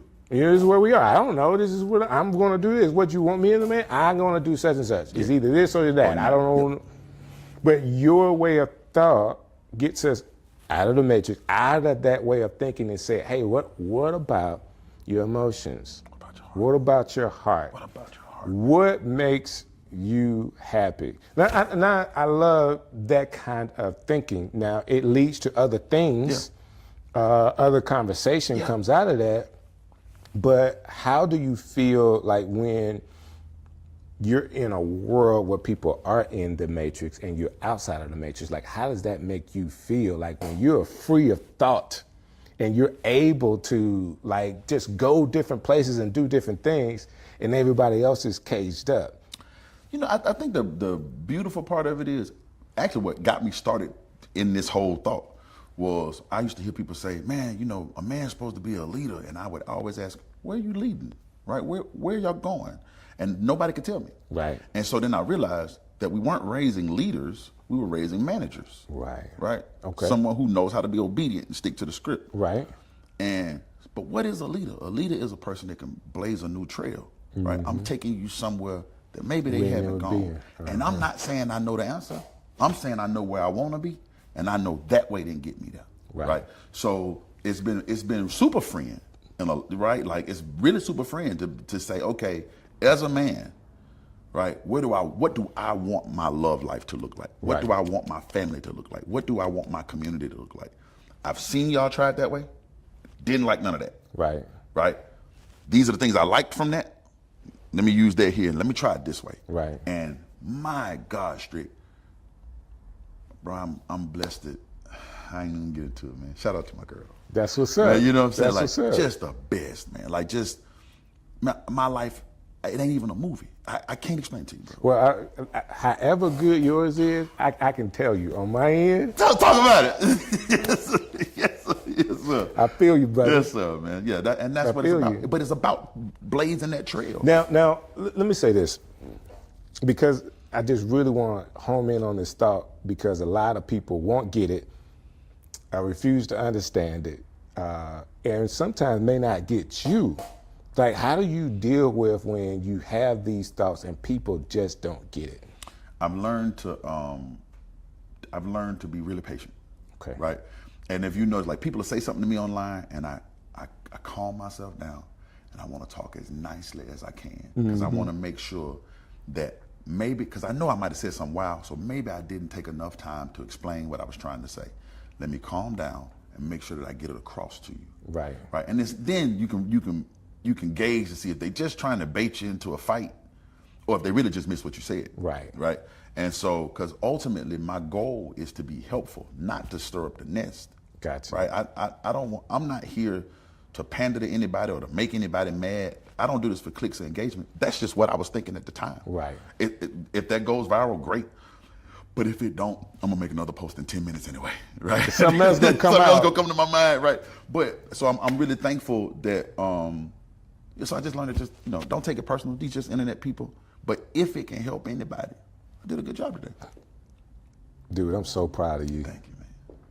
Thank you. Like, to be able to, this is not something everybody's gonna get a chance to do. You're a very open person. Somebody walked up to you, you're gonna show them some love. Absolutely.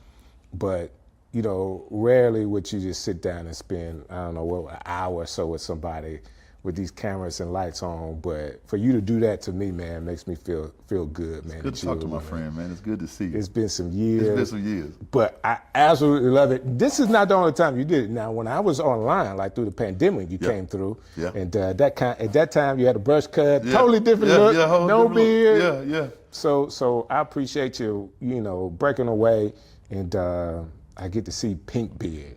Man, it's good to see you, Strick, man. I can't believe, we still doing this. Why not? Why stop? I love it. It's now, none of us thought that when we got up of age, that we'll still be kind of like, I just never thought, like, and I still don't have a thought like, will I do this for 10 years? Probably be doing this for 10 years. I don't know what else to do. Yeah, it's life, man. And I wake up every morning and I say, man, I'm grateful, I'm thankful. It could have been another way. Come on, man. This could have been another way, Strick, man. Oh, I get it. But it's this way. You know what I'm saying? I'm thankful that it's this way, and I'm thankful that I got this opportunity, and I'm thankful that I got this friend, and so that gratitude, man. I'm a hush, but I'm thankful, bro. Thank you for having me, man. Man, no problem. It's been. Listen, like, I hope you feel the love where you are, and do one more thing for me. If you really felt this conversation and you think Pink Beard is the most interesting person you ever met, like I do, share this so your friends can see it as well. This has been another Strick City Live. I'll see you next time. Look, I saw that when I went to Japan last year. What do you do in Japan? I am at the time I wasn't, but now I'm on the board of Birmingham Sister Cities. Okay. And we took, I think it was 15 high school students to Japan as a part of kind of like an exchange opportunity. I was excited until you said you took some students over there. No, thank you. It was a lot. But the good thing was they stayed with host families. Okay. So we dealt with them during the day. In the evening, they was with their host families. And we was at the hotels. That's cool. Like Birmingham City Schools? Yeah. So 15. So cool. It was like 20 some kids went through a summer program. 15 qualified to get on the trip to Japan. And so we did, we stayed the first night and the last night in Tokyo. And then we were in Hitachi, Japan, and then Mabashi. Or the other way around. Now you're saying all those Hitachi. cities, I don't care where they are, I don't know anything about Japan. That's it. So that was the rural part of Japan. So there are two sister cities, is Mabashi and Hitachi. So Hitachi has a very similar industrial history like we do. Still. Mm-hmm. And Mabashi, I don't know how they got layered on, but they was like, T, you work with kids, you could probably handle being a chaperone. You want to go to Japan? And I was like, I got to pay for this? They was like, nah, it's for free. I was like, sign me up, because I've always wanted to go to Japan. But when I tell you we behind. We are behind. From a technology standpoint? In so many ways. Like, it was literally just like, Like you go to the gas station, it gives you a bowl of hot noodles. They're so clean.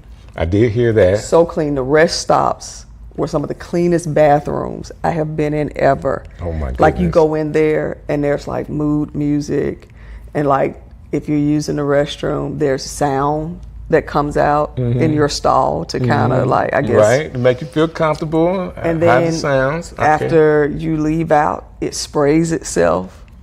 And I mean, it was just like, what And we thought Buc-ee's was doing look, something. look, Buc-ee's ain't doing a thing. But Not it was compared. just, even the kids were just like, oh my God, Miss T, did you see such and such? And like it was such an eye opener. Wow. For them, but also for me, because I was just like, dog, we so behind. So behind. Like and even when, about 4 years ago, I went to Dubai, and I was in Dubai like, democracy, king. Democracy. Right. King. Listen, they got all of this. Like that was the first time I saw like a Bentley dealership. Was in Dubai. That is so cool. Work as well sent you out there? No, I just went with friends.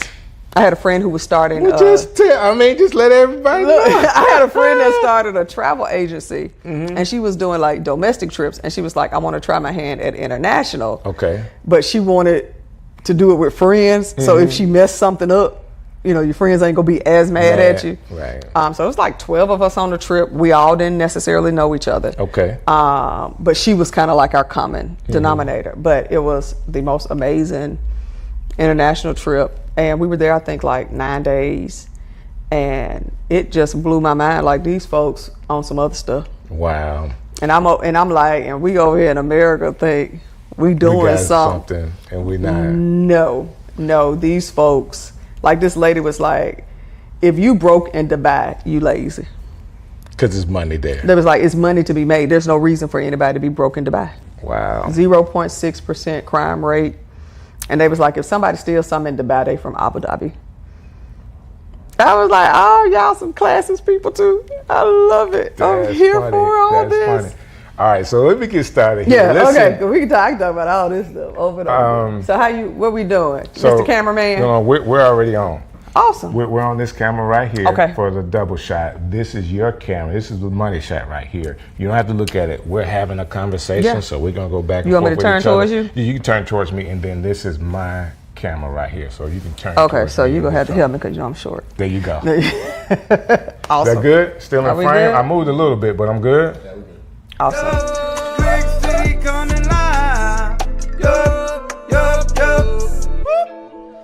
I want to start by saying thank you for how you have supported Strick City Live. Like all the texts, all the calls, everything you guys have done to support what I'm doing. I'm asking that you continue that because it's been fueling me to continue to do what I'm doing for you. And what I get a chance to do is talk to some phenomenal people from right here in Birmingham. And man, today's show, I'm super excited about this young lady. I've known her for a while. I've never had a chance to sit down and talk to her, and she's already blowing my mind. Like, I'm like, wow, you got to hear the rest of her story and all the things that she is doing.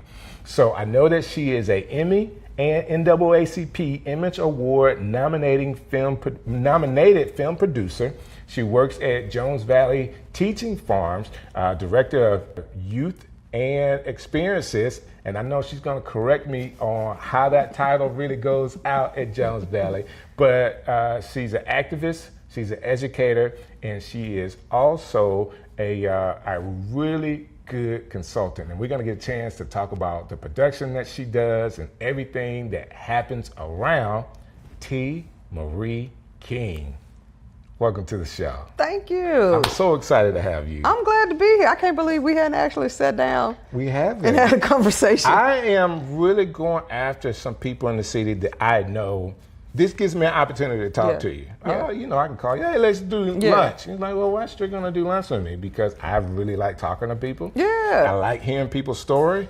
So why not do it with some cameras, right? Not a problem. I really like doing it around food. That's the evolution of the show. Okay, so you got to bring me back when you add food in. Yeah, yeah. Maybe I've been done some other things and we can talk again. It don't matter. Again. There's so much that you are doing. Yeah. It'll be tell me what happened this week. Like, sounds about right. Just tell me what's going on this week. We'll get a chance to talk Absolutely. about. Let's do it. Emmy and NAACP nominated film producer? Yeah. That is really cool. Thank you. How many films right now do you have under your belt? So right now, I would say we're at technically 2 in a digital series. Okay. Yeah. That's awesome. Yeah, God has been good. Are there films, documentaries, or what? Yeah, so the Emmy nomination was for Shuttlesworth, the documentary on Reverend Fred Shuttlesworth. So that was amazing. That was like the first big project out the gate. Okay. Thanks to Alabama Public Television for bringing me in. And I mean, who wouldn't want to tell the story of Reverend Shuttlesworth? That's right. You know, Alabama's, Birmingham's, civil rights leader. I also didn't want to mess it up. I understand that part, right? The pressure of having to do it correctly. But we did a great film. I thought it was awesome. Thank you so much. And we got nominated for an Emmy for it. I still say we should have won. I get it. But, it is what it is. But, I mean, to come out the gate and your first project gets nominated for an Emmy, I mean, no pressure. How did you get started in that? Well, I've always wanted to be a filmmaker. Ever since I was 8 years old, first time I saw the Muppets Take Manhattan, I was like... Who wasn't inspired by the Muppets, You know what I'm saying? Jim Henson, Muppet Babies, 80s kids, so grew up on all of that. Right. So it was like, I want to do this, whatever this is, these talking pictures, I wanted to do that. But then also I grew up on educational television, so, Reading Rainbow, Sesame Street, all those shows, Schoolhouse Rock, that taught you about the world or how to interact with people, Mr. Rogers, Neighborhood, all those things. And I was like, I want to do that. I want to learn about other people because I love talking and learning from other people as well. Okay. And as I got older, I realized it wasn't action films or things like that I wanted to make. I actually wanted to do documentaries. I get it. And so as I got older, I realized, okay, there's a term for these type of films. And it's like, that's what I want to do. And Birmingham in the 90s was not a place you do film. Right. So it was trying to navigate and figure out how do I get to this goal. Okay. I ended up interning at Disney. I moved to Atlanta, did freelance videography there. Okay. Found my way back home, kicking and screaming. I did not want to come back to Birmingham, but God had a different plan. But I fell into community work is what I said. I got you. And it's been a blessing, but it's not what I would have chosen to do. I got you. But it's through that community work that I think grounded me in a way that I could tell Shuttlesworth's story.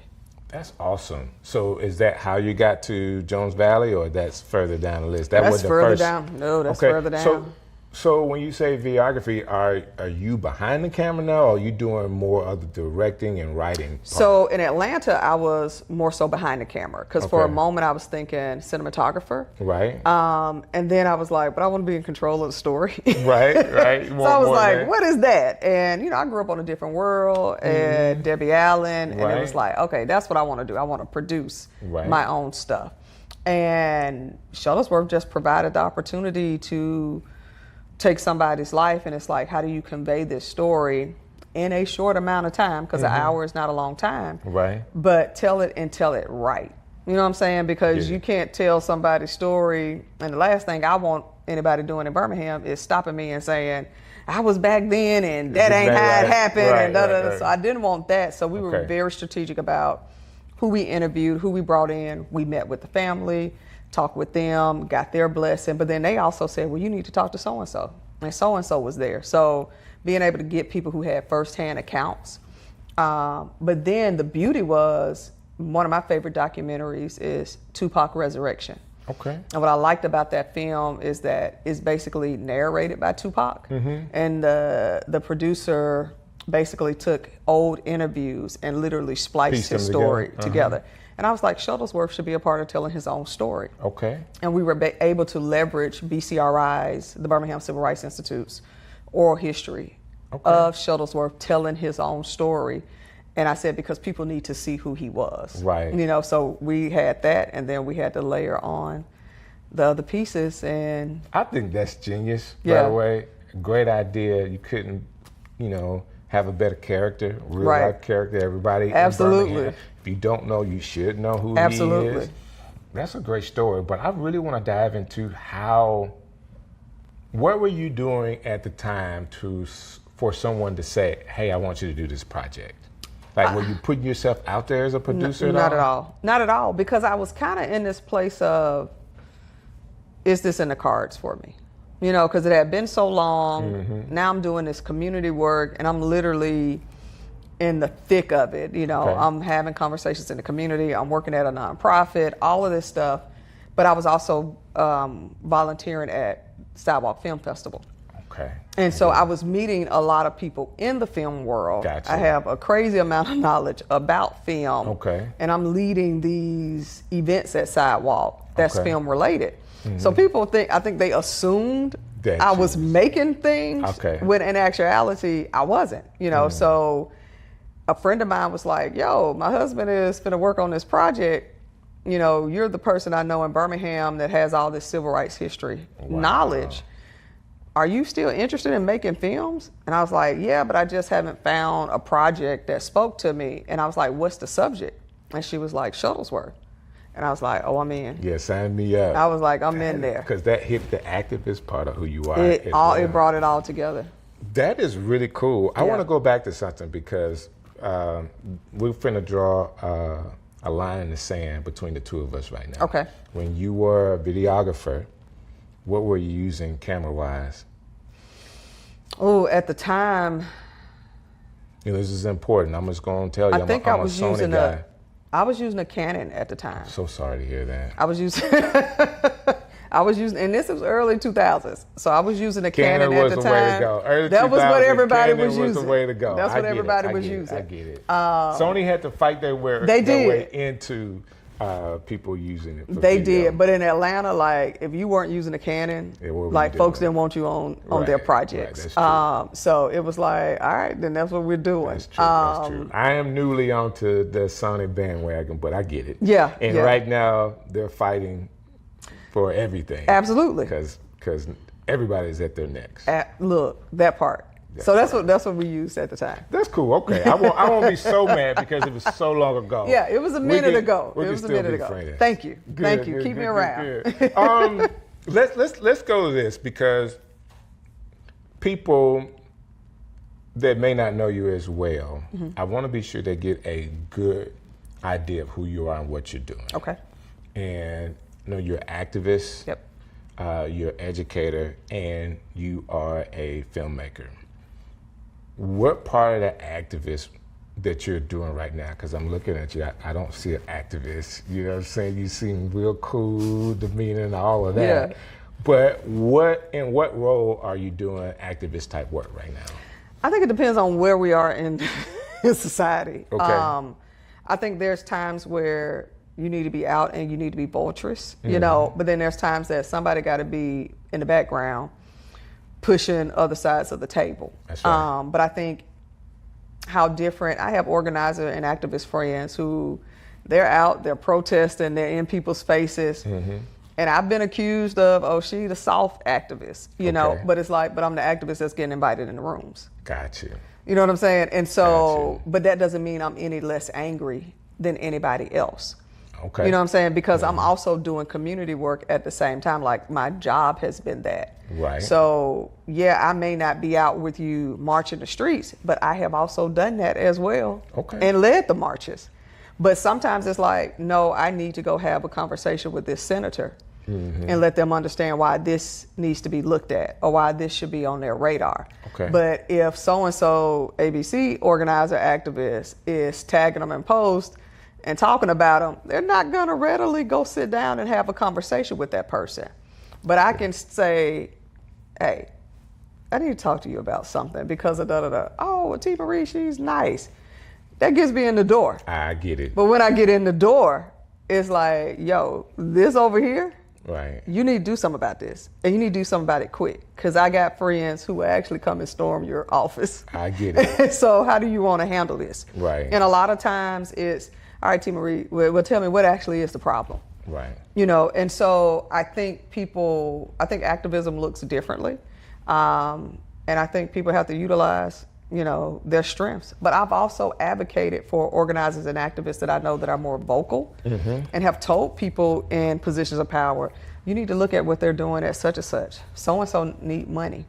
So I'm a lot of times advocating for people behind the scenes, and they don't even know it's me that's advocating for them. Well, if you're advocating to send money around, just put my name. Put your name out there. I got you. I got you. What is he doing? I don't know what he's doing. He just said he needed some money. But then also I'm seeing other smaller organizations or nonprofits doing things that don't get pieces of the pie. Right. You know, so I can go in and say, y'all need to give some money to so-and-so. Right. They're actually doing impacted people's lives. That's good. You know, and because I built trust over the years with people, they'll say, okay, T, send me some information on it. Or, okay, we'll go by there and check it out. Gotcha. You know, so I see it as my work is working with young people, being a voice for the voiceless or people whose voices aren't strong enough to speak up on their own behalf, but also drawing light to dark places that need light shone on them. And that's how I see my work. With that being said, I gotta ask you this question. We're in the same boat when I asked you this question. So this is not something to say we're on opposite sides, but why are black people still in Alabama? I think some of it is comfort, it's home. You know, why do people say, I'm gonna stay at Big Mama house? Because you don't want to go nowhere else, because it's comfortable. Because it's comfortable. But then Big Mama house is falling down and all of that. Yeah, but it's Big Mama house. But it's Big Mama house, so I'm gonna stay there. I'm staying here. But I also think some of it might be a lack of exposure because you haven't been anywhere else. Like I work with young people, I work with teenagers, and I've had parents that be like, well, where you taking them? And it's like, we're going to Six Flags. I promise you I'm bringing them back. Yeah. But I know people and families who haven't been out the city or the state. Wow. So for me to say I'm taking them across the line to Georgia to go have fun or to go visit a college, it's like, whoa, you're taking me too fast. And I think some of it is comfort. I think some of it is a lack of exposure. And then some of it could be fear. It could be fear of the unknown. I say that because I asked myself that question. Yeah. And I feel like it's a calling to be here. I have stayed outside of the state for a while, and I think there's some great places in America right now that's more conducive to African Americans. Like we could really have a state that is not like Alabama, but it's home. It is home for me, and I have grown up with pretty much the same type of ideas all around me, but. I do believe that there's people here that I'm called to. Yeah. Like for me, that I'm called to be a leader of, and I just kind of hunker down in that. Do I want to be some other places? Yeah, probably. I do. Yeah. But this is home. I think that's what's important about understanding what your purpose is. There you go. You know what I'm saying? So like last year, my grandmother passed. Okay. And we were extremely close. And somebody a little time after she passed was like, what's keeping you in Birmingham? Right. And I said, absolutely nothing. Because the person that was keeping me in Birmingham is no longer here. Right. So there's nothing keeping me here, yet I don't feel a pull anywhere else. So for me, it's like, well, God, if you're not pulling me to go anywhere else, then clearly there's something I'm still supposed to be doing here. Wow. You know? And that's why I'm doing this show. Yeah. Because I do feel like not just Alabama, but Birmingham, it is a very unique city. Yeah. That has tons of stories to be told. Like people need to know who you are. Yeah. And the totality of who you are. And if I can have, 30, 40 minutes of someone's time to tell your story to the people, like I win because I feel better about it. Yeah. And eventually we'll be able to do it around some food. Yes. So we talked about the activist part. Now let's talk about who you are as a teacher. Yeah. And what you're doing to teach people. Like you said earlier, you wanted to do films, and you kind of just migrated into leading young people. Tell us about fell into it. Tell us about that experience, and what do you actually get out of it?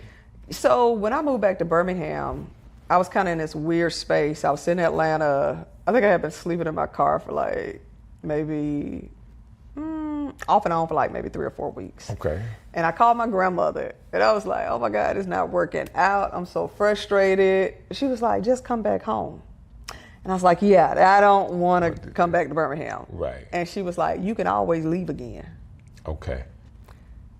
And she was like, I'll see you in a couple of hours. And I was like, man. Yeah, one grandmother's time. She just made it so easy. I know, right? And I was like, I knew she was going to be cooking. So that helped out too. That helped. I was like, okay, I'm going to get some collard greens, maybe some fried pork chops. Okay, I'll see you in 2 hours. That part. And so I come back home and I literally lived with my grandmother, slept in the bed with her for like 4 or 5 months. Wow. Just trying to figure it out. And got a little part-time job, started managing a movie theater because I was like, if I can't make them, at least I can be connected and around it. I get it. So I managed this movie theater and then found out about another community job. And I just was looking to make more money. Okay. I wasn't even looking to make a difference if Right. I could keep it completely 100. And I was like, this pays more than this. Let's go do this for a little while. Did that, and I did not like what I was seeing with how people were being treated. And it's almost like it found me in a way, because then I felt like, well, I can't watch this happen and not speak up on it. Right.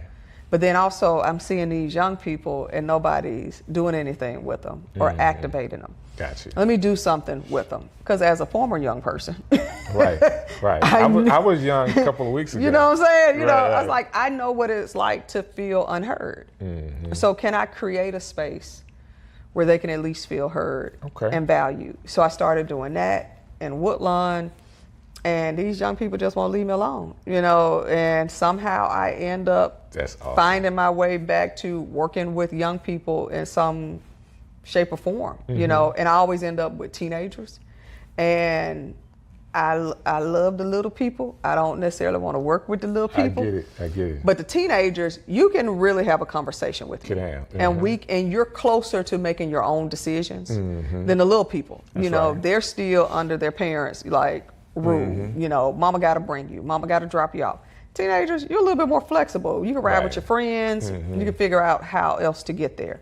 And I just kept finding myself in these opportunities to work with young people. That kind of parlayed into, you know, leading groups, you know, whether it was speaking to kids that were in, you know, juvenile system, whether it was working with organizations that were working with young people. Like I was always, T, come work with the young people because you're good at it. Wow. And it's like, okay, and I might be there for a little while, and then God will move me somewhere else, and then now I'm over here.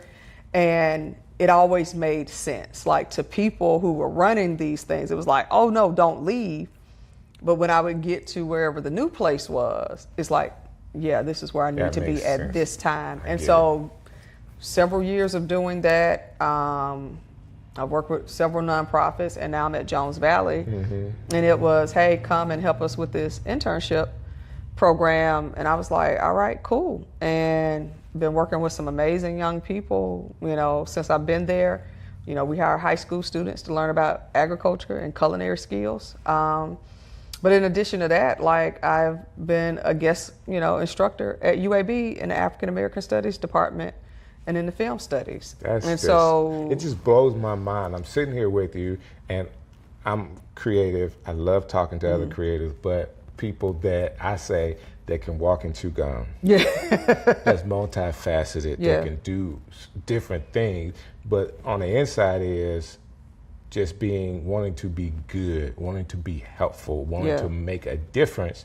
But you're gonna do that whether it's kids and your real passion, which is developing films. You're gonna have your heart in it, and that makes the difference. I don't do anything that I don't feel some way connected into and it. I was hearing you talk about your grandmother and your living situation before and after, because you know sometimes people don't know what the struggle is, even if the struggle is self-inflicted. Ramon was saying, baby, that's a choice that you're making a choice to sleep in that car. Right. You don't have to, you know, but even that choice, that experience, now you know what it could be. But she allowed you to have some freedom. to be able to be creative or find jobs that you thought at the time, oh, I need to get paid, but it was in an area where you can make a difference. Yeah. Yeah. And it kept growing. And when you get into that world, you do get a chance to see things differently. When I tell you it opens it up, because even at the movie theater, like 90% of my staff was high school students. Right. Like I've always ended up amongst teenagers, right. You know, and a lot of those kids are grown now. I've been to weddings. Wow. I've received birth announcements, like all this stuff. I've been to funerals, right. To people of, let me support your family. Some of them kids, I'm still in contact with their families. Today.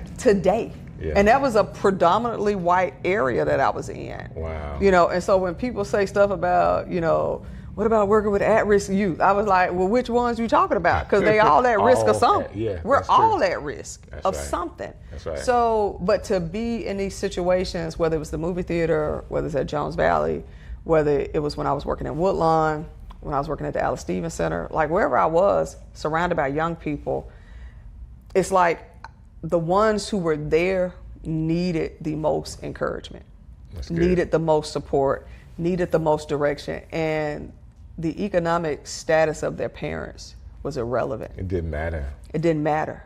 Hurting is hurting.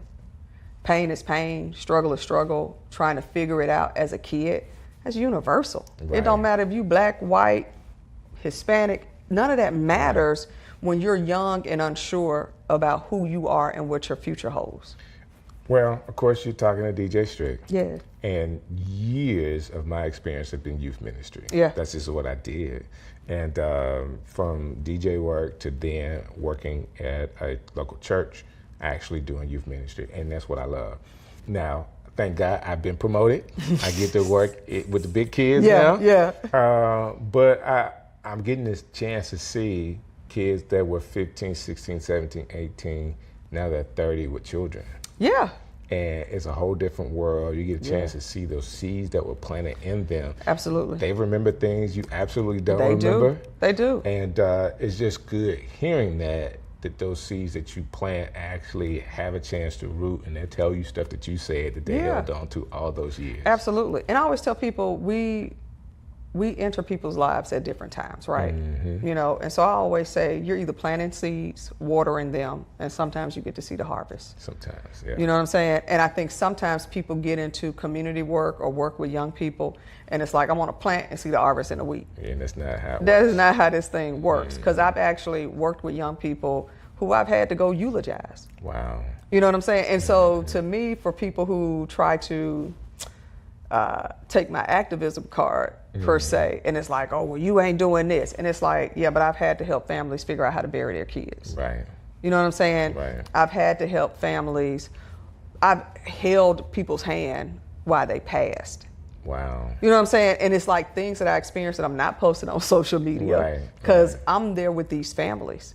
You know, and it's like, no, I'm walking through. I've sent Dominoes to kids because they didn't have anything to eat. Wow. You know what I'm saying? I've taken shoes off my feet and given it to a kid who had shoes that had holes in them.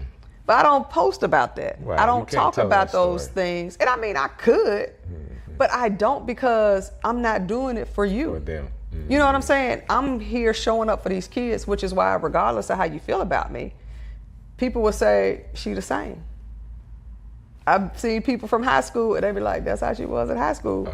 She the same. She was always." What high school did you go to? I graduated from a county school before people started tripping. Okay. I know how y'all Birmingham City graduates you gotta go to the one of Birmingham you know, schools. but I graduated from Hueytown. Okay. That's But I grew up in Birmingham. I grew up in Ensley. Okay. Yeah. But my thing is like, it's about people. It's about people. And if you're in the people business, which we're all technically in the people business, if you're truly in the people business, you shouldn't be the one that's centered. It should be who you're serving. So with the young people that I work with, they're centered. So it kind of leads me to this next part of who you are as a producer, because you said something that I teach a lot. From a content creator, I talk to people that make content for social media, and we tell them it's not human nature, but we tell them you're not the hero in the story. whoever you are talking to, they are the hero. Your job is to be the guide.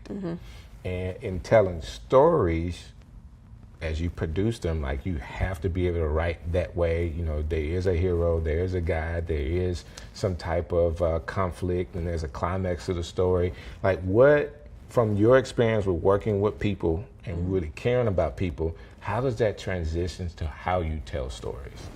I think because I'm always so curious about people and how you got there. You know, I grew up on, Lifestyles of the Rich and Famous. We all say you know what I'm saying? We love that. And it's like, how did they make all that money? Or how did they get into that? You know, and it's like hearing their story. What I liked about Shuttlesworth was that I never met him. Right. So it was an opportunity for me to discover him in my research. So between reading his book and then watching the oral history and interviewing other people, I'm like, oh, wow, he did that. Oh, man, he felt that way. He said that. That is crazy. So I'm discovering him along with everybody else. So I try to go in with a very unbiased lens and saying, what don't I know about this story that I could help, sift to the top. And that's what I'm looking for. So even with the digital series I did with PBS, they were like, we're looking for some untold stories. What are those stories you all want to tell? And it was a group of 3 of us producers. And we all said, we'll do this. We'll work on one together. And then everybody picked their own story they want to do. And so we did a story together on Hobson City, which is between Anniston and Oxford.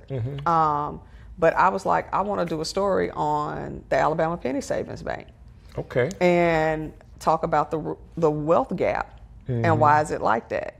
And I had to fight for the episode. Did you? I did. But I fought for it tooth and nail. We got the episode, and it ended up being our group's highest performing episode.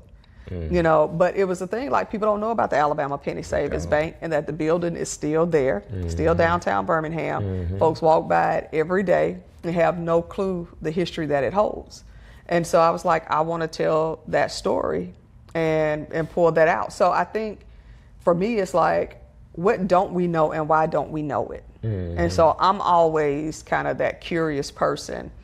I was that kid that asked a whole bunch of questions, but it wasn't just, well, why? It was, well, who owned it? Right. Well, how did they lose it? Right. Who took it? I want that, and I want names, so I can tell me all the details. Give me all the details, and then as I kind of sit with it, and then it's like, well, what's the story? And then I find that link, and it's like, okay, let's dig deep into that. So one of the things I've kind of ventured into now is playwriting. Okay. I was going to ask you what's next. So playwriting has kind of surfaced. Stage playwriting. Yeah. Okay. So I've written 2, and the first one is this play called Taps. Okay. And it's about an estranged father and daughter that reconnect the last week of his life. And it's loosely based off of, well, that's not true. It's very heavily based off me and my sister's relationship with our father. Okay. And so he got sick, and we had a very complicated, very layered relationship. We didn't really grow up with him. And checking in on him because we heard he went to the hospital. Ended up him being in and out in the hospital and in ICU for about 6 months. Wow. And it was the last 6 months of his life.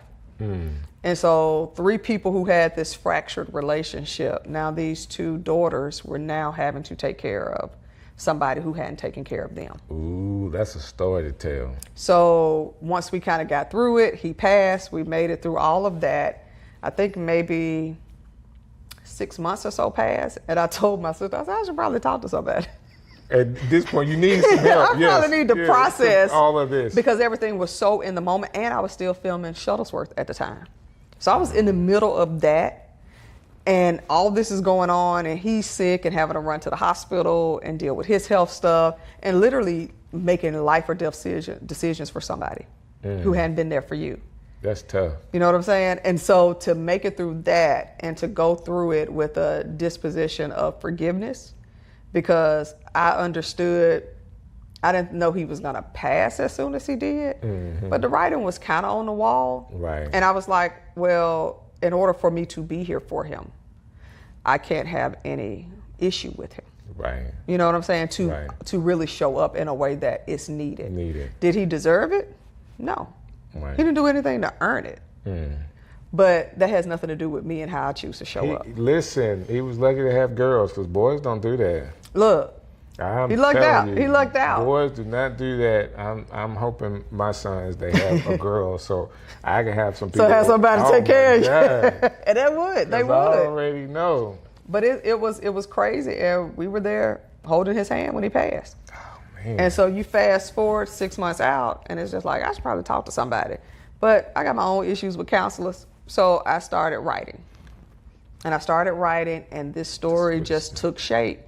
And the story ends up, it's a daughter that's a combination of kind of me and my sister's experiences, and then it's him, and wrote it and was just like, okay. Took a breath and actually let somebody read it, and they was like, you need to do something with this. This is powerful. So I'm planning that stage reading in February of next year. And then last year I started writing something that turned into a one-act play that I did, and it was a conversation that I crafted between Dr. Martin Luther King Jr. and Rabbi Milton Grafman. And Rabbi Milton Grafman was a rabbi in Birmingham who was one of the men who signed the letter that Dr. King wrote, the letter from a Birmingham jail in response to. Wow. And so my question, and this is how I get when I start thinking a little differently about things, was if these men would have actually sat down and had a conversation, what would that have been? So the whole play is them having a conversation. And according to history, they actually never met. Wow. So it leads me into a question I have about, you're just coming back a couple of weeks ago from Detroit. Yeah. With your latest film. Yeah. Can you tell me about that? Yeah, so the before is a short that is kind of my response to the frustration of what I saw coming. Okay. Having conversations about race with people, I was hearing what people were saying, and I knew way before campaigning started who was probably going to get elected. Okay. And if everybody else was paying attention, they should have known as too. well.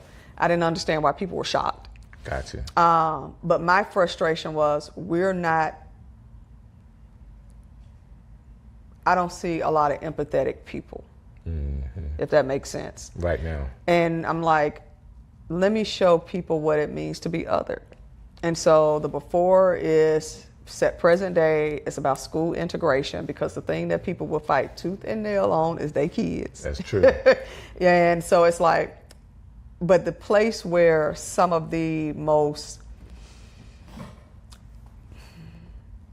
real things are said in a family is usually at the dinner table. It's always at the dinner table. So I said, well, let's have a dinner table scene where a family is wrestling with school integration with these other kids that are coming.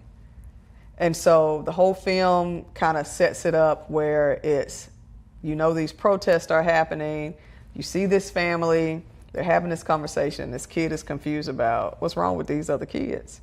And the family is dancing around it, and in the end it's the couple that argues it out to resolve things in the way I think a lot of families have done, where it's just like you lean into the spouse that has the heaviest opinion. Right. And that's how we vote, regardless of whether you feel that way or not. Yeah. And so that's what I wanted to show. I wanted to kind of pick at that scab of this is what's happening in your homes. Right. The reason why you're voting that way. This is exactly why you're voting that way. And a lot of people, and well, I believe this and I support you on this, but you're going to vote the same way your spouse votes. Wow. And that's why we're still in these certain situations. Like talking to you, you have so many layers. Yeah. Okay? You have so many layers, and I just want to sit here and fill out all the layers to what you got going on. But I think you're phenomenal. Thank you. I think that you are a gift to Birmingham. I appreciate that. We need to do all we can to support you and what you are doing. Yeah. So with this latest film that you have, is there a way that people can watch it? Is there a way that people can support your efforts? more importantly, the stage play you're doing and even other endeavors you have going on?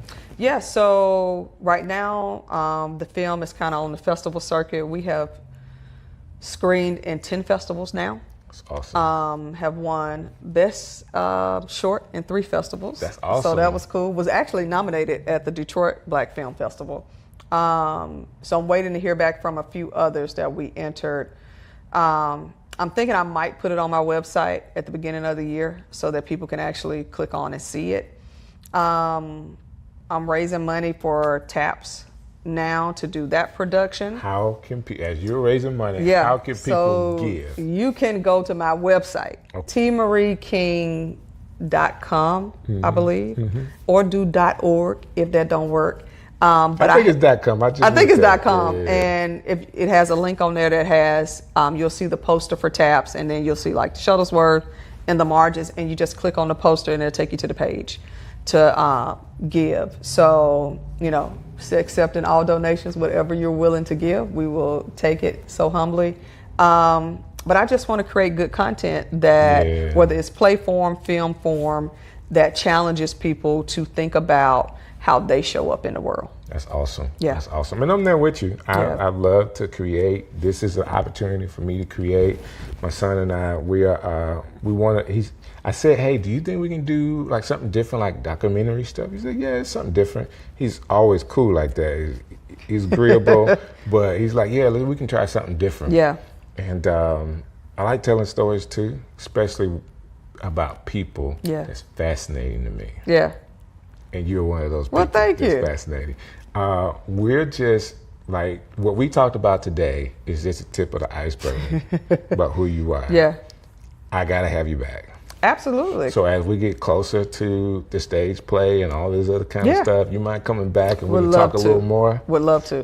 Because, like I said, you're already a jewel of this city. I want to do all I can to support you, but I want to be sure people know more about your story. Hey, we could do it, because we didn't even talk about me being in the Black Hills of South Dakota. What are you talking about? What is a Black Hills of South Dakota? What is that? See, we can talk about that on the next episode. The next time. So if people are seeing you now, you told them to go to the website. Yeah. Do you have social media where they can see more stuff as well? I am on Instagram, tmking79, and on Facebook, T Marie King. I don't do all that other stuff, but you can find me on those 2 platforms. Those 2 platforms. Yeah. I get it. And find you at Jones Valley anytime they want to see you. Yes, don't come asking me about no plants. I work at the farm, not on the farm. So I can't tell you about why your plant's not growing. But if you want to talk about young people, if you want to talk about your child getting a job, we can have that conversation. But yeah, I can't help you grow stuff better. Oh, that's a short. You already know I'm cutting that out, right? I'm cutting that out. Hey guys, this has been an excellent episode of Strick City Live, and please do me a favor, go look her up. Follow her, go to the website, make a donation to her next project, and who knows, when it comes out, we'll let you know so you can support her as well. There's so many creative people in Birmingham. Guess what? I'm calling them and asking them to be right here on this show. So don't go nowhere. Keep it locked. We're going to make sure that we're dropping episodes of people that you should know in this city.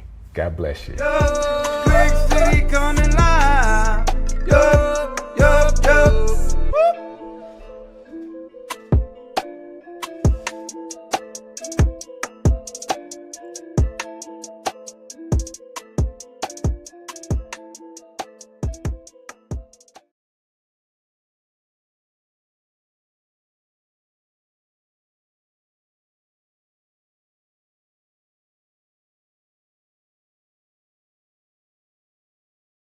Strick City coming live.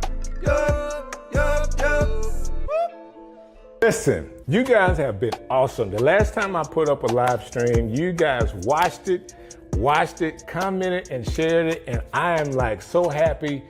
Yes, I did bring Strick City Live back, but you guys are making it what it is. So thank you so very much for doing that.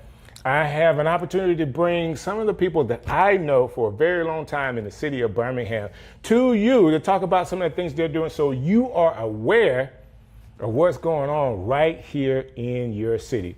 And today, I have a longtime friend. I'm just at awe at all of the things that God has allowed his hands to touch over the years. I believe if we talk about it, he may have 5, 6 different lifetimes of different things that he has been able to do. And we have him here in the city, and we're going to talk about some of the things he's doing. And I get the preview of diving in some parts of his life he normally does not talk about. So if you hang along with us today, you get a chance to hear from none other than my friend, Dr. Henry Pangan. How are you doing, sir? Doing great, man. How you doing? Man, I appreciate you hanging out with me today. Thank you for having me on, man. Listen, now you have been known in the city for a long time with your work with UAB. Of course, people know about your relationship and the work that you do with Stevie Wonder. Everybody knows that you're, now I want to say music director or conductor of his orchestra. Yeah, I'm orchestra conductor and arranger. I love it. Now, you've been arranging since your times at Alabama A&M. That's right. That's right. That's where it started. So back in the dark ages. The dark ages, where you had to really write everything down on paper? Had to write everything down on paper using an eraser. But that was wonderful experiences. You know, back, I graduated, I don't mind telling you, I graduated from A&M in '81. Wow. And left there and went to graduate school at the Ohio State University. Okay. And then came to UAB, and after the master's and a PhD in 88, 87, I guess it was. Mm-hmm. And been at UAB ever since. Thought I'd be here a year. So I don't know when it happened. It had to be early 2000s. You actually, at UAB, incorporated a school of music technology. Can you explain like the process and what that is for people when you're talking about music and technology? Sure. One of the things that was really, really important when I was at Ohio State, I was just there at a time when a lot of the technologies that we use in the industry were just being developed. Like computer technology. Computer technology, Pro Tools, scoring software. I was using Pro Tools when it was called Sound Tools. Okay. People don't know that. But fortunately, from when I was there, a lot of the companies from Apple, all these companies were just bringing a lot of their software for us to beta test. Okay. So when I came to UAB as a theorist, I was literally in my class one day, I'll never forget it, and one of my students in orchestration in the back of the class just raised their hand and they said, Dr. Pangan, this is great. You know, we're learning about how to write like Beethoven, and you're showing us examples of Bach and Haydn and everybody. But we heard that Stevie Wonder track you arranged on. Can you show us how to do that and how you produce that? And it just kind of hit me like a ton of bricks that I was doing one thing in the academy, but in the profession, I was doing and using different types of technologies. I get it. So we started a course, and then from that course became and grew the whole tech degree program that we have now. I think that's awesome. With that, of course, I'm actually sporting some of the Shadigs from Audio State, which is a business that you own, Audio State Studios, and I get the pleasure of working with you at Audio State and pulling off some of the major events. So not only are you professor, conductor, but you own a studio, but you also, I guess you don't say it this way, but you promote like your own shows and a series of shows around the country throughout the year. Would you call it promotion? We don't want to, when you put it all together, like you actually, you manage like these shows. People call you in to conduct different parts, and some of it is packages that you present. Well, typically, many people will remember one of the first big projects with orchestras in gospel was called Gospel Goes Classical. I remember that. And I've always kind of loved orchestral music, but I think some of the most significant and important music, especially when it comes to theory and arranging and orchestration and melody and harmony is gospel. Okay. So I would always mix these two together, and then over the years, various orchestras and artists and presenters and record companies would want me to either write for their artists or produce shows for them, and a kind of a career in doing that has developed over the years. Kurt Carr, Juanita Bynum, our friend, Big Ruben Studdard, just a year and a half ago, maybe I'm saying that long ago, we actually did the Kennedy Center with Marette Brown Clark, Dorinda Clark, and then the legendary Marvin Winans. That was a crazy show. It's because of you, like working on that show with you, I had a chance to sit down with Marvin Winans. Like that's the pinnacle, you know, when you talk about gospel music. I'm somebody that loves male vocalists, and he's at the top of my list, you know. Great songs all over the years, but you actually had a chance to work with him years ago with the Winans family, putting the album together. Like, you just have so much history in gospel and music, and just to have you here in the city, I think it's a tool that people should know. Like, you're a tool or someone that people should know here in the city. But of course, a lot of people do know you. You work for the city. You worked at several churches here. I mean, people know Dr. Henry Panion for the work that you put in. Well, I know you, when you set out as a musician, I always joke about this, and there's a little joke in it. I used to say, you know, people would call me to do this and do that, and they'll tell me, oh, we'll give you a nice love offering. And then, you know, I'd just be so happy for them to hear my music or to hear me arrange or see me conduct or whatever the case may be. Right. And then I get that offering. There wasn't much love in that offering. That'll happen. You have to be ready for that. But, you know, but that, it was always about what I felt was an honor to be able to do that. And one of my dear friends just sent me a note the other day, and she just posted one little word and a couple of words, and she doesn't say much, but she's a very respected person. I'm not going to name drop. And she just said, Henry, your gift really has made room for you. And I really take that to heart, because you don't set out for the recognition. You really don't. You set out to do good work. Right. And if you look up one day and, you know, people are calling you, and you know, just to think, I've been working with Stevie for 32 years now. Wow. And it's like, you know, and people always, well, how do you work for Stevie Wonder? Well, I promise you, I didn't pick up the phone call and call him and say, hey, Steve, I'm really good. Right. Call me back.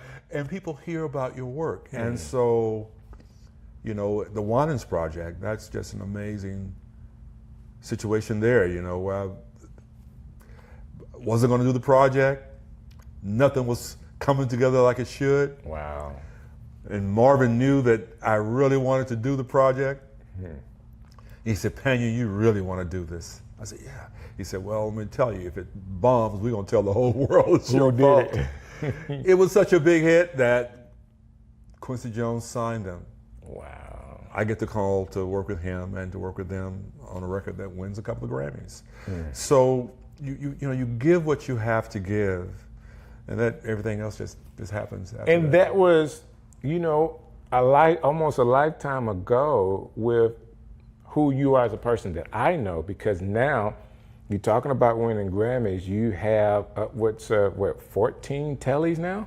That's 27 Telly Awards. So Telly Awards are awards given for, you actually submit for that, for documentaries, right? Well, the Telly Awards for television broadcasts, they are in all categories, from production to orchestration to arranging. Then they'll have significance as for its cultural impact. Wow. So we've been very, very fortunate with our PBS shows. 21 Tellys though? Yes, I think it's 27 Tellys. 27? So we're talking about award-winning in music, award-winning music in film, and in film now. Couple of Emmys. Couple of Emmys? Yeah, 2 Emmys. Hey, people need to know this. So, but you know, again, we are just still working hard at it. And and I'll tell you, it's just not a single person. You know, like you, how we're so fortunate at Audio State to have you partner with us, and I appreciate that, and the team of good people. And James and Tammy, I mean Connor, you know, all these people that help pull things together. And the beautiful thing about that whole family, we call Audio State a family, from all the singers, from Valerie to Valerie Smith and Valerie R. Harris, right, to basically the band with Cameron and everybody. The heart of people makes the difference. Yeah. And I always know that if I'm out of town, sometimes I don't go to Audio State in 2 and 3 months at a time. But I know that I can lay my head on the pillow at night, not even think about it. Right. It's because of the nature of the people that you have around you. God-fearing, honorable people. And you tell me something, Valerie tell me something, as you all have done, I just stop in my tracks and listen. And I feel blessed to see how God has just provided. And I tell you, it is a God thing. And in every turn, you know, it's just amazing how God has revealed to me that sometimes He allowed me, I'm not gonna say He put me out on that ledge, but He's allowed me to be on a ledge to the point that if it needed Him to succeed. Because if it failed, I said, God, if this fails, it's gonna be a reproach on you, whatever the case may be. But God have wanted me to see that I needed Him. And it's amazing. I look back not with a sense of cockiness, but I can look back on some of the things that God has allowed to happen. And the next thing, I don't have to even exercise faith for that thing. And that's the way I truly feel. And I don't want to be overly spiritual in talking about these things, but I do know the foundation under which my whole life has been girded.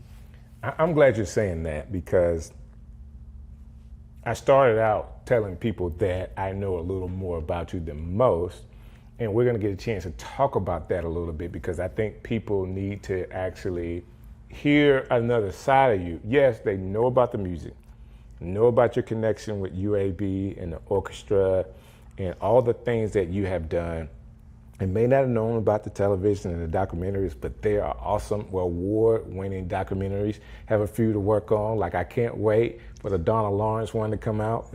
Yeah, I know you're working on that. That being said, could you help the people kind of explain, yes, creatively, I have been able to do all these things, but what sustains you is some of your business acumen and what you're doing outside of music with your finances that are helping you to kind of create?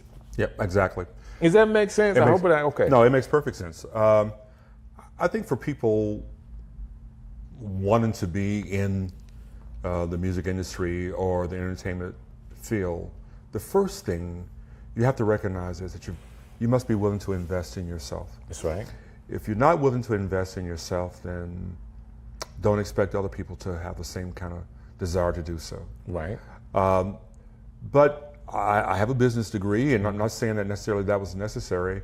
I didn't even want and thought having to have the business minor. Wow. Because music was all I wanted to do. Like most to musicians. I wanted to be in that practice room. I wanted to be writing music. I wanted to be doing band practice, choir practice, jazz band, concert band, my small groups. Wow. And they said, you're not going to graduate if you don't have a minor. I said, all right, I'll do a business minor. Gotcha. And I'll tell you, that has been the most important thing I have done to support even my activities, my knowledge. You know, people see Audio State 55, but Audio State 55 is 3 different entities. Wow. It's the recording studio. Right. But there's Audio State 55 Entertainment, which is both the production side and the record label that's distributed through Warner Brothers. And then also, there's also Audio State Musical Arts Foundation, Right. that we do all the educational pieces out with the summer programs, our relationships with Berkeley, but and UAB, and about 4 other schools. You can't really just say that as fast as you do if people get it. Okay? Because you have the studio, you have the production company, you have the record label, Warner Brothers, and the foundation as well. And you just threw out Berkeley's name in conjunction to the foundation and the education that you do. And I had to say that again, just so people caught it. Like, this is not, this is not what they call small potatoes. This is all major things that you're doing just in have it on audio state. And again, I felt the need to do things where those who were not exposed to either the industry or even educational opportunities could. So there I'm at UAB. We have a music technology program. We got Stevie Wonder to endow scholarships that we've given. Wow. I think we've given about 150 Stevie Wonder scholarships over the years since then. Awesome. So how then could we best find a situation where those who want to be the next Henry Pena, let's just say Stevie Wonder, whomever, sometimes our young people don't even know what they don't know. Right. So by the time they're ready to go to college, it's not because of talent. Sometimes it's because they just haven't had the right kind of exposure early on. So we started doing things where I call them pre-college music tech academies. Okay. Where we were taking all of our things that we were doing at the college level and in the industry, and we were exposing young people to them. So we would bring over 400 kids a week over to Audio State in our labs and things there. That's right. Because just being in that environment. So if Ruben was doing a record, I made sure the kids had to do it. If I was presenting something, I will never forget we were doing a record in Hawaii, or doing a program in Egypt. And I made sure that our kids could be a part of that. And one of the wonderful things. Hold on. I got to stop you again. I want to say this. I know he's saying these things really, really fast, and there's no way he's done all of this. Trust me, all of this stuff has been done and documented. You can go and find the Hawaii record. I think Ruben was on that, wasn't he? We did several concerts with Ruben, but we had the Honolulu Symphony. Did he do the record? I think he's on it. I mean, I remember some of the things. When you're saying this, I know that people could really think, Payne, there's no way that Strick could have somebody in his studio that's talking like here, right here at the link in Roebuck. Me and you are sharing, because I've known you for such a long time. Some of these things are common knowledge to me, but people just don't know what we have right here. Well, I appreciate you saying that, and I think that in our own sphere, we have influence. And it's important, it don't matter how big you may think you are or big you may be, but the influence that you may be able to give to someone who's looking up to you will be big to them. Right. So I just recognized, and I basically told the university, we had these scholarships and we had these endowments, that I was not going to just give this money out to those who are the most privileged and would have the opportunities to be exposed. So I'll give you a good example of some of the things we would do. When the American Idol was big, I had worked on 3 of the American Idol projects. Okay. And I said, I want everybody here to be able to look and see what goes on behind the scene. So I couldn't take everybody. So I had the band put their laptops right during rehearsals and during the show. And while the shows were going on, we were there at Audio State with the kids as if they were at those rehearsals. Yeah, at those rehearsals. So they could see it. They can see what's going on. It's about being able to just touch someone and they feel like they were there. When the movie Straight Outta Compton came out, my buddy who does a lot of producing for Dr. Dre, I said, listen, I got to have you talking about that. Right. So he came here. We had the movie here, talking to the kids, so that we could show that film, and they could see that he wrote 3 of the songs on that record, and how he did that. And that's the important thing, because we have the talent. Right. But many times we just don't know. And so for me, I think that basically I've just been, I'll use this word, foolish enough and trustworthy enough to step out, and if God said he would support an endeavor, I was foolish enough to try it. And sometimes that's just what you got to do. That being said, I want to be sure that as we talk about all the accolades that you have, that people understand how you have some of your businesses structured and how they need to rethink their mind on just their creativity. Like, do your creativity, but handle your business so you can create longer. Because I feel like that's what people that are creative miss it. You're somebody like, let's do Andre 3000. There's no way this young man could be walking around playing the flute if he didn't have money. Well, he could, but I get you. You see what I'm saying? Like, he is so comfortable with his finances that he just walking around. He's making albums that people are buying for no reason. He's just stacking money, off of some of these. He's now at a place where he can create what he wants to, because he said he didn't have any more raps, but he's doing what he wants to do creatively, because I feel like financially he is set. It's residual. It's all about residual income, right? And I think so many times we think about the stardom, but there's more money behind, on the other side of the microphone, right, than there is in front of the microphone. So, but the part I want to get to is with you that I know it's the real estate ventures. Okay. It is the other businesses that kind of undergird Audio State. Even though there's 4 or 5 different things in Audio State, it is running without you, but some of that's because of the business that you have structured and the foundation of it. Yep. So Audio State basically is a place of operation off campus, but it is a professional recording studio that people can use to rent. We have engineers there who run Studio A, Studio B, and Studio C. Of course, most of Pastor Mike's records are done at Audio State, and along with a lot of others. It was built, the entity, primarily for me to do my projects off campus. We were doing a lot of things on campus, and I had a studio on campus that was built for me to primarily do my research, and that's the way the university looks at it. But as it grew, I needed a place off campus. So to support Audio State, that's one part of it. There are 2 publishing companies. There is HP3 Music, which is an ASCAP company. Okay.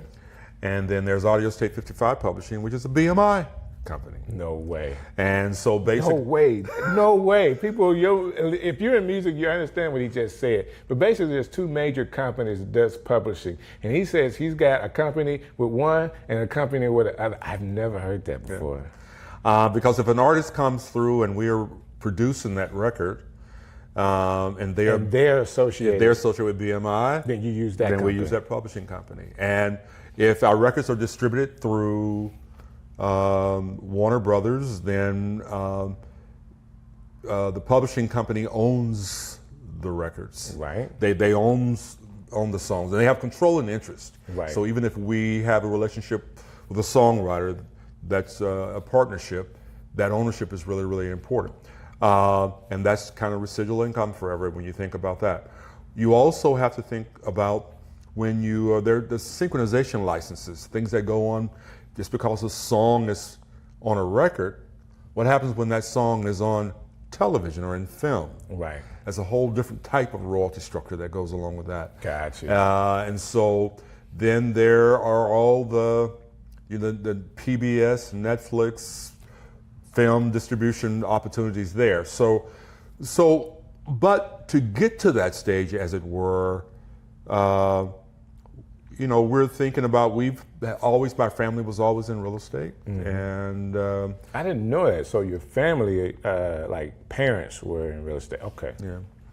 So, and that didn't do much. I mean, I guess I was always around it, but I think that when I learned the importance of, in business school, really, to begin to think about it, that basically, and I hated these courses. I hated the principles of accounting.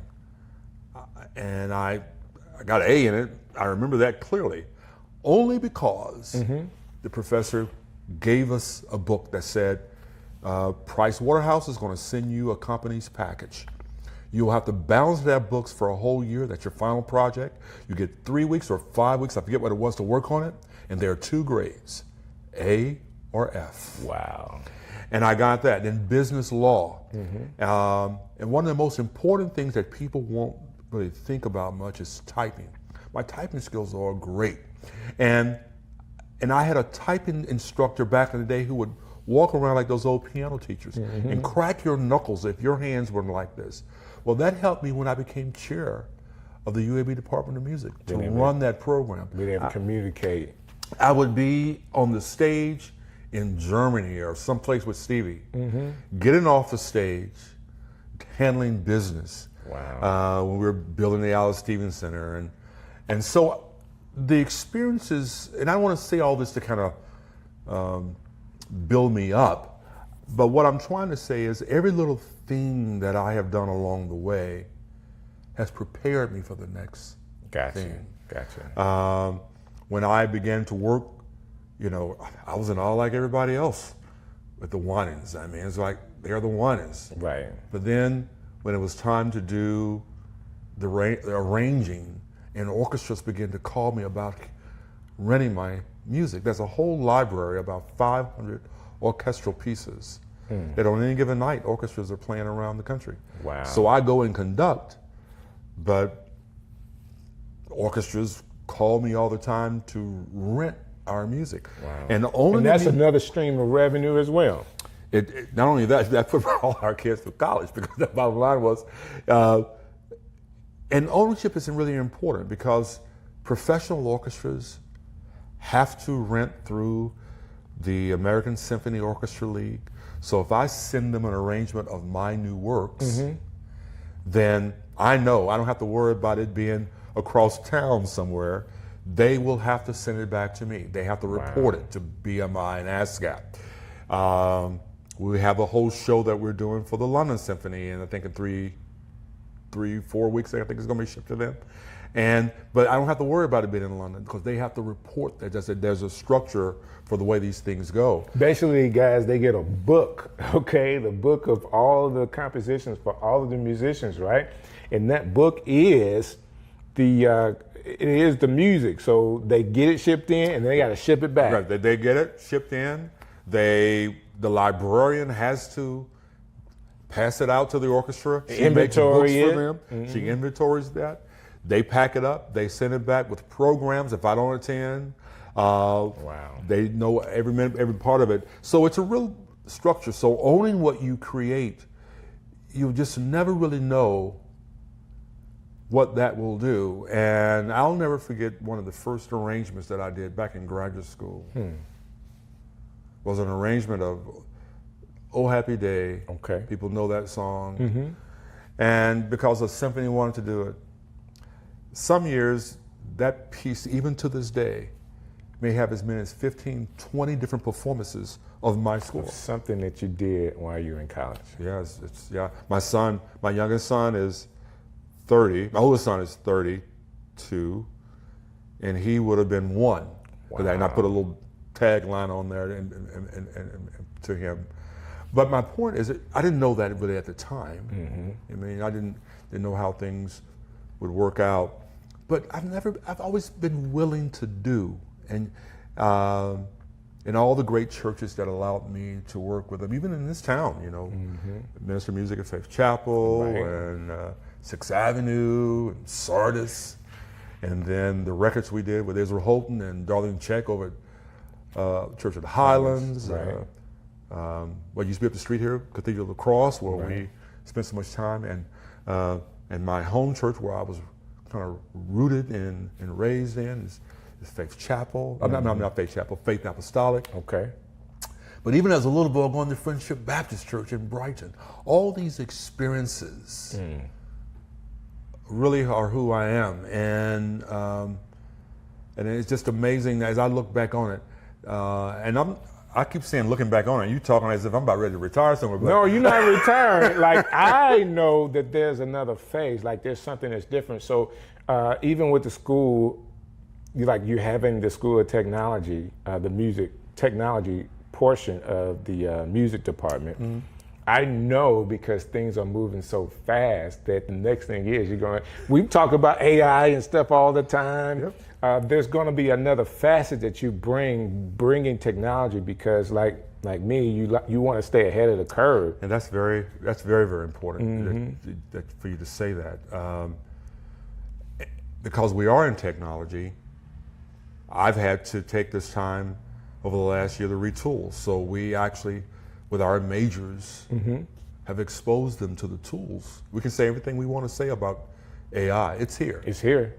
So how then have we best tooled our majors? So I just finished writing a new orchestration book, all through AI. Wow. And the book uses AI for testing and for creating scores, interacting with the students on orchestrations. Wow. Using Henry Mancini, who wrote The Pink Panther, if you don't know that name, his book and some other books.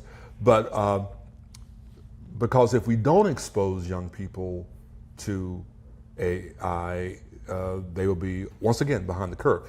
And you don't have to be afraid of it. You got to know how to use it. And that's the important thing. People think that, well, it's here, it's going to take my place. No, if you find a way to add value to what you have to offer, then you'll always be good. We thought about this years ago. We thought MIDI was going to get rid of the horn players, and what we discovered was that no, it enhanced the music. In fact, I would like to say that while I know that I want to think that my music is appreciated by the likes of Stevie and others, and I guess 32 years kind of validates that a little bit, but I do know it was because of the way I incorporated technology as an arranger, that we would literally be in Japan or someplace and it would never fail.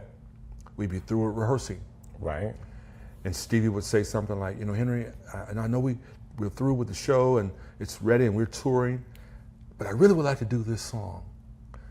And what he's saying is, go to your room and orchestrate this too. He never tells you, he just says it like that.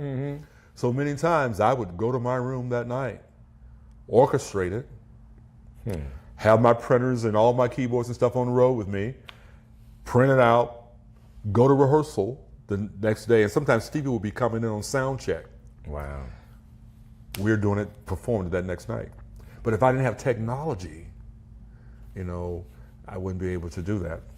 That's awesome. I want to ask you this last question, because we talked about a lot here, and of course we got much more to do.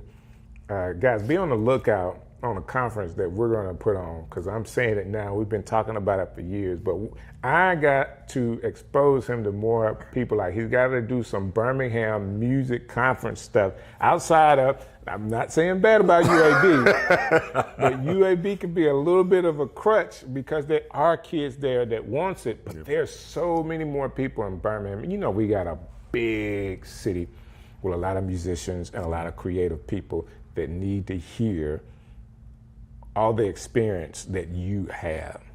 They need to hear that. That being said, if there's a high school student, not college, because you deal with college students all the time, but they're very creative and they want to get into music, what would be some of the things you would tell them to focus on?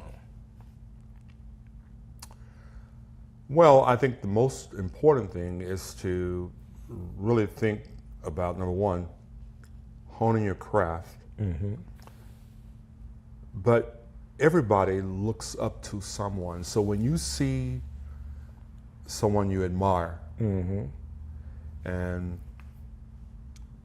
don't just get to know them or trying to figure out how can I get next to them and network with them, figure out what their path has been to be where they are right now. Okay. And I oftentimes will tell people, before they interview me, I can tell if they say, "What? Tell me about yourself." I said, "No, you're not ready for the interview.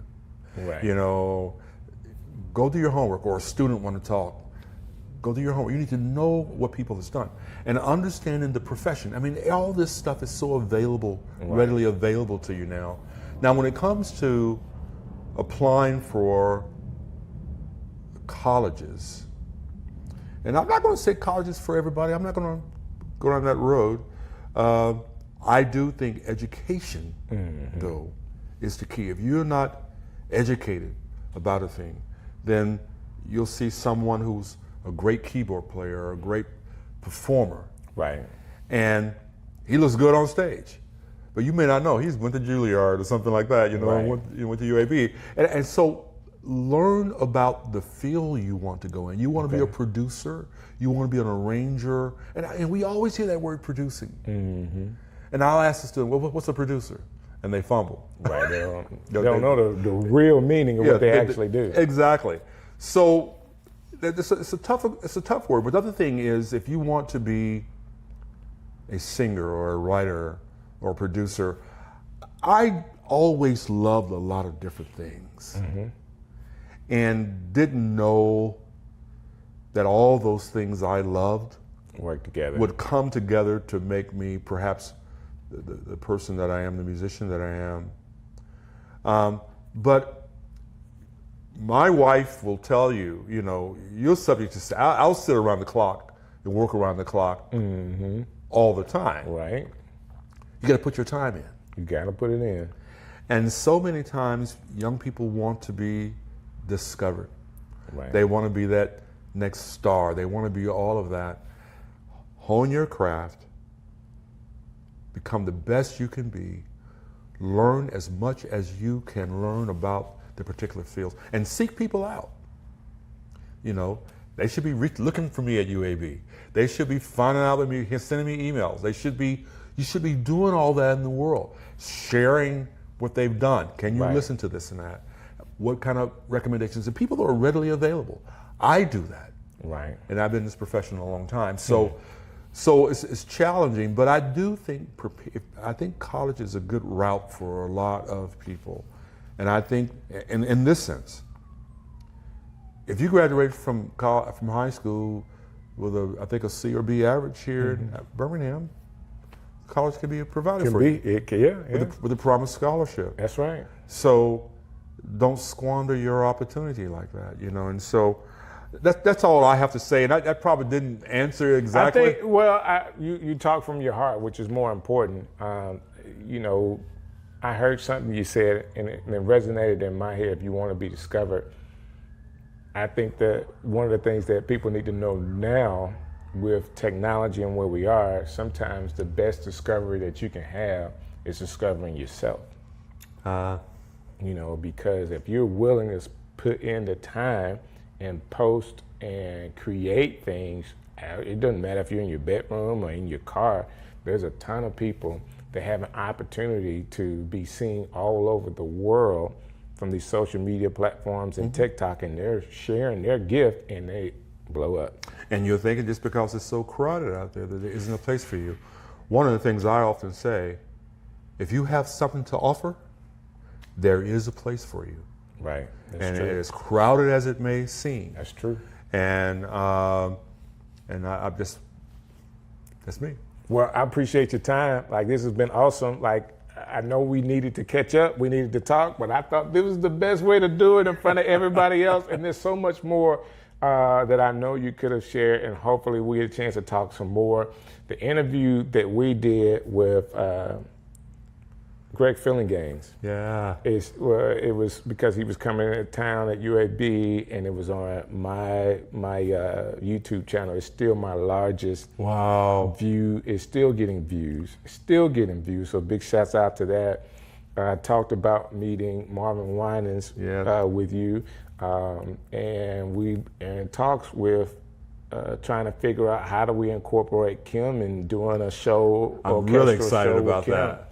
I'm so excited about having Kim perform with me live.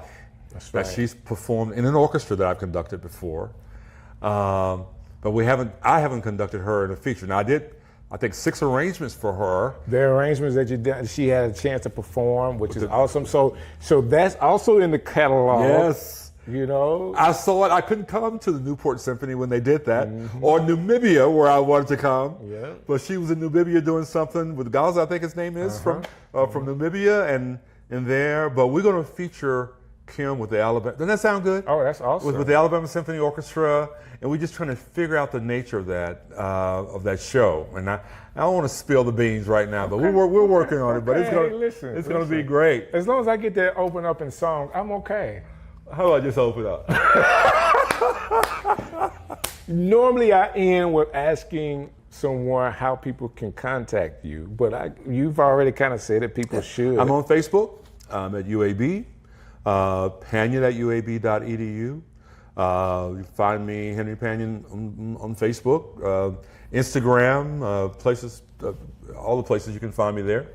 And yeah, how about that? Hey, we got to do this again, and maybe we should just do it around food next time. Hey, I'm there. Always, always. Hey guys, thank you so very much for checking out Strick City Live. I have more people coming your way, so keep it locked to Strick City Live on YouTube. If you've seen us on Facebook, you gotta watch it on YouTube. It's a better view, okay? But thank you guys so much for hanging in there with me, and I'll see you next time. Great. Strick City coming live. Yo, yo, yo.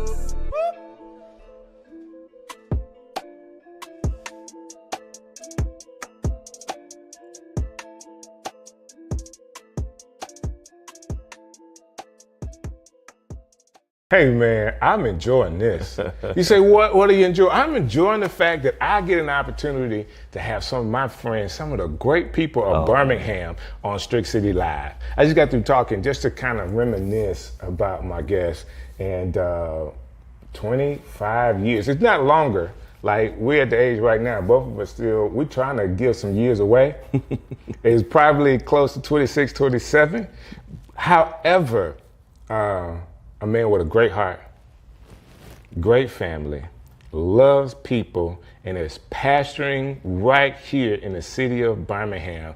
None other than my guy, Mr. Minister Pastor Doug Taylor. Is it not apostle yet? No. Bishop? No. Doug Taylor's enough. Doug is enough. I stick with pastor. Man, I love it. Bro, I had no idea until you brought that up. It's probably 27, easy 27 years. We're talking about 1997. I just got to town in 96. Okay. And a friend of mine, Sir William McCain, came the year later. So that was 97 when he got here. Yep. He was working at UAB. We're working at UAB together, information technology. William O'Neill was working at UAB. Yep. And they introduced me to you. And it's been on since then. And it wasn't about no church stuff at the time. We were just good dudes. Let me say this: we were all Christians at the time. Exactly. You know so that was a comment, but we weren't trying to church. We was just being guys, building a relationship, which I think is important. And then you go from there, and you actually start a church. Yep. And I know you were in the Avondale area, over in Eastlake. We started in Eastlake. We're in Eastlake, April 1st, 2001. A little rat trap building. It was a storage unit that we used for a church. Then we moved over to Fifth Avenue, over in Avondale. We finally moved over here off Red Lane Road. We finally had a steeple. When we had a steeple, people was like, okay, they're a real church now. Do I remember Red Lane Road? Yep, right off of the, down from the Walmart, where Pastor Harris is. That's right. Yep. We did a Strick City over there. You did a Strick City? That's right. We did a Strick City over there. So I learned traveling with gospel hip hop artists and all of the people we would travel with that sometimes we made an investment to get our own sound equipment. And just the way the acoustics worked in that church, it was the perfect set for the equipment that I had. Oh, that's cool. It was just perfect. So I remember this. Oh yeah. I remember rattling the windows in that church. I loved it. Right, oh man, we had the bass was hitting so hard. It was great. We had a great time there. Absolutely. We had a great time there, and that again, I almost forgot about that. But we did a whole Strick City tour, and we had to be there. Yep. At your church, and all the stuff that you guys were doing and have done over the years, and very close to a lot of your members of the church. I had another opportunity to come back and speak and do another Strick City. Sure did. At the movie theater. Yep. I say movie theater. It is his current church. And it's a great area. I think the way the church is set up is cool. Y'all have done a great job with even the gym part that you use. Yeah, we're excited about it. Be praying with me. I'm praying that we're out of that facility into the new one by the end of the year. My hope is, the Lord didn't say, but I'm hoping that by New Year's Eve I can have my New Year's Eve service in a new place. The new place is going to be crazy. That's nice, man. The new place is going to be crazy. I've been there, of course, and I've seen the sanctuary and the way it's set up. Like it's rows for days. So here's the crazy thing about that building. We didn't buy that building for Better Church. Okay. So I hit a pivot probably about 8 or 9 years back where I was just unfulfilled with pastoring. Okay. I still love preaching the gospel, but I was like, people gonna join, they're gonna get saved, and that's the crux of it. But I'm like, there's something missing. And so I went on this journey of trying to figure out, God, what's next for me? And man, I stumbled across this statement that changed my life. Statement is, stop praying for a vision for your church and pray for a vision for your community. Bro, it pivoted everything. Okay, hold on. We can't go by that fast, man. Doc. You gotta rewind that. Don't pray for... Stop praying for a vision for your church and start praying for a vision for your community. And what that said is, I began to look at our church as the Garden of Eden, as it were. Okay. God tells Adam and Eve, replenish, subdue, dominate, which means here's a garden, keep expanding. And so what's in here should start impacting everything around. And so we became extremely outward focused. How many people can we feed? What are the issues that are facing this community? How can we be a partner? So, and here's the thing, not even about doing church, because this is crazy and we just rambling. I'm going, when Jesus at the feet of the 5,000, he didn't ask who was going to get saved. He didn't. It wasn't even about the ministry result at that point. It was a family's needed support. And he freely supported and impacted them. And then if you want to go further, eat my flesh, drink my blood. But right now, I'll need to meet those needs. And so we pivoted. It was like everything was outwardly focused. And so if they come to church, great. If they don't come to church, great. We're going to pray for them and, minister to them. But how can we serve the people around us? And so this new building, man, we're going to be doing workforce development out of there because we ran out of space to do all the other programs. Okay. The stuff we do with entrepreneurship coaching, the stuff we do with ex-offenders, helping with reentry programming, all of those things, sports leagues. That new building is going to be able to house all of that. It's community building, bro. Let me say this. As a church leader, I know if you just named 4 or 5 programs that your church is doing. There's no way you could run 4 or 5 programs. Oh, no, not at all. So you got to have a good structure and a good team that's working with you to pull this off. Oh, absolutely. So I'll give you a perfect example. We have a free mental health ministry in our church. And so I talk to pastors about this. One of the statements I hate is when people say that's real ministry. Well, you can't define what real ministry is. All of it should be. All of it's ministry. Right. Because every pastor has to determine based on their passions, based on what assignment God has given them, and then what partners they have. Right. And so I began to see, and the problems that exist. Right. We start having people, short end of the pandemic, having emotional wellness issues and depression. They call us, we pray, we do what pastors do, but I realize this is more than what I can handle. There's something else going on. We had a team of mental health counselors that were part of our church. I pulled them together. Y'all build something. Right. Because the whole scope, the real essence of apostleship, leadership, the text says, I give you apostles, prophets, evangelists, pastors, and teachers for the perfecting of the saints, which means the maturing of the saints, so they can do the work of the ministry. They can do the work of the ministry. And so my real job as a pastor is not to do the work. Right. It is to grow others so they can do the work.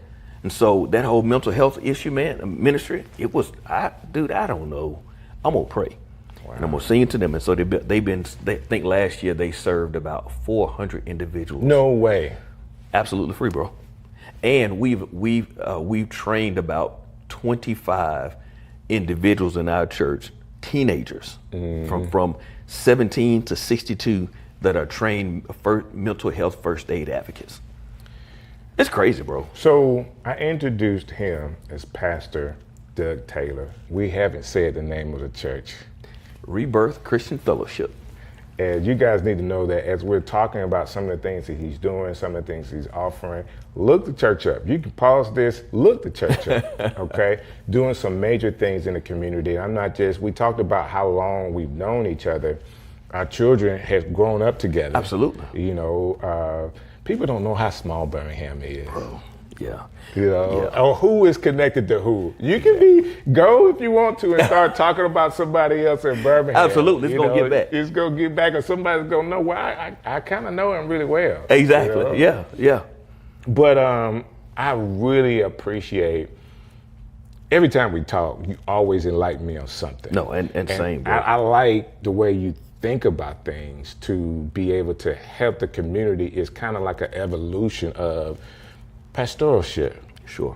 You know, because, these people are called to me. I want to pastor them. And once you get to a point where pastoring, you know that now I want to make a bigger impact.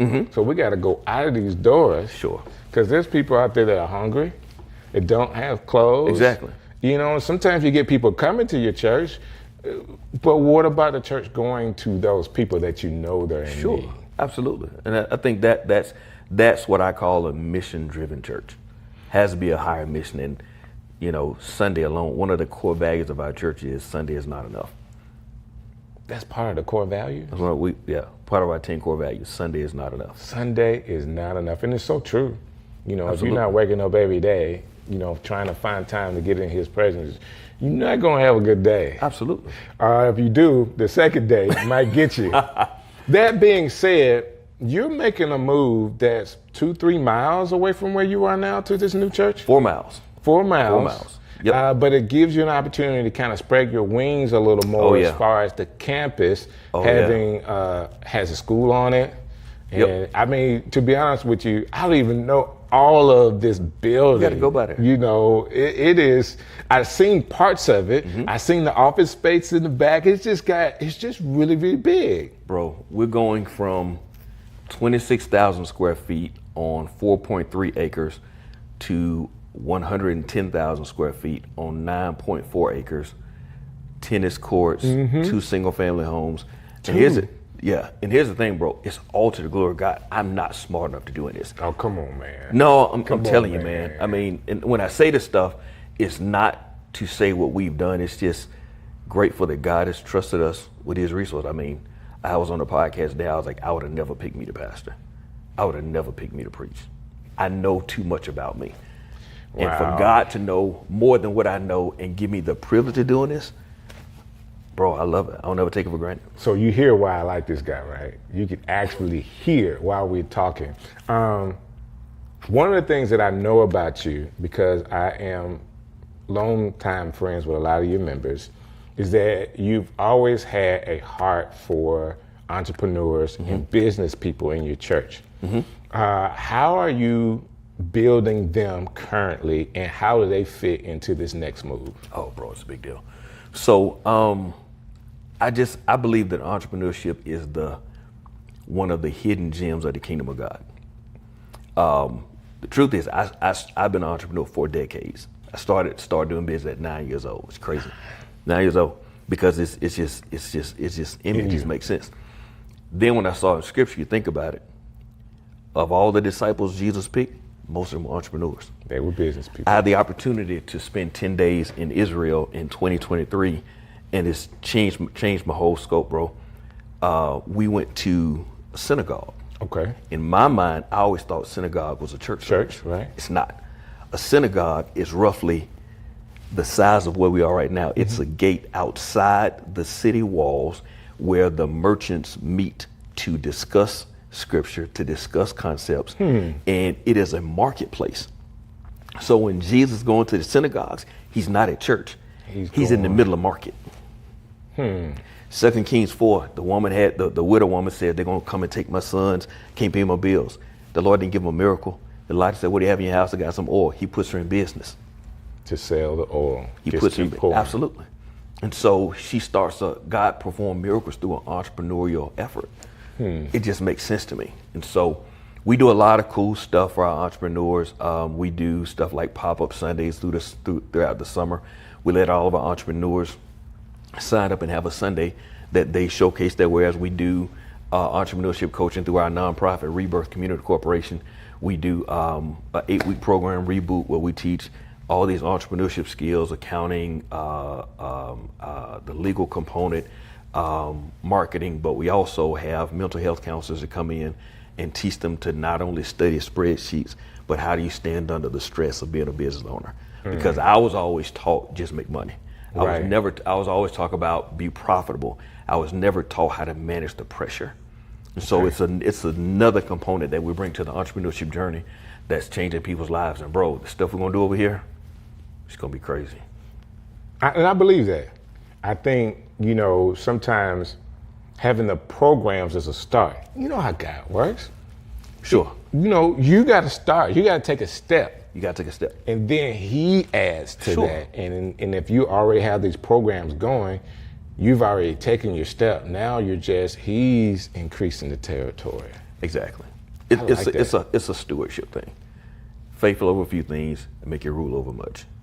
So not only that, because as I'm sitting here thinking, like, it's just so much stuff over the years we've done. Even going to, like, at one point, as a business person, you were doing business as a wholesaler for cars. Absolutely. Are you still doing that a little bit? No. You had to give it up because of time? Yeah, I have to fight, because entrepreneurship is in you. I have to fight taking on other endeavors.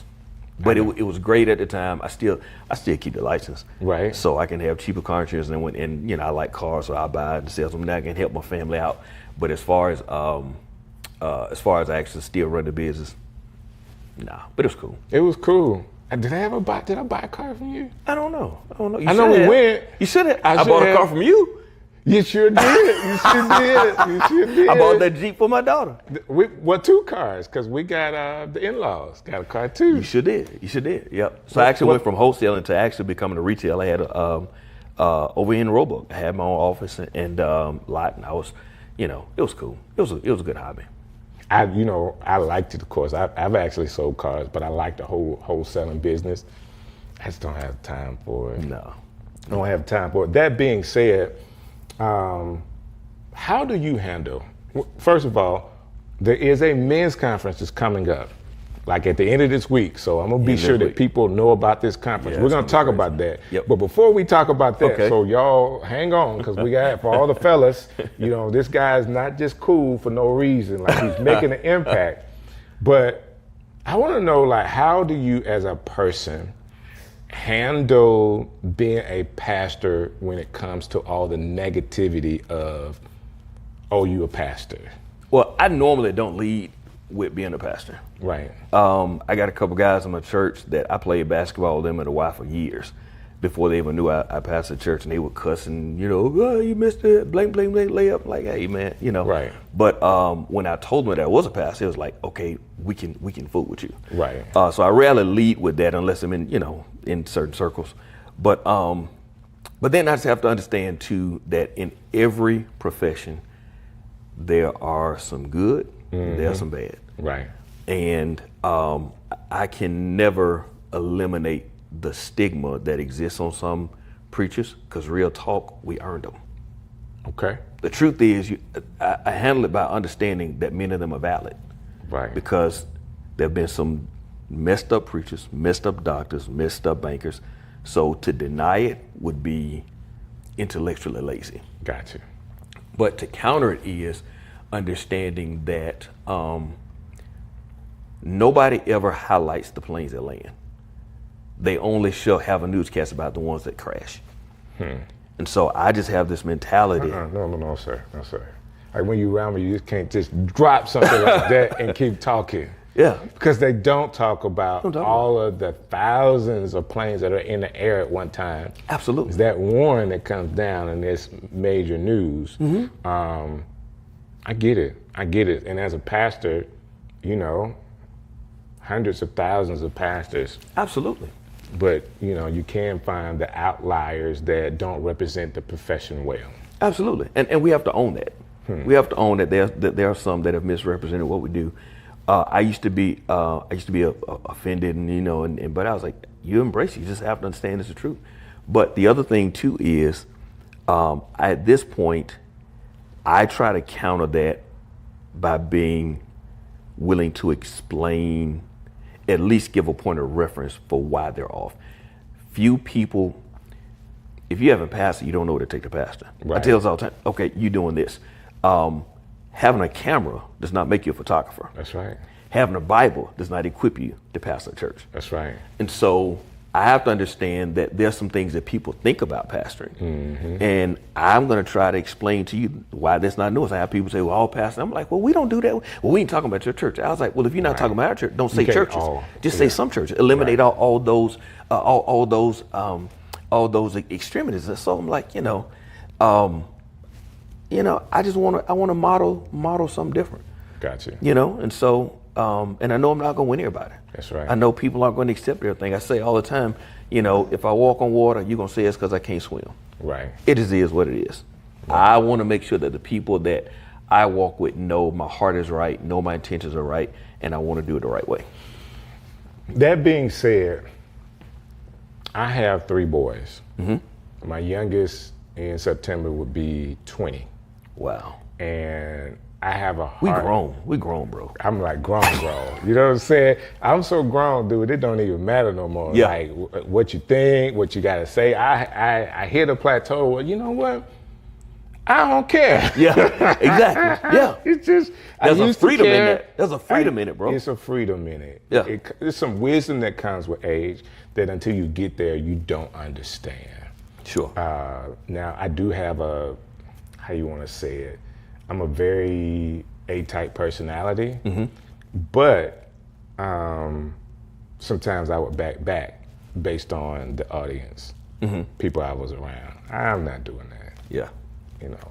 That being said, I do think that there's a time for us to focus on men. I believe a generation ahead of us didn't do well with communicating to the younger men. And I want to be sure that not only am I a visual example, but also a physical example as far as being in front of men and helping, supporting men, and just be able to talk to them. Yeah. I was telling my youngest son the other day, I said, I know you don't like this, but it's gonna help you. Right. And I'm thinking he might never appreciate it. Sure. Not verbally, not in his heart, but if you don't stop doing this activity, and I know you're doing the activity and I don't help you, it's my fault. Absolutely. No, dog, that ain't gonna happen. Not with me. Not with me here. I grew up, man, and the men in my family were not vocal enough. Very vocal women, not vocal men. And I think I suffered a little bit. Now, it ain't their fault. Like, my decisions are my decisions, but I would have loved somebody, hey boy, what you doing? Absolutely. Do you know how far that goes? Hey boy, what you doing? Yeah. And somebody can actually think about what they're doing. And my statement is, why don't you ask me why I said that? Yeah. Just ask why. Yeah. Like, if you don't understand what I'm saying, well, why would you say that? I said that because of ABC. You see this? If you keep doing that, we can explain it. Right. But there's not enough men that are saying, hey boy. Yeah. And not in a put you down way, but to kind of shake you. Accountability and challenge and just cause us to even question what we're doing. Because here's the thing, bro. The Bible says every man's ways seem right in their own mind. In their own mind. All the dumb stuff we do, we think it's it's right. So the thing about it is, people are living at the level of their understanding, so I can't fault you for doing what you think makes sense. Right. Until you are exposed to better information, then you still do the dumb thing. Now something wrong with you. But until you know, people are living at the level of their understanding. You got to respect that. And so you change it by giving information, not criticism. So I have this statement for younger guys. You don't know what you don't know. All day. All day. You know, how can you make a decision? You don't know what you don't know. The question is why? Like, dude, just come and say, I'm thinking about this. What do you think I should do? Sure. And the answer is not always don't do that. You know, Correct. I can't tell you don't do that. Kids get to a certain age and you have to be like, hey, this is your option. You can do that if you want to. These are the consequences of making that decision. I think that's key, sharing the consequences. I know when I grew up, and you know, generations change. In our generation, you ask your parents a question and the answer was because. Right. So we had instruction, but no understanding. No understanding. It was just mindless obedience. Because I said so. Because I said so. And that's not a healthy answer. It's not. That does not equip generations to make wise decisions. Right. And so even we parent the same generation. We parented things a little bit different. We had open dialogue. Talk to them. And as you said, don't just tell you what not to do, but tell you why you shouldn't. You know, what are going to be the repercussions? So now, even if you do what you want to do, I've given you enough information to make an intelligent decision, because it's not a sustainable answer. Let me ask you this question. When you was growing up, young elementary age, did you have the little key around your neck, having to go home with the key? Oh, absolutely. Our kids would never understand what that's about. Not being picked up from school in a car. Oh yeah. One of car line. You had to walk home. On no car and you line. had the little key, so you weren't missing the key around your neck to get in, and mama wasn't there. Dude, and when you get in, you call her, let her know you in. And God forbid you stop and play football in your school clothes. It's over with. It's over with. It's over, bro. Man, the generation that we parented, man, had it so easy. Now, you know, I'm not taking anything away from their intellect, because my kids are way smarter than me. Oh, all day. And my boys have way more integrity than I grew up with. They're great guys, but they had it easy, man. Yeah. They had it easy. Yeah. As far as how we allowed them to grow up, you know, we lived in the same area. Our kids going to the same school. Come on, man. What high school did you go to? Oh, do we know them? Come on, Jones man. Valley, we know. Here's the thing with that, though. I think we, as parents, we have to take some of the responsibility for it, because, as I just said earlier, there are two types of people in life. You have builders and buyers. Okay. A builder walks in the room and sees a hammer and nails, and they see a wall. A buyer walks in the room and see a hammer and nail, they see a hammer and nail. Right. And so I think it's important to understand how to function as a builder, because God doesn't give you life pre-built. Right. He gives you pieces, and you have to build the life that God has for you. We grew up as builders. We didn't have acrylic backboards. No, we didn't. We had a piece of plywood and a bicycle rim. If we had that. It was a pine tree with a rim.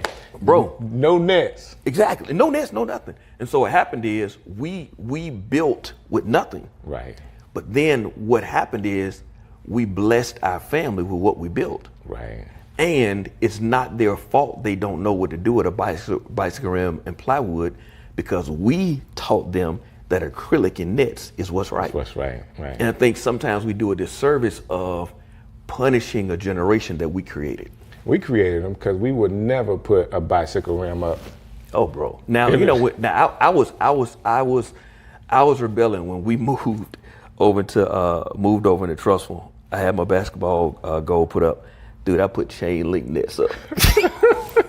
Dude, I'm bringing Winona to Trussville. Oh, I'm like, no, man. I'm not gonna conform. But no, I think it's important just to see how we can merge the two generations, because they're not wrong. They're different. They're different. You know, and I think every generation has weaknesses and strengths. Like we grew up desensitized to pain. Right. The problem with that is we were desensitized to pain, and so we're bleeding, and we should have stopped. Right. But this generation is now more attuned to their emotions. Right. And I think sometimes they stop too early. So we didn't stop enough. Right. They stopped too soon, and so I think it's a balance of helping each generation. We become a little more sensitive to our weaknesses. They become a little more attuned to their strengths, and we both find this middle ground. That's part of why I think the men's conference is going to be cool. Friday night, we're going to have. Thank you for bringing it back to that, because we going to just talk about random stuff. No, that's cool. But that's what we do. Whenever we get on the phone, bro, we'll go from thing to thing. But what's going to be cool about Friday night is we're having a special session for young men, 12 to 18. And this is August the 8th? August 8th and 9th. So Friday night will be the kickoff. While the young men are having a breakout session, I'm going to have a panel for multiple generations. And so I'll have 3 generations of men talking through certain topics before the crowd to see how this issue is managed in different generations. Like, perfect example, I had to tell my son, so he went off to take a job in Orlando, and I told him, you're grown. I don't think the job is going to be good for you. He said, why? I said, because you're different than me. When I started working, I was looking for the 1st and the 15th. Right. You're looking for fulfillment. You're not going to find fulfillment in that job. Oh, man. I was looking for a payday. You looking for purpose. Right.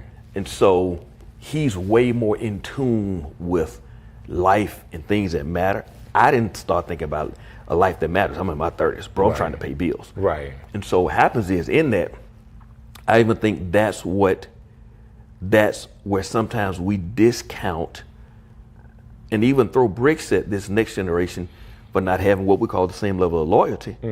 Well, I'm not fulfilled. They're not fulfilled because they're going to the next thing. Going to the next job. And granted, you should develop a healthy work record. Right. But I don't want to make a lot of money and hate my life. I want to find fulfillment. I like that. It's just, it's finding the balance, bro. I'm going to do this thing. And I know I'm talking a lot. Hold on, before you do that. They want more details on men's conference. How can they get that? rebirthchristian.org/kingmaker. Friday is going to be great with the panel. Saturday is going to be crazy. My friend Ricky Smiley is going to come talk about being a king in crisis, how he navigated through the death of his son. That's cool, man. Larry Thornton is going to come talk about being a king, overcoming Jim Crow, overcoming challenges. He was just a pillar for our community. He partnered with Magic Johnson in the 90s and opened the McDonald's and developed the Heritage Center on the west side. Navigated from Jim Crow poverty, has emerged and become a leader in corporate America. Brandon Cleveland is going to come. He's going to talk about a king in culture, how we can thrive in this secular world and maintain our spiritual convictions. And what's dope is I got to talk about entrepreneurship. I got a young man in my church, Anthony Gaucher. He's going to talk about, he's 14 years old. 14. And he's going to be one of my speakers and talk about up and coming kings, how he's navigated through running a successful business. At 14. At 14. His father passed unexpectedly, and just his journey of dealing through that and some personal challenges and finding himself. And he's an athlete, strong leader, Christian leader. So I think it's going to change the trajectory of what I consider church conferences to be. Wow. It's going to shift from doing better church to actually raising our thought process, raising our perception of what happens because of my walk with the Lord, what's possible. If some people are hearing this, men don't like to sit down and talk. All right, so conferences could be a big deal. What would you tell a young man that's watching this and may be questioning whether they should come or not? Like, what would you tell them? Not just, hey, this is what it's going to be about, but what would you say if you would kind of entice them to come? I really believe that life is dependent on it with all my heart. Everything in life we learn one of two ways, either by mistake or by mentor. Okay. And God uses mistakes to teach people who are too proud to submit to a mentor. Okay, I like that. It's crazy. And so God uses mistakes. He uses mistakes to teach people who are too proud to submit to a mentor. Every now and again, I know you're just so cool, but that pastor thing just comes right out of you. It's what I do, bro. It's what I do. It's what I do. It is that's quotable, brother. Bro, it's crazy. And so you think about the mistakes. I was making a comment the other day when people was talk about if I had known then what I know now. The truth is, I did know it. Somebody told me. I just didn't believe it. I wanted to try it your own way. So it's not if I had known then what I know now. Now I know the mistake. Right. But I knew the truth when I just didn't think it was a truth. Right. And so I think it's important, especially for young men, to be in an environment where we can exchange, where we can add value, where we can receive, because you'll never be your best by yourself. And whatever mistake they're making in life right now is probably because they don't have a successful mentor. And here's the other thing, bro, of understanding that championships don't transfer. Okay. So that year. You're a champion for that year. In that league. In that league. So you're a champion at Pop Warner. Mm-hmm. You're not a champion in the pros. Right. And so just because you're killing the game with your shoe game, killing the game making money, does not mean that you're killing the game as a father, as a leader, as a friend. And so just because you're winning here does not mean you're automatically winning everywhere else.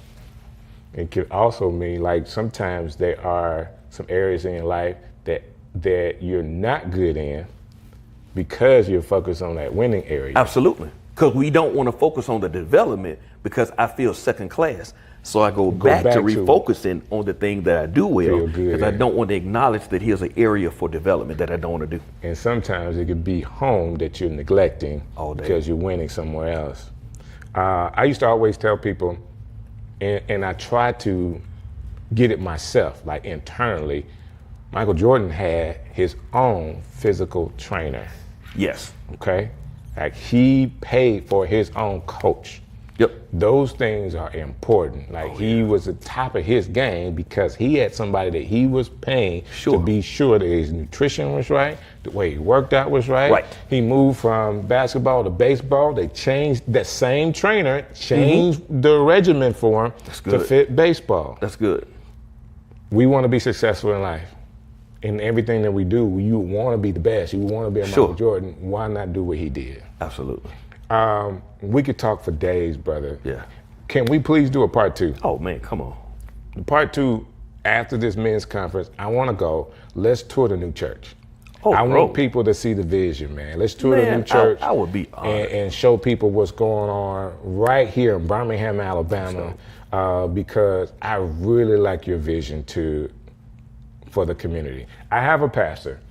Big up to Dr. Thomas Beavers. My God. But I like this dude right here. I like this dude. I like you too. No, you're my guy. You in the community, man, we need people like you. Man, and my prayer is that as you build, more and more people are aware of what God is doing in your life. Man, I'm humble. And you got to tell your family I say hello. Oh, all day. You know, you got to tell you, I love your family. You know, we watched our sons and daughters grow up together, man. That's right. I saw your son walking today, man, had a full beard. I'm like, I remember I bullied you on a field trip. That's what I'm saying. That's what I'm saying. Give me these snacks. Listen. Pastor Doug Taylor was there when one of my sons, which I'm so proud of, got to be in the spelling bee. Yeah. All right, and your daughter was in the spelling bee as well. And you know, it's just special times. I remember being there at the school and him being in the spelling bee, your daughter being in the spelling bee, and us being there together. And I'm not even talking about going up to Jasper to the camp. Oh, bro. Hey, man, we got so many things. We can talk. I got to end the show. We're going to do a part 2. We're going to get a chance to see what God is doing in his life with his new location in just a few weeks. All the men, I need y'all to go to this website. rebirthchristian.org/kingmaker. All right, go there. I want to see you guys at this conference. You guys be blessed. I appreciate you. Another episode of Strick City Live. I love it. When the last time you played basketball? Oh, it's been years, bro. What's up? You just not gonna play no more? What? I'm done. I mean, last time you probably played, I probably played against you. Maybe I did like 30 points or something. Hey, I'm living through my kids now. Oh, you might hit 30 on me. You won't hit 30 on Zay. I'm not even playing Zay. I told him I was gonna dunk on him. He just shook his head. Hey, I won't even play him now. Will you not? Absolutely not. I should have been recording when he was a kid. I heard myself playing him. Like, when he was younger, he would play. And he'll get to crying when he ain't win. Oh my God, I ain't forgot that. Yeah. That ain't but a couple years ago. The thing I love about him, man, is that he got the mentality, I'm supposed to win now. When I was a kid, it was like, man, when I get older, I'm gonna beat you. Mm-hmm. That ain't his mentality. Man, he was 8 years old. He could play KD. He think he's supposed to beat KD at 8. Now KD would kill him. Right. But he would cry and be mad because he ain't win. Because he think he's supposed to win right now. Oh my God. Yeah. Well, you gotta have that. He got it, bro. You gotta have that. He different. I don't even like A lot of people play and are not upset when they lose. Yeah. And how do you transition that kind of stuff in life when you're not upset when you don't win? Man, I think you need to be convicted. God wants us to win in every area of our life. But at the same time, I think we need to keep it healthy. I think it's a healthy balance, but there's a lot of people that it's okay with being mediocre. Yeah, that's not good. I don't think so. Mediocre people hate great people. Great people hate mediocre people. They don't mix. It's like oil and water. That's a Nick Saban saying. Yeah, that's a Nick Saban, but it's true. It's definitely true. I can't stand to be around nobody mediocre. It is. I definitely have a personality that I don't like as much. It's people that are passive. Yeah. Like that'll say okay to everything you say. I absolutely don't like that. Yeah. Now I may have said something great, but I also may have said something that's not so great. I need you to find like a way to kind of help me, because I want to help, because I do have a slight bully mentality. Yeah. I don't want to do that. Well, it's part of life. It is. You got your personality. God made you a certain way. It's only one DJ Strick now. Well, we know that is the absolute bona fide It's only truth. one. It's only one. Strick City coming live.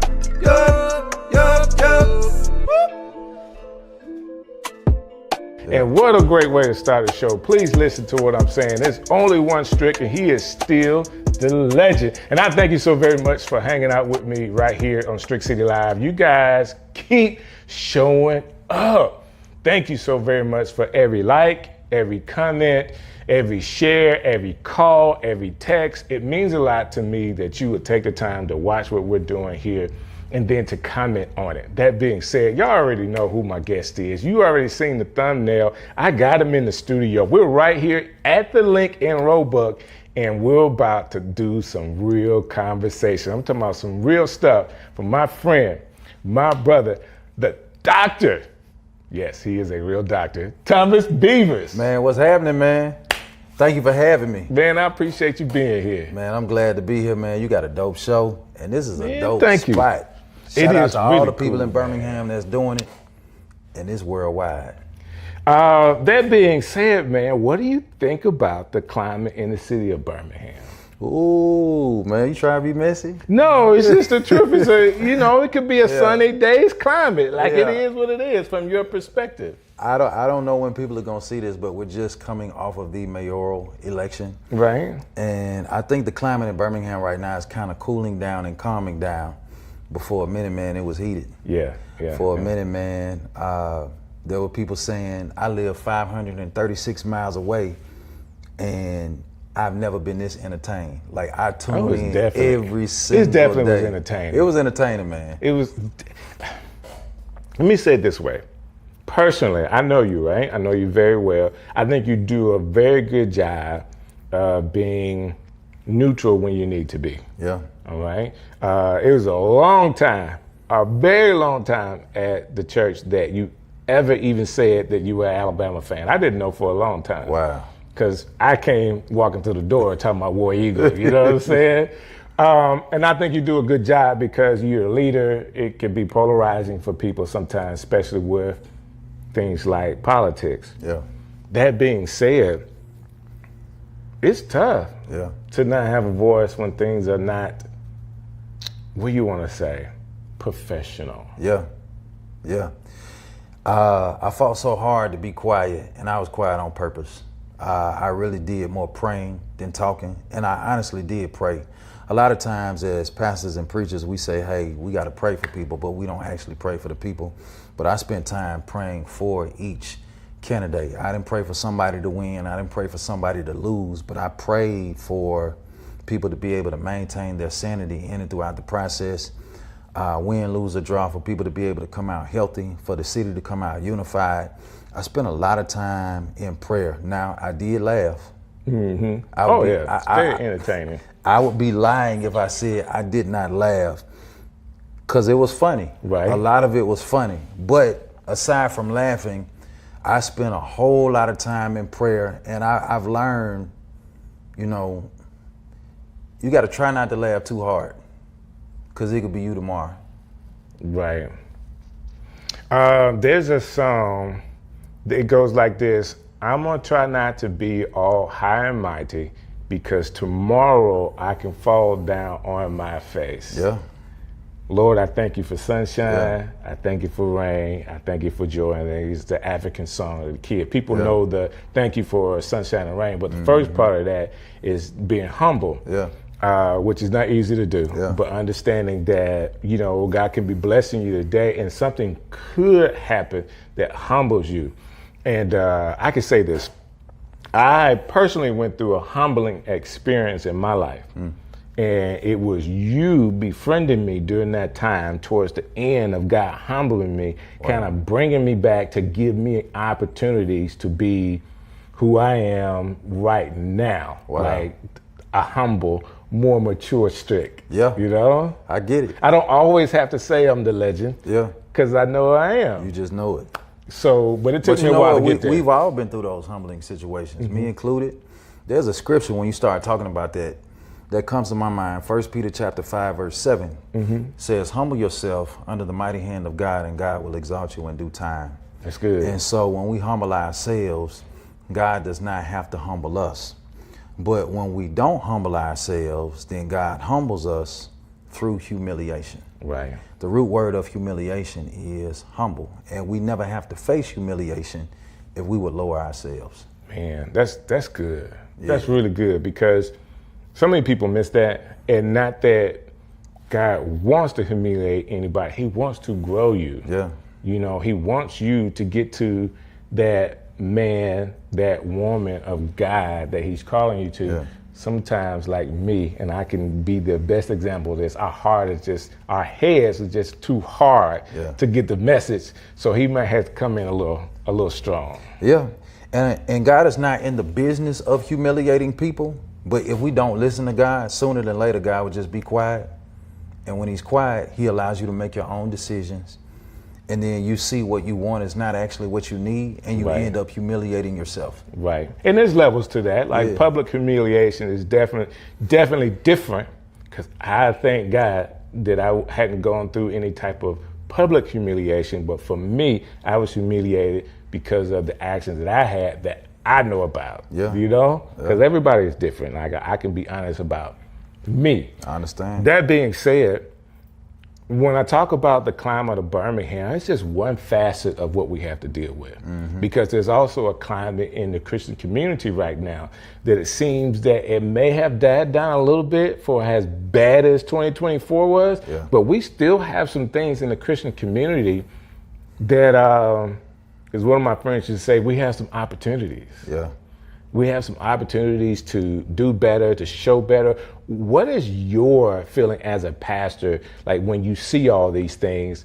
Do you internalize it, like personally for you? Okay, God, these are some things I want to do different so that I'm not in these situations. I try not to internalize it, because if you internalize it, you'll go crazy. But I do try to learn from it.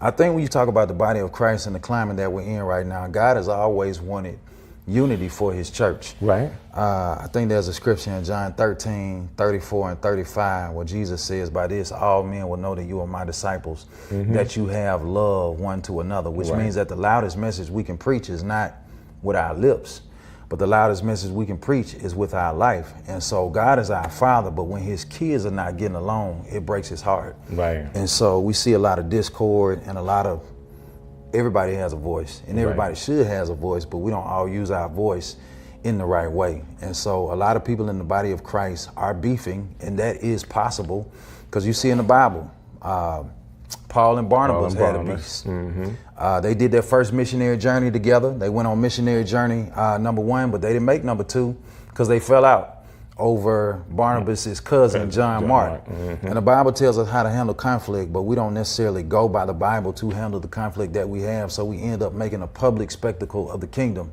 And God wants unity. God blesses unity. We have differences, but our differences are to complement each other and not to compete with each other. I do appreciate that, because while you were saying that, I'm automatically thinking about John the Baptist ministry and Jesus' beginning of his ministry. Guess what? They were going on at the same time. They were, and he humbled himself. He did. John the Baptist was that dude. Matter of fact, he was so much the man. The Bible says that all of Judea and all of the region came to hear him preach. Now dig this, they came to hear him and his only message was repentance. Most times we think for the whole region, the whole city to come hear you, you have to preach a watered down gospel. Right. But here it is, he's telling people turn from your wicked ways. He's telling people repent. And everybody came to hear him. And then when Jesus showed up on the scene, he said, there's one coming after me who's greater. Of the straps of his shoes, I'm not even worthy to unlatch. And the Bible tells us that he humbled himself and he says, I'm not that light, but I've come to bear witness of this light. And all of his followers left him and they went and followed Jesus. Right. Man, they take a lot of humility. They take a lot of not humility. to be mad about that. Right. But that was his purpose, though. I guess he understood. He was baptizing them. Yeah. And just the quote that you gave is, I'm doing this because there's one that's coming, and that's the one. Yeah. I believe when it comes to ministry, there's a time for everybody to maximize the moment. But then there's also a time for everybody to step back and prepare the way for somebody else. And I'm just praying that when my time comes, that I'm able to do that gracefully for somebody else. Man, that's cool, because you say that, and I'm automatically thinking, like, one of the things that you're known for is church transitions, like teaching church transition, being in one with your grandfather and helping other churches to go through that. And now you're saying that if you are a leader, you need to be thinking about transition. Yeah. Why do you feel like that's so important? You need to think about transition on day one. Because the moment you become somebody's successor, you are already somebody else's predecessor. You just don't know who. You don't know who. You just don't know who. If the church is gonna go on without you, you gotta think about it on day one. Don't just think about what you're doing, but think about how is this gonna end and what steps am I taking for the church? What steps am I taking personally inside of my own life? Because I don't wanna hold on to this until I die. I want to make sure that I save as many people as possible. I want to make sure that I maximize my time. I want to make sure that I maximize the moment. But at the same time, one day, I'm not going to have the juice anymore. Right. One day it's going to be somebody else who comes on the scene. And it's going to be my responsibility to prepare the way for them. And transition is a tedious time, especially in churches, a very tedious time. People are wondering, should I leave? Should I stay? Do I like the new leader?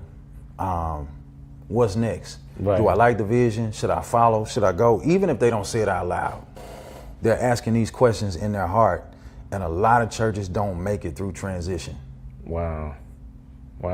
So I'm listening to your comments, and I'm sitting here thinking, man, I should be a better show host. Yeah. You know, I'm not like Shannon Sharp. I don't have like a script saying all the great things and introduce. I have an opportunity to talk to my friends. In this case, you get to be a friend and a pastor and a leader. And I probably haven't conveyed all of who you are. You are the senior pastor of New Rising Star, now known as the Star Church. Not even known as the Star. We are the Star Church. Legally, Birmingham, Alabama. Yeah, the Star Church. And so there's a Star Church in Birmingham, the Star Church in Pell City, Alabama, the Star Church in Sylacauga, Alabama, and you're opening up a fourth campus in Forestdale, That's Alabama. correct. That's correct. And none of it was my idea. Wow. None of it was my idea. I had my mind set on the mall. You know, everybody knows our church is involved in community development. We see it as how we develop people. Communities are people in our buildings. We do it 6 ways: education, financial literacy, workforce development, housing, recreation, and the church. And we thought that mall was going to be a perfect spot to advance our community development efforts. And not that we won't ever do an economic development project again, but it didn't work out that time. Right. And then in the pandemic, I saw churches do really well or they plummeted and didn't do so well. I didn't see many churches just kind of maintain. Either they did really well or they plummeted. And so a lot of churches had to make a decision. Are we going to hold on and try to keep going? Are we going to merge? Are we going to close down? And that created opportunity for the kingdom to expand. Gotcha. And God put us in strategic positions along the way to be able to, we had 3 church mergers during the pandemic. 2 of those mergers turned into campuses. Right. That's awesome. So as you're doing these other campuses, what is the goal? What do you see happening with having multiple locations? Yeah, man. I see a growth so big that the walls of the building cannot contain the size of the growth. And when I say growth, I'm not just talking about butts and seats. I'm talking about souls in heaven. Okay. We exist to know Christ and make him known to the entire world. And we want to make heaven big and make heaven small. And so make hell small. Yeah, we want to make heaven big and make hell small. Thank you so much.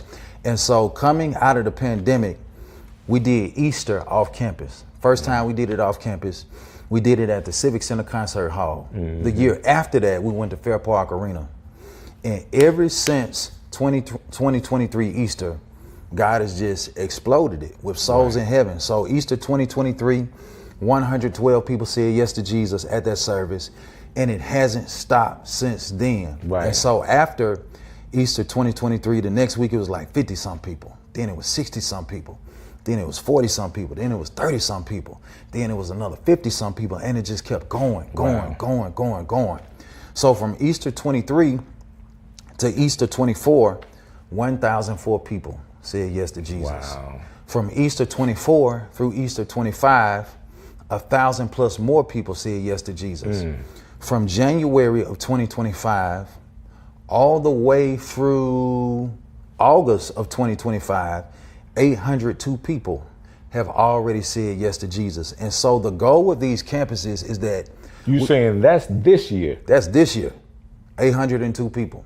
So the goal with these campuses is we want to put a Bible-based church in as many locations as possible so that we're not far from where you are. I like that. I like that. Some people say if you ain't saving souls, don't say nothing to me. Yeah, man. It's important, man. It is very important. It's very important. We want to get lost people saved, and we want to get saved people pastored and delivered and discipled. So let me say it this way. Those are some extreme numbers for your church. Because there's other people that say, well, hey, man, we just did that last week. You know, it just is what it is. There's people that are doing more and people that are doing less. What do you say about what it takes ministry-wise, volunteer-wise, church effort to be able to do those things? Man, it takes a team. No matter how great your vision, you can only go as far as your team. It takes people who are capable. It takes people who are competent. And so I look for those two things in a team. People who are capable. Those are people who have the ability, but it also takes people who are competent. People who know, who have the knowledge. So you need the ability, you need knowledge, and then last but not least, you need character. So I look for people who are capable, people who are competent, and people who have character. And I can honestly say across the board, we have some amazing, incredible people who have bought into the vision. And I believe that God is blessing the unity that is in our church. A lot of pastors have vision, but if that unity is not there, division kills vision. That's true. Division kills the blessing of God that is on what it is that you're trying to do. That is so true. So let me ask you this question. I mean, as I hear you talking, which I hear you talking all the time. That's part of what my job is. To listen and be a part of like what you have an opportunity to kind of vocalize to the people. You've been in ministry as a senior pastor for 15 years. You just celebrated 15 years this year.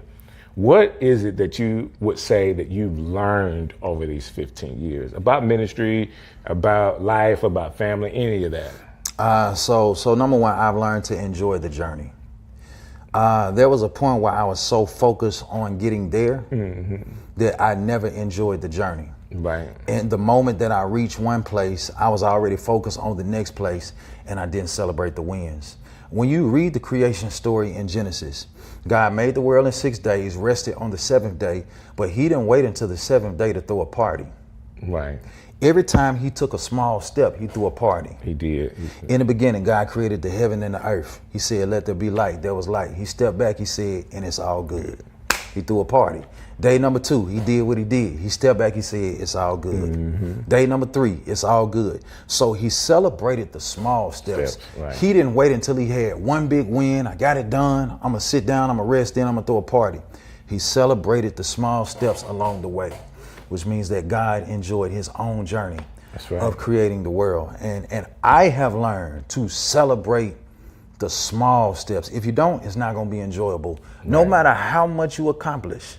And so I've learned that personally in my family, I've learned that family is first. That's right. Ministry should be an overflow of your family. And anytime you are so driven in ministry that your family goes neglected, your family and you suffer really, really bad. And it's hard to do ministry burden free when home ain't right. So we hear this a lot, and I guess I'm a church boy, so I grew up in church. I've heard this a lot. Do you think there's other professions to where people struggle with so much of the dedication to whatever their profession is that they may neglect family? I do. I think anybody who's passionate about what they do, no matter what the profession is, runs that thin line between being passionate about what they do and their family. Gotcha. I think anybody who's passionate about it runs that thin line. I think about Jesus when Jesus was on the cross. When he was on the cross, he had 7 last sayings. Father, forgive them, for they know not what they do. After that, there was a man, a thief on the cross, who was right by him, and he said, today you'll be with me in paradise. But after that, he looks at his mom, and he looks at John. He says, woman, behold thy son. Son, behold thy mother. Jesus is on the cross fulfilling his purpose. He did many miracles, but his miracles is not his purpose.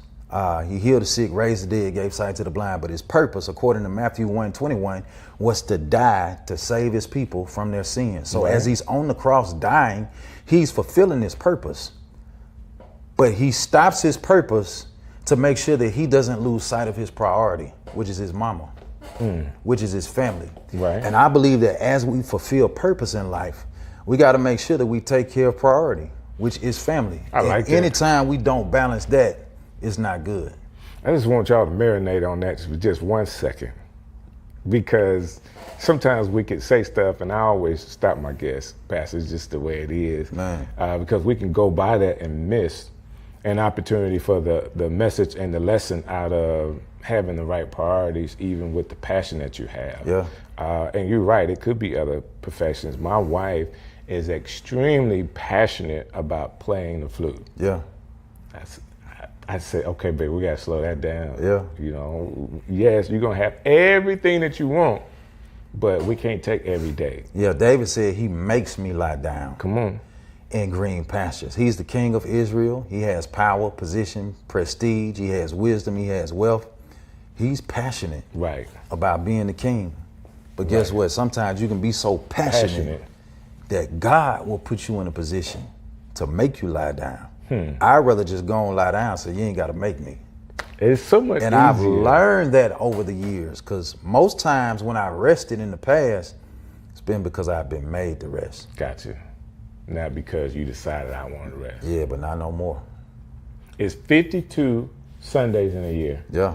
How many are you preaching? Then and now, or just period? Just now, yeah. 40 out of 52 That's Sundays. 12. I got you. I'm a stand in our pulpit. So the 12 that I have left, maybe 4 of those, I may be in somebody else's pulpit. 8 of them, I'm with my family. Got you. Yeah. Got you. That's important. Yeah. What does it feel like being off on a Sunday for you? It's weird. I'm getting used to it. You know, I tell this story, man. My mama drugged me to church. Right. So, man, that's all I knew. Now I'm getting used to it now. Right. Especially this last month I just took off, I'm getting used to it. But, man, when you've never done that, Monday night Bible study, Tuesday night choir rehearsal, Wednesday night midweek prayer service, Thursday night life recovery, Friday night youth activity night, Saturday we witnessing in the streets, Sunday you don't just go to church, you in Sunday school. Right. So I passed the drug test. She drugged me to church my whole life. So being off on a Sunday, not being in church, you know, is weird. But I've also learned that rest is necessary. Here's what's interesting. In the Old Testament, the Sabbath was on the 7th day. And that started because God made the world in 6 days, rested on the 7th day. The Sabbath was made for rest and reverence. Okay, the Sabbath was made for man, not man for the Sabbath. So when God made the Sabbath, he made it to intentionally give us a day to rest, to relax, to refuel, to recharge, and to reverence him. Right. In the New Testament, when Jesus died, he got up on the first day of the week. So we now celebrate the Sabbath on the first day of the week. And I think there's a principle in that. Okay. In the Old Testament, you rested on the seventh day because you were tired after you worked 6 days. Right. In the New Testament, you rest on the first day so you don't get tired when you work the next 6 days. Wow. So I'm learning to rest so I don't get tired instead of resting because I am tired. And I guess an application to that is the success, and people can take this the way they want to, of a Chick-fil-A that's not open on a Sunday, but still has the productivity as though they were open for 7 days. They do, man. Chick-fil-A doing numbers that other businesses are not doing because they're honoring the Lord on his day. I think it's the same thing, the principle of tithing. The same thing with our time, tithing and our time. God tells us to give him more time than money, but it's all a trust issue. Trust in God is only authenticated when I'm able to give the very thing that I'm tempted to trust more than God. And the very thing that I'm tempted to trust more than God is my money, my wealth, my possessions, my time. Right. And so God says, give me 10%. And you'll see that I can do more with your 90 than you can do with your 100. He then says, give me 1/7 of your time. And you'll see that I can do more with your 6 days than you can do with your 7 days. People struggle with that, Pastor. Yeah. They struggle with the whole tithing thing. Yeah. They think this is some type of construction of the church to get money. Yeah. I guess for the pastor could look a particular way. Yeah. I mean, we're experiencing that maybe a couple of weeks before this gets loaded from when we're talking. But, you know, it's just last week we had a guy posing as a biblical leader. And the federal government had to come in and shut what he was doing down. Yeah. But it was in the midst of millions of dollars that he was raising. And people struggle when they see that. Yeah, and it's abuse in every profession, but people still go back to it. They do. It's only when it comes to the church and you see abuse in the church that people walk away from God. And that's a very, very sensitive area. I know that it's sensitive for a lot of people, but I tell people salvation is free, but it costs to do ministry. A lot of people talk about what the church is not doing, but when you see the church doing something, when you see a church with an actual vision of education, financial literacy, workforce development, housing, recreation, and a church with a vision to revitalize communities, not just through real estate and homes, but also by revitalizing churches that have died out. So that we won't be far from where you are, so that we can put a Bible-based church in every area to be able to make heaven big and make hell small. Man, that's a vision that you really want to get behind. Well, guess what? It takes a lot of money. It does. To do it. It takes a lot of money to do it. And what I tell people is we're not giving to a church. We're giving to God through a church. I like that. And so when people give, don't put your eye on the pastor. You know, when people give, don't put your eye on what it is that you think that you see. Your giving is to God. Your church, your local church, is just the vehicle by which you do it. So what if a person is in a local church and their pastor has come under some scrutiny for whatever it may be, questionable activities, integrity issues, character issues? What would you tell somebody that is really struggling from seeing him as a pastor, but also knowing that there's some real integrity stuff that is hindering the word? I would tell them to keep your eyes on God. And if you can't trust where you are, don't allow that to be a reason for you to stop giving to God, because you were never given to that person. You were never given to that place. You were giving to God through that place. Gotcha. And so if you don't trust that place because of the person in charge, go somewhere where you trust. Gotcha. That's what I would tell them. There's a man somewhere. There's somewhere. A man or a woman somewhere, yes. And you brought it up. a woman somewhere. So yeah, I did. There's a man or a woman somewhere. Go somewhere, but don't allow that to be the excuse why you just fall out altogether. Because when you stop giving, your giving can benefit the people or the organization or the church you give to, but never benefit you. Wow. If your attitude is not right. Paul said, though I speak with the tongues of men and of angels and have not love, I'm a tinkling brass or a sounding cymbal.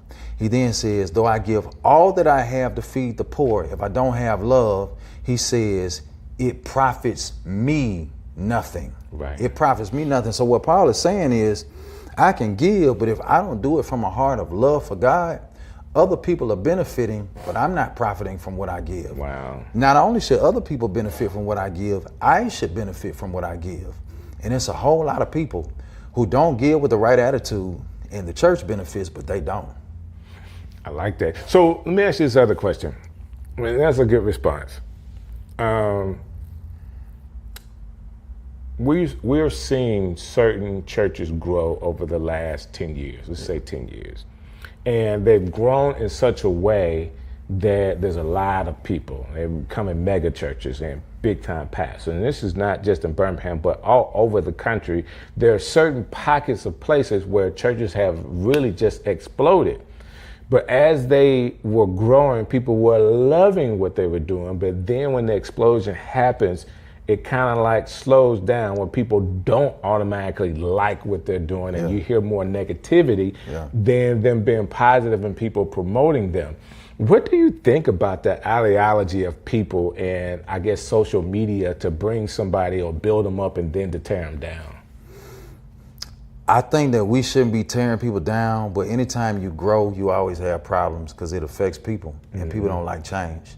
And so growth comes with problems. Anytime you grow, you can't get the good without getting the bad. Right. And so a lot of people say they want to grow, but they don't think about how it's going to affect them. But what I would say to the people, instead of you being so self-centered and thinking about how it's going to affect you, God not only cares about the people that you see, he cares about every empty seat that represents a person who's not there that should be there. Wow. Because that represents somebody who's not in heaven that he wants to be there. It's undeniably true when you read the parable of the lost in Luke chapter number 15 that God cares about lost people. And so because we're Christian, and to be Christian means to be Christ-like, if he cares about lost people, we should care about lost people. So if he cares about finding his lost child, we ought to help God find his lost children. And when you have that mentality, I don't mind being uncomfortable. I don't mind it being too packed. You know, they say the only people who like packed churches are pastors. To everybody else, it's an inconvenience. It's an inconvenience for me to get in. Ain't nowhere to park. Inconvenience for me to get out. Then when I get in, I got to go to the overflow. Right. And for a pastor, it's like, yeah, it's packed. But that's an inconvenience for people. But when people have the mindset, okay, it may be an inconvenience, but I'm going to give up my seat for somebody else who needs to hear this message so that they too can partake in the kingdom of God. That's how we got to look at it. I like that. So I want to round it up with this question, or an opportunity for you to speak to people. There's a lot of people that may watch this that are questioning their faith. They listen to this pastor sounds good, but what about me? Like, I don't believe in pastors. I've been to a church, I got a major league church hurt, and I'm really questioning if there is a God. Can you speak to those people? And try to help them kind of figure out where they are and where God is? Yeah, so a couple of things. Number one, church hurt is real. A lot of people don't have a problem with God, they have a problem with God's people. Right. And then some people do have a problem with God, but let's just start there. A lot of people don't have a problem with God, they have a problem with God's people. And so when God's people don't properly represent God, they think that there's something wrong with God, when in actuality, he was just misrepresented. Right. And so I tell people that the church is the body of Christ, but also the bride of Christ. So whenever you say, I love God, but I hate the church, because the church is the bride of Christ, what you're really saying is, God, I love you, but I can't stand your wife. Right. And although the church is imperfect, the church is still God's mechanism to save the entire world and to bless the entire world through the local church. And the church is not going to be perfect until Jesus returns. And so he says, when I come back, I'm coming back for a church without spot or wrinkle. And I would say to that person, if you're looking for a perfect church, if you find one, when you show up, it'll no longer be perfect. Because just like the people in that church are not perfect, neither are you. Right. And so I would say that to them, but also for people who are just downright questioning, is God real? I would say to that person, if you're questioning if God is real, ask God to show you. You can read all the scripture in the Bible. You can listen to me. You can listen to other pastors all day long. But if you sincerely and genuinely ask God to show you, he will. He will show you through your own experience. And once you got an experience with God, nobody can take that away from you. No, they can't. They can't. And very few people, well, there are people that give testimonies, and testimonies could be one thing, but like when you really had a real encounter with God, like in my life, the humbling that I went through and knowing that it was God being a great father to me, it's something that nobody could take away. Now, I'm very smart about that experience, because anytime I feel like I'm off a little bit, I just say, God, remind me, in my memory, remind me how you humbled me. I don't want to go through another humbling experience. Just remind, okay, this happened in the past, so I understand where I need to be, and it's kind of like my guardrails so that I can stay focused on what God has got for me to do. Man, I appreciate you hanging out with me, man. Man, I appreciate it, man. Thank you. Thank you, brother. Because I know how important your time is. All the stuff you got to do to come sit down with me, man, is really huge. Man, I'm proud of the work you're doing. Man, that's what's up. That's what's up. All right, so hey, guys, another Strick City Live. I need you to do me a favor. Go to beatmethetostar.net. Beatmetotostar.net. Check out the Star Church in Birmingham, Alabama. Figure out if this is a place you can come to and just visit and see what's going on.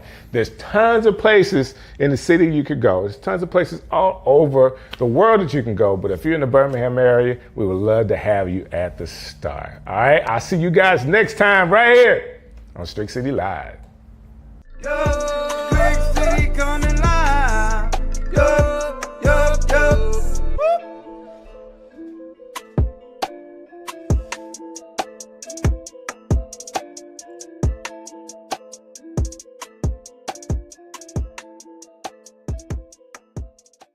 Do you have a nickname? I don't. I've just always been. Where'd you grow up? My mom was in the military, so kind of travel a little bit. But Birmingham is home. Birmingham is home. Travel a little bit. So in your like formative years, like when you were young, elementary age, where were you at? I was in Birmingham. I went to North Birmingham Elementary for the 2nd and 3rd grade. There's no way you went to North Birmingham Elementary and nobody gave you a nickname. No, it was always LaDonna. Okay. They might have shortened it. Like I know my grandma used to call me Donna, but other than that, it was LaDonna. Not Madonna? I've been called Madonna, Shadonna, all the Donnas. Your nickname is Lily. That is so crazy because my dad, his name was Lily. Like that was his nickname. There you go. I called it. You did. He in here somewhere. Like in here? Yeah, he in here. Well, he can stay wherever he's at. If he's nice and quiet, we're gonna keep it that way. We live?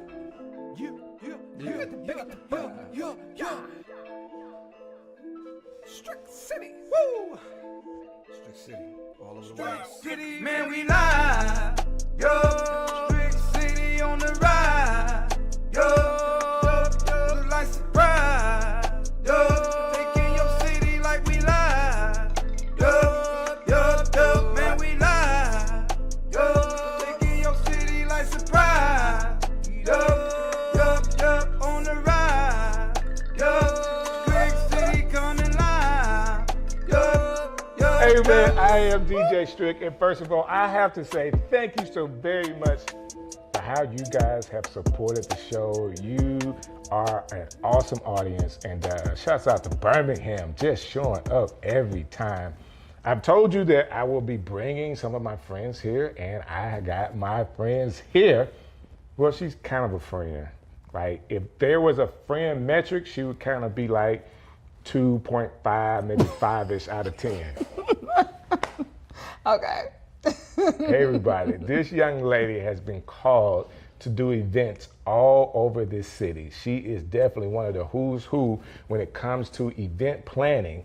I am telling you, she took my little $5 budget that we gave her and worked it out for my birthday this past year. But I've known her for a very long time and what she's been doing. One of the first people that I saw in the city using the lighted letter boxes. Like she was one of the first that I saw. She could, somebody else could have did it, but I was like, wow, that's pretty high. I like that. Anyways, without any further ado, I want to introduce to you guys LaDonna Lily Ford. Hi. Thank you so much for having me. Well, I appreciate you coming, sharing your time with me. I'm sure you could be off somewhere managing another event. Do you do a lot of events during the week? I do a lot of corporate events during the week. Corporate events. I never thought about that. Yeah, Monday through Friday, 8 to 5. I have like corporate partnerships that I work with. I recently did something for Books A Million Corporate. You know what? I saw that. Yeah. Cool. Good for you. Thank you. Now, why have I never got a call as a vocalist to be a part of any of your events? Well, because I know that you're busy. That's true. And your noise. No. Vocals, like my singing. I know, but your noise is not joyful. Okay. It says make a joyful noise. Okay. Yeah. You know what? But if I need a host, I haven't got a call for that either. I haven't needed one. Okay, because everybody kind of chooses their own host and all that kind of stuff. That being said, you have done events all over the city. Now you're telling me you do corporate events. I've known you from doing personal events, and I don't know. It's kind of like all over the gamut when people call and say, "Hey, I just see you everywhere." Like it's almost every weekend. It is. My business has been very blessed. I really don't think about it. I just kind of go. So a lot of times I'll do 2 and 3 in a weekend. Sometimes I'll have more than one in a day. Like this past Saturday, I think I had 2. I had 2 events.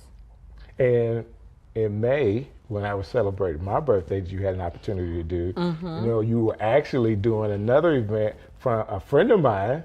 Around the corner, and you knew nothing about it. I didn't until you did. Now, I knew he was doing it. I couldn't go to his party because I was having one. We planned it on the same day, and we invited each other, but of course we can't go to each other's parties. We're doing it. But that was like one of my childhood friends. So shouts out to Tyree Melton. Shouts out to you, sir. Really, really cool guy. And he was celebrating his 50th along with me. I was celebrating my 30th. Okay. Right. Yeah. So we talked about you being busy. Can you really break down for everybody what it is that you do as an event planner?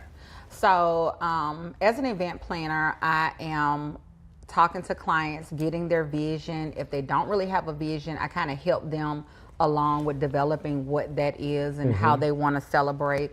I get to know them, find out, what they like. I also do my own research. So I may go on Facebook or just kind of do like a little deep dive, trying to figure out like little small nuances about the person that I can put in the event, and to where when they get in, it's like a little Easter egg or a little surprise, like, oh, how did you know? I didn't know, So I do that. I bring all of the vendors together, just kind of depending on the vision that we've kind of come up with.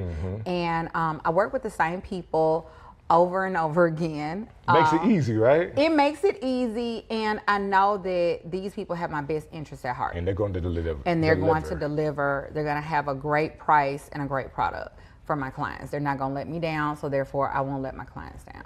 So do people, because I don't know, I didn't really do the details for the birthday party, but do the people know the vendors that you're using, or do you bring it all to the table? I bring it all to the table. Sometimes they may have like their own, like I have to have this person. And I love working with new vendors. But if I had my preference, I'm a creature of habit. Right. I kind of like using my own, but I will submit those vendors to the client and say, hey, these people, you know, are really great. This is their work. So the client is not going in blind. They actually know. Okay. You know. Well, that's what's up. Is there like a client that, have you ever had a celebrity client? Come on. Other than me, of course. Other than me, have you ever had a celebrity client? Define celebrity. Like you know, someone that's like been on TV. Yeah, been on TV, somewhat famous. Yes. I don't know if you watch Love and Marriage Huntsville. So I did something for the Scotts. All of their boys graduated high school at the same time. Okay, cool. And so I did their graduation party. But before that, I did an event for them. It's gonna air, so I can't talk about it. Okay, cool. But you'll see it soon. There you go. So it's growing, like your notoriety is growing. Yes, like people, I don't know, I don't get caught up in my own hype, so I just be in Target and whatnot. Target, because we're not supposed to be in Target.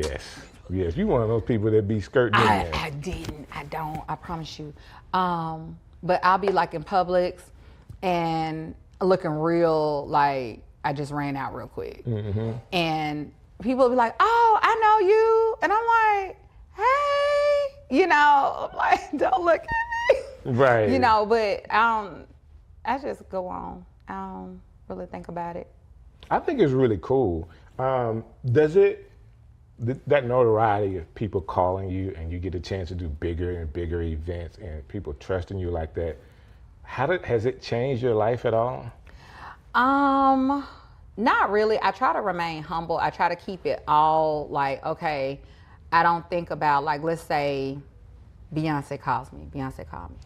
I'm gonna fangirl out for a minute, and then I'm gonna come back in and like, okay, this is just another event. This is just another, you know, person or whatever. Right. But like, especially like when I do corporate clients, because I know that all eyes are on it, it gives it like a certain level of, I don't want to say stress, but it's like the pressure is on. Right. Because it has so many different eyes on it. And I always think no matter how big or how small the event, it's another opportunity for someone to see what I do. That's true. Because if the event goes well, most people know to ask. They would see, well, who is the person that put this together? Who did y'all use? And I normally tell people I do it all. I did it all. I remember you said that. Yeah. Just so you know. Like, it's not like I did it behind your back. That's right. And you talked earlier about the nuances that you have. I remember one of the things you brought to the table with us, because we even brought furniture in the whole night, and you did a pillow with our family logo on it. I thought that was cool. Thank I you. still have that pillow, by the way. Awesome. I did not leave that pillow. And I still have, what is that, 8 foot tall banners that you made? It was. Like, I'm supposed to be 8 foot tall, Who so it was doesn't perfect. want an 8 foot tall picture of themselves in their house? I have one. I have one in my office.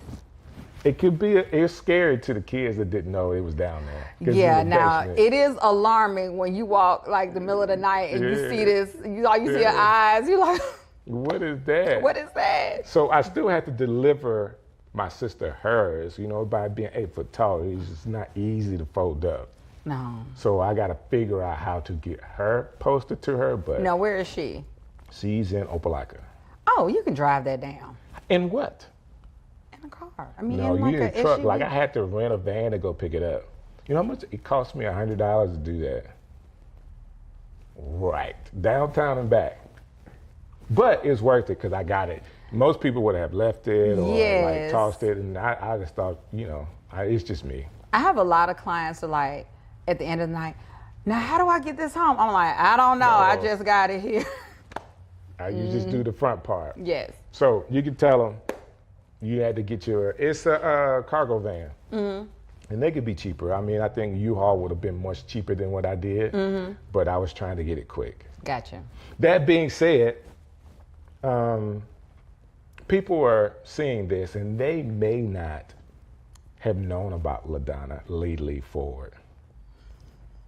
I made it that, don't y'all call her Lee, okay? Don't do that. And Aaron, I'm sorry that I did that, okay? I'll stop. So Lily, what makes what you do different than other event planners? I don't really know what other event planners do. I just know that I really try to take the time to get to know my clients. Okay. I want them to be comfortable with me. I want to be comfortable with them. I want to foster an open door policy to where when they come in, they can give me their ideas. Whenever a bride and groom come to me, I say, okay, what have you always envisioned that day to look like? What do you want your guests to experience? What are some things that are important to you? And so during those initial consultations, I'm taking notes. I'm kind of quiet, I'm listening, and I really kind of want to find out who they are as a person. Gotcha. My bachelor's is in psychology. My master's is in counseling and psychology. Okay. So even though I'm not working in that field, I still kind of get to use some of those skills a little bit. And is that also the skill you use, like when it's the heat of the battle or the heat of the night, and it's kind of like going crazy, and you're able to keep calm? Yes, it's like, you ever seen a shark attack?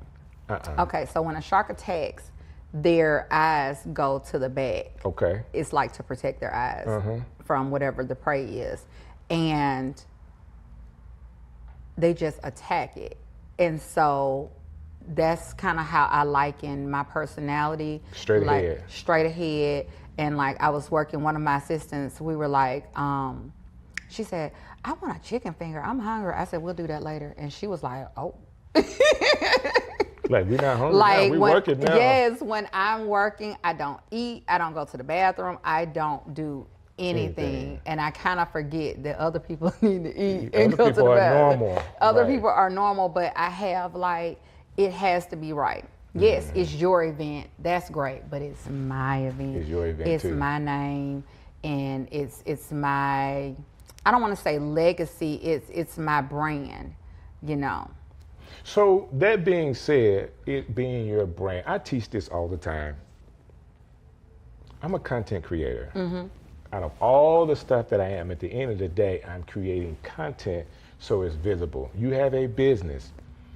And if you were an event planner that never did social media content, people would never know that that's what you do. That is true.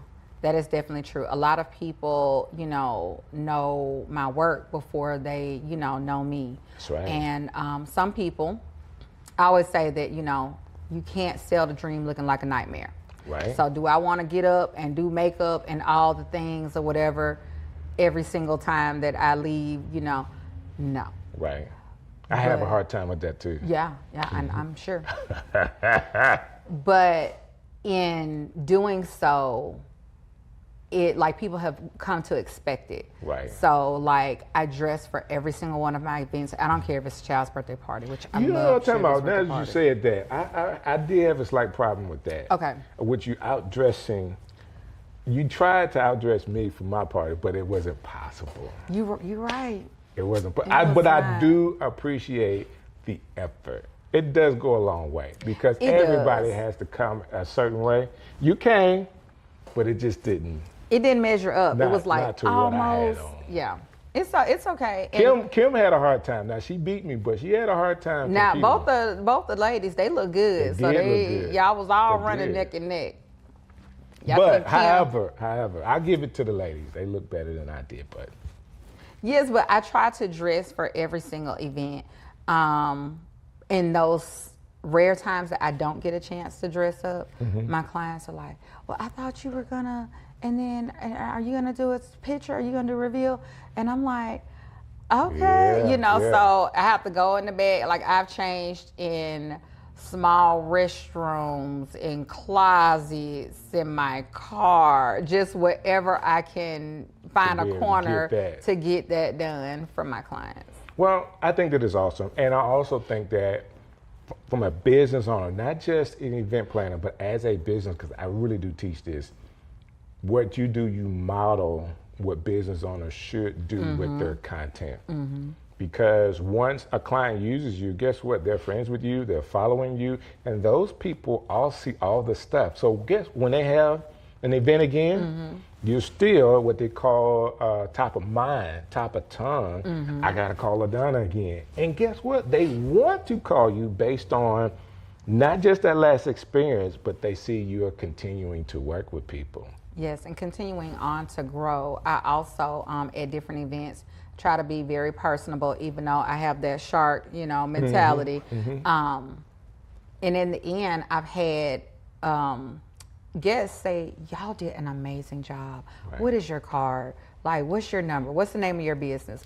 And so that's awesome, because a lot of times you're going about your day and you're thinking, I'm just a help. Nobody sees me over here with this shirt and these pants on.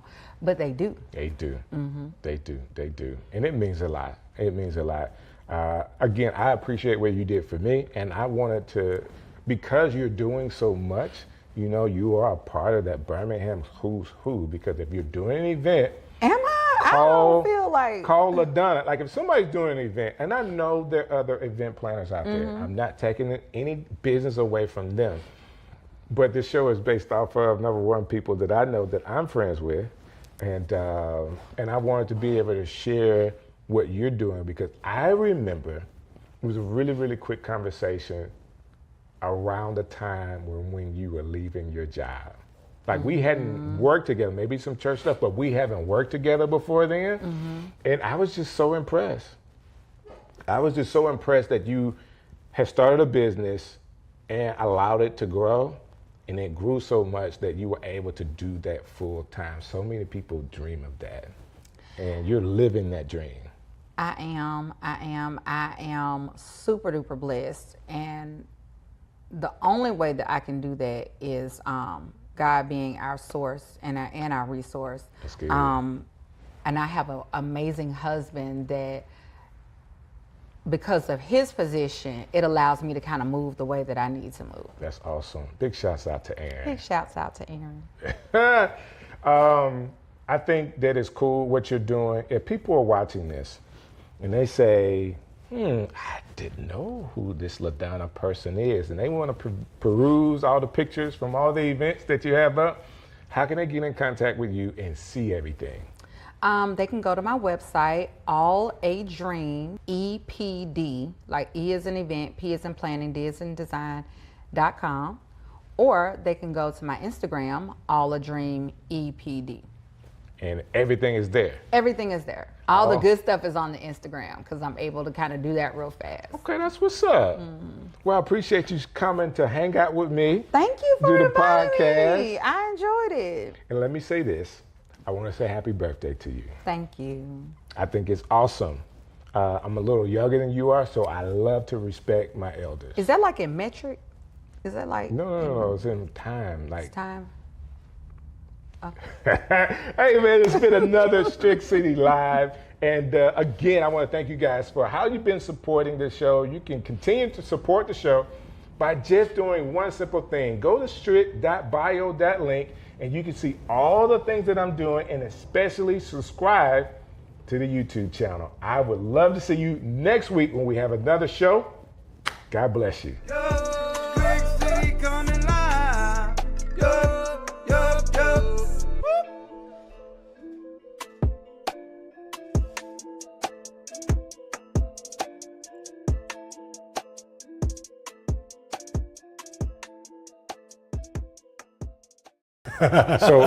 So by any chance, do you still have a yo-yo? I do. In fact, I bought a rather expensive one while I was on vacation last year, and I haven't opened it yet.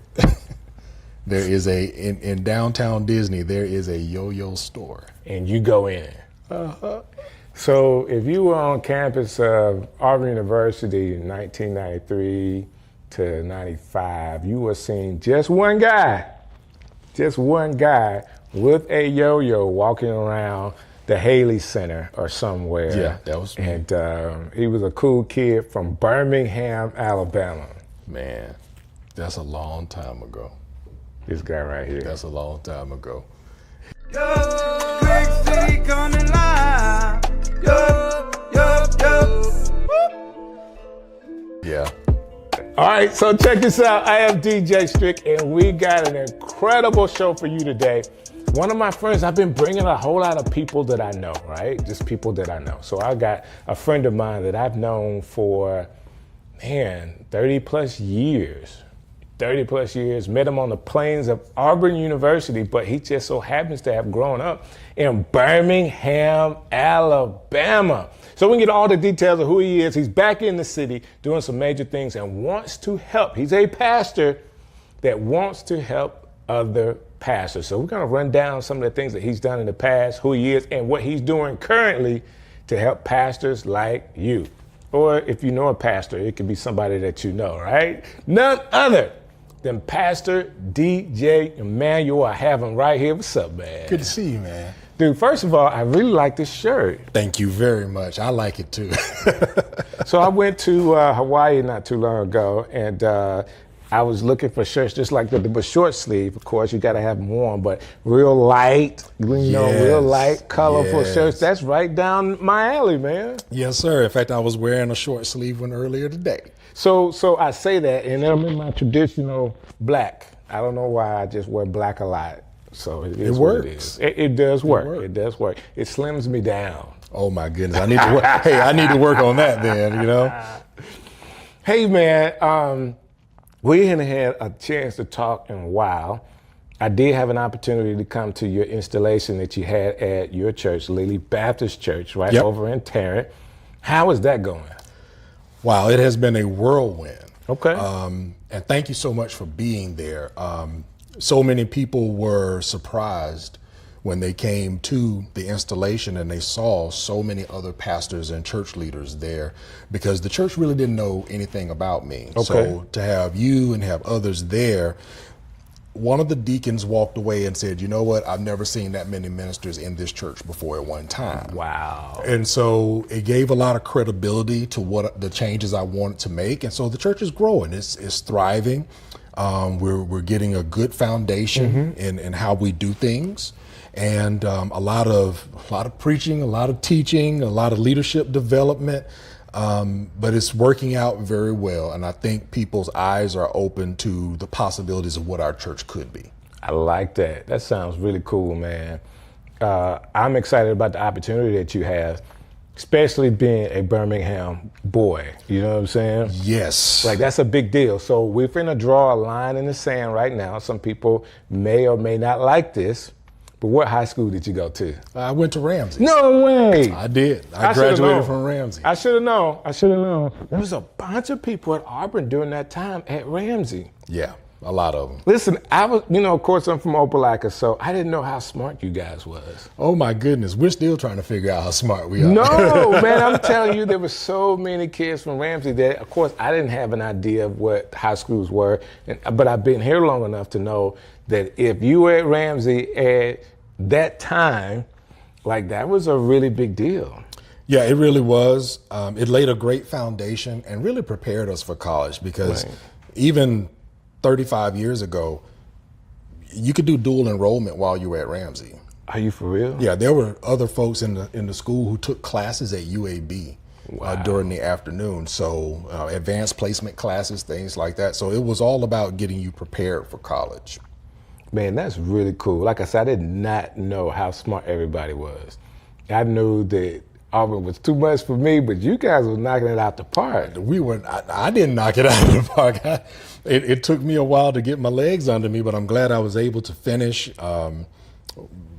business school and also religious studies. Yeah. So it helped prepare me for what I'm doing now in ministry.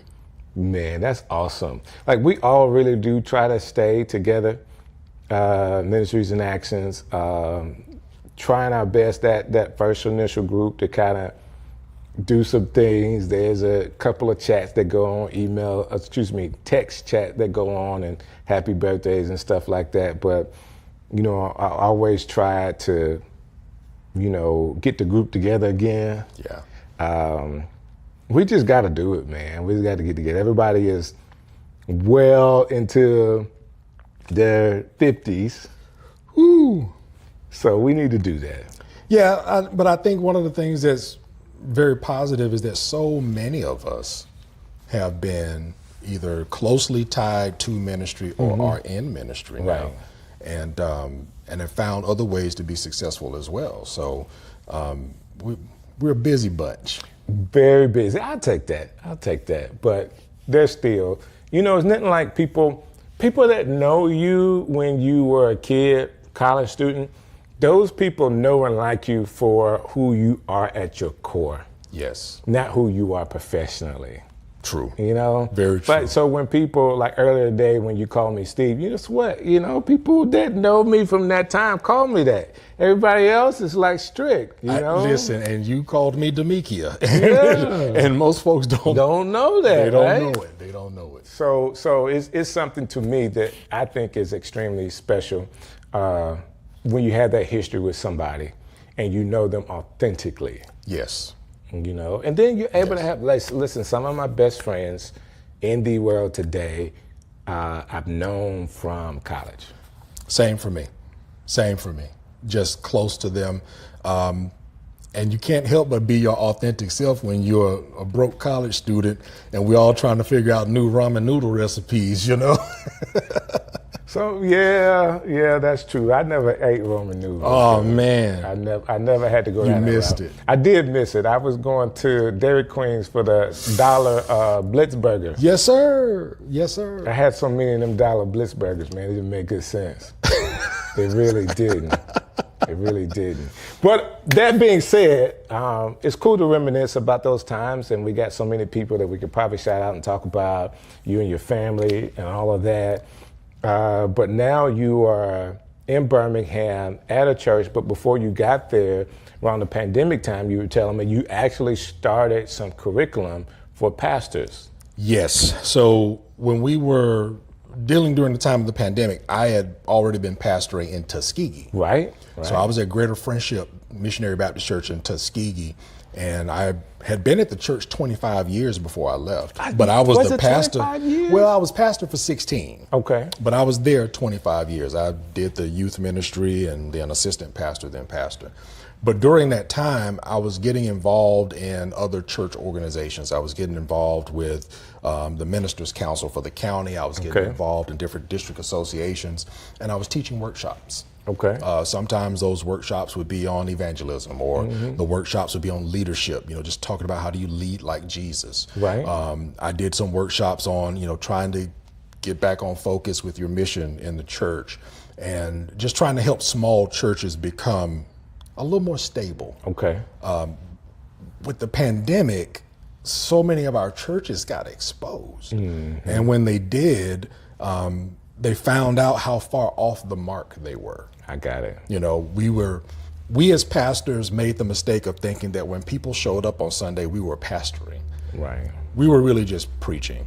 Right. The pastoring happens when you engage with people. It happens when you're talking to people. And when the pandemic happened, there were pastors who didn't know how to even get in touch with their members. No. They didn't know where their members were. They didn't know what was going on with their folks because they just weren't connected. Right. And so with engagement being kind of the new measuring stick, I've been talking with pastors about ways they can do that, because along with pastoring, I have a website design business, Emmanuel Business Solutions. So I'm always talking to pastors about how to use the technology to stay connected, how to use email marketing, how to use mass text. I mean, that's one of the things you helped me with, because now on Sunday mornings, after I had the conversation with you a couple of years ago, 240 pastors get a text message from me every Sunday morning where I'm praying for them. That's awesome. And so I bring that to the table and try to help these pastors see ways that they can stay connected with their folks.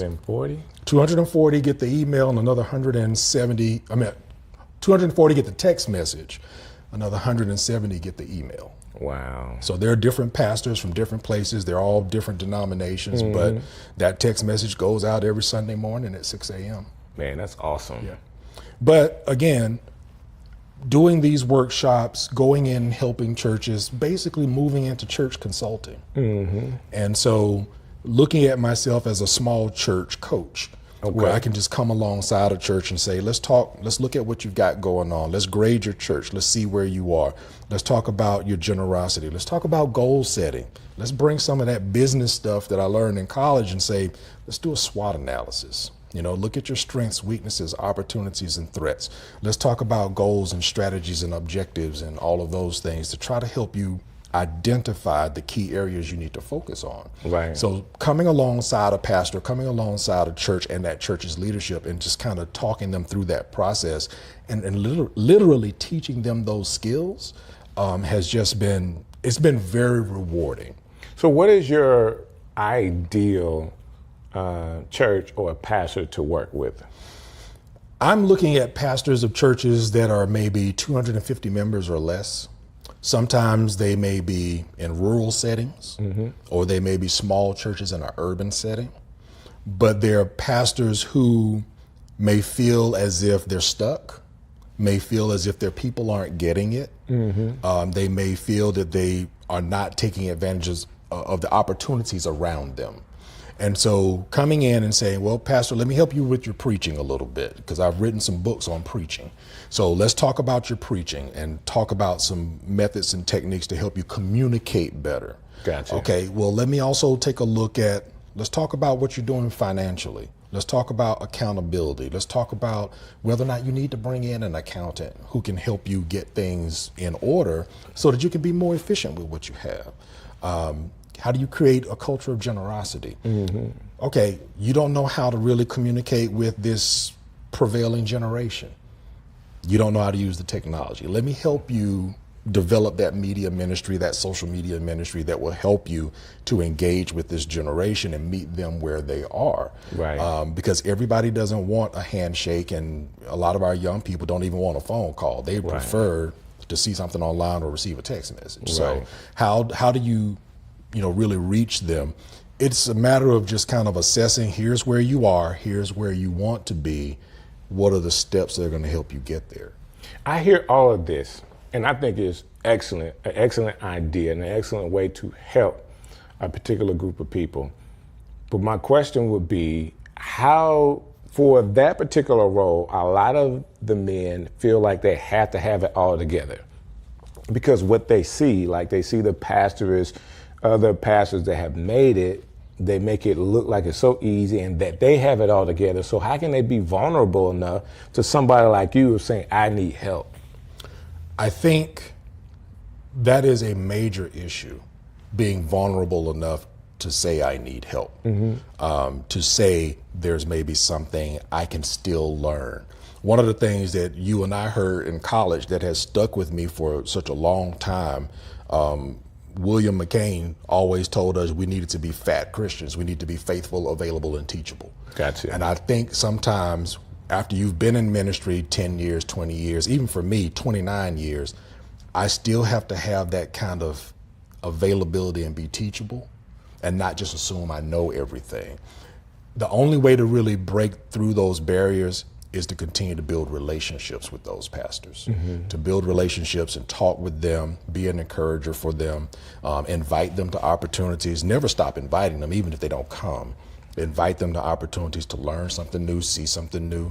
You just have to stay in the relationship. Right. I mean, to win the right to be heard. To be heard. Yeah. And the right to be able to speak into their life, right? Yes. Yeah. So I get it. I mean, that group of people, let me say it this way.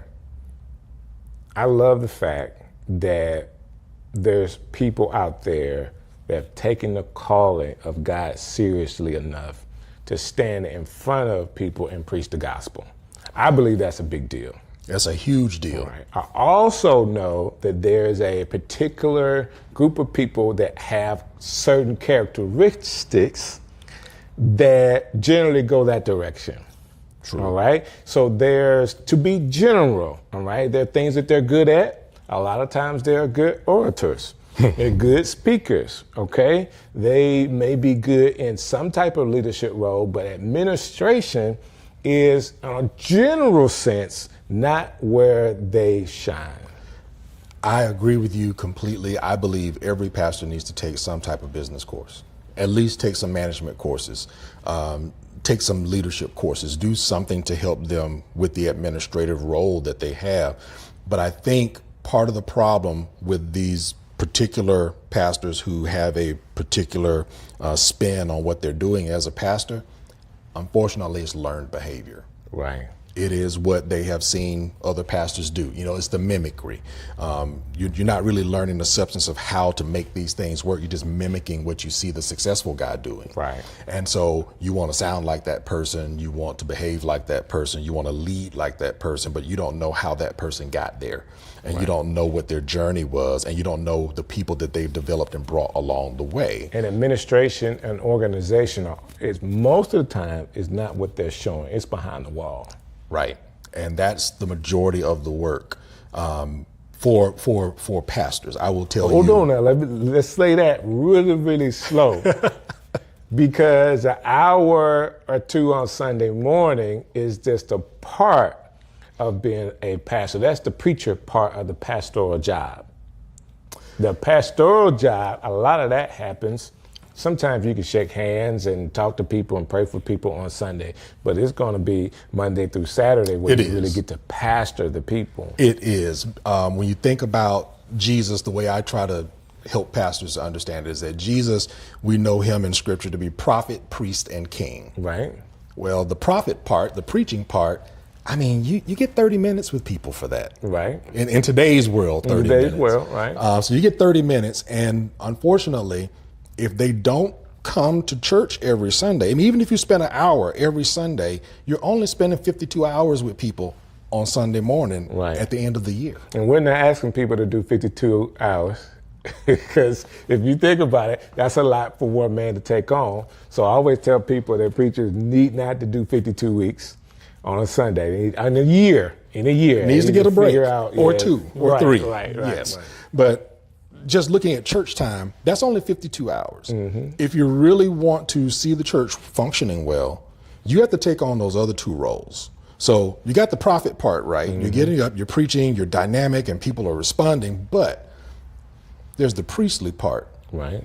People get sick. People are in the hospital. Mm-hmm. People need counseling. People need help with, how do I handle, raising my children, or what resources are available in the community? So how can you help the elderly in your church? You have to couples in your church. Couples in your church. You have to minister to the people. That's the priestly part, and that takes hours of work. Then prophet, priest, and king.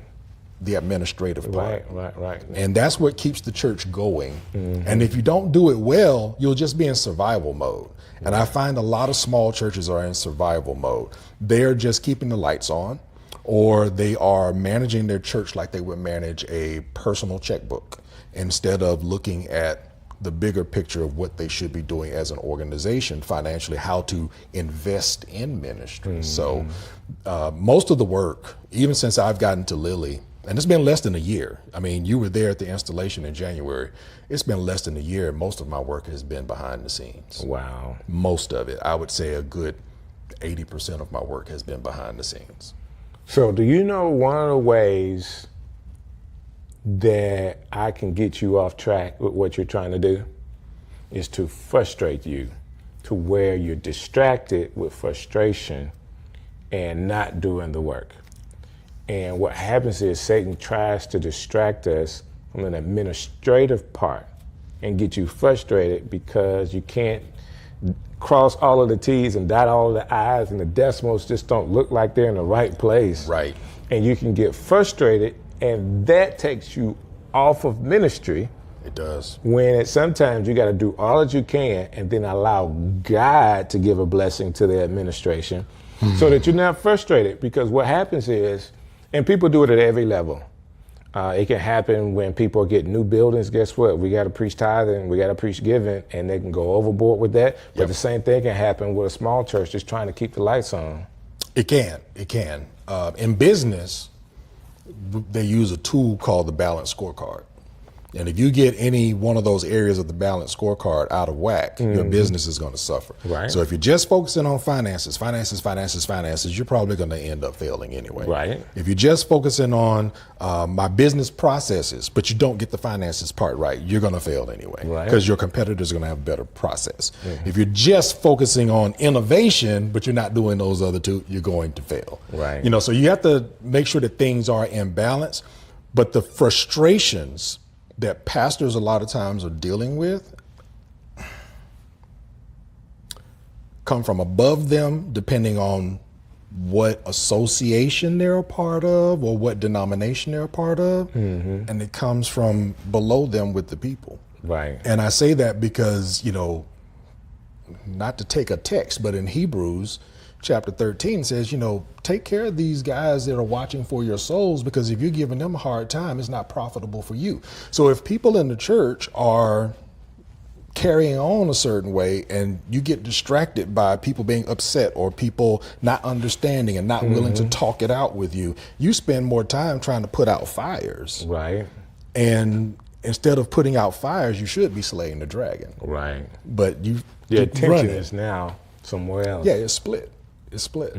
So it's dangerous. Frustration is dangerous. That's right. That's where burnout comes. That's where God, did you really call me to this comes.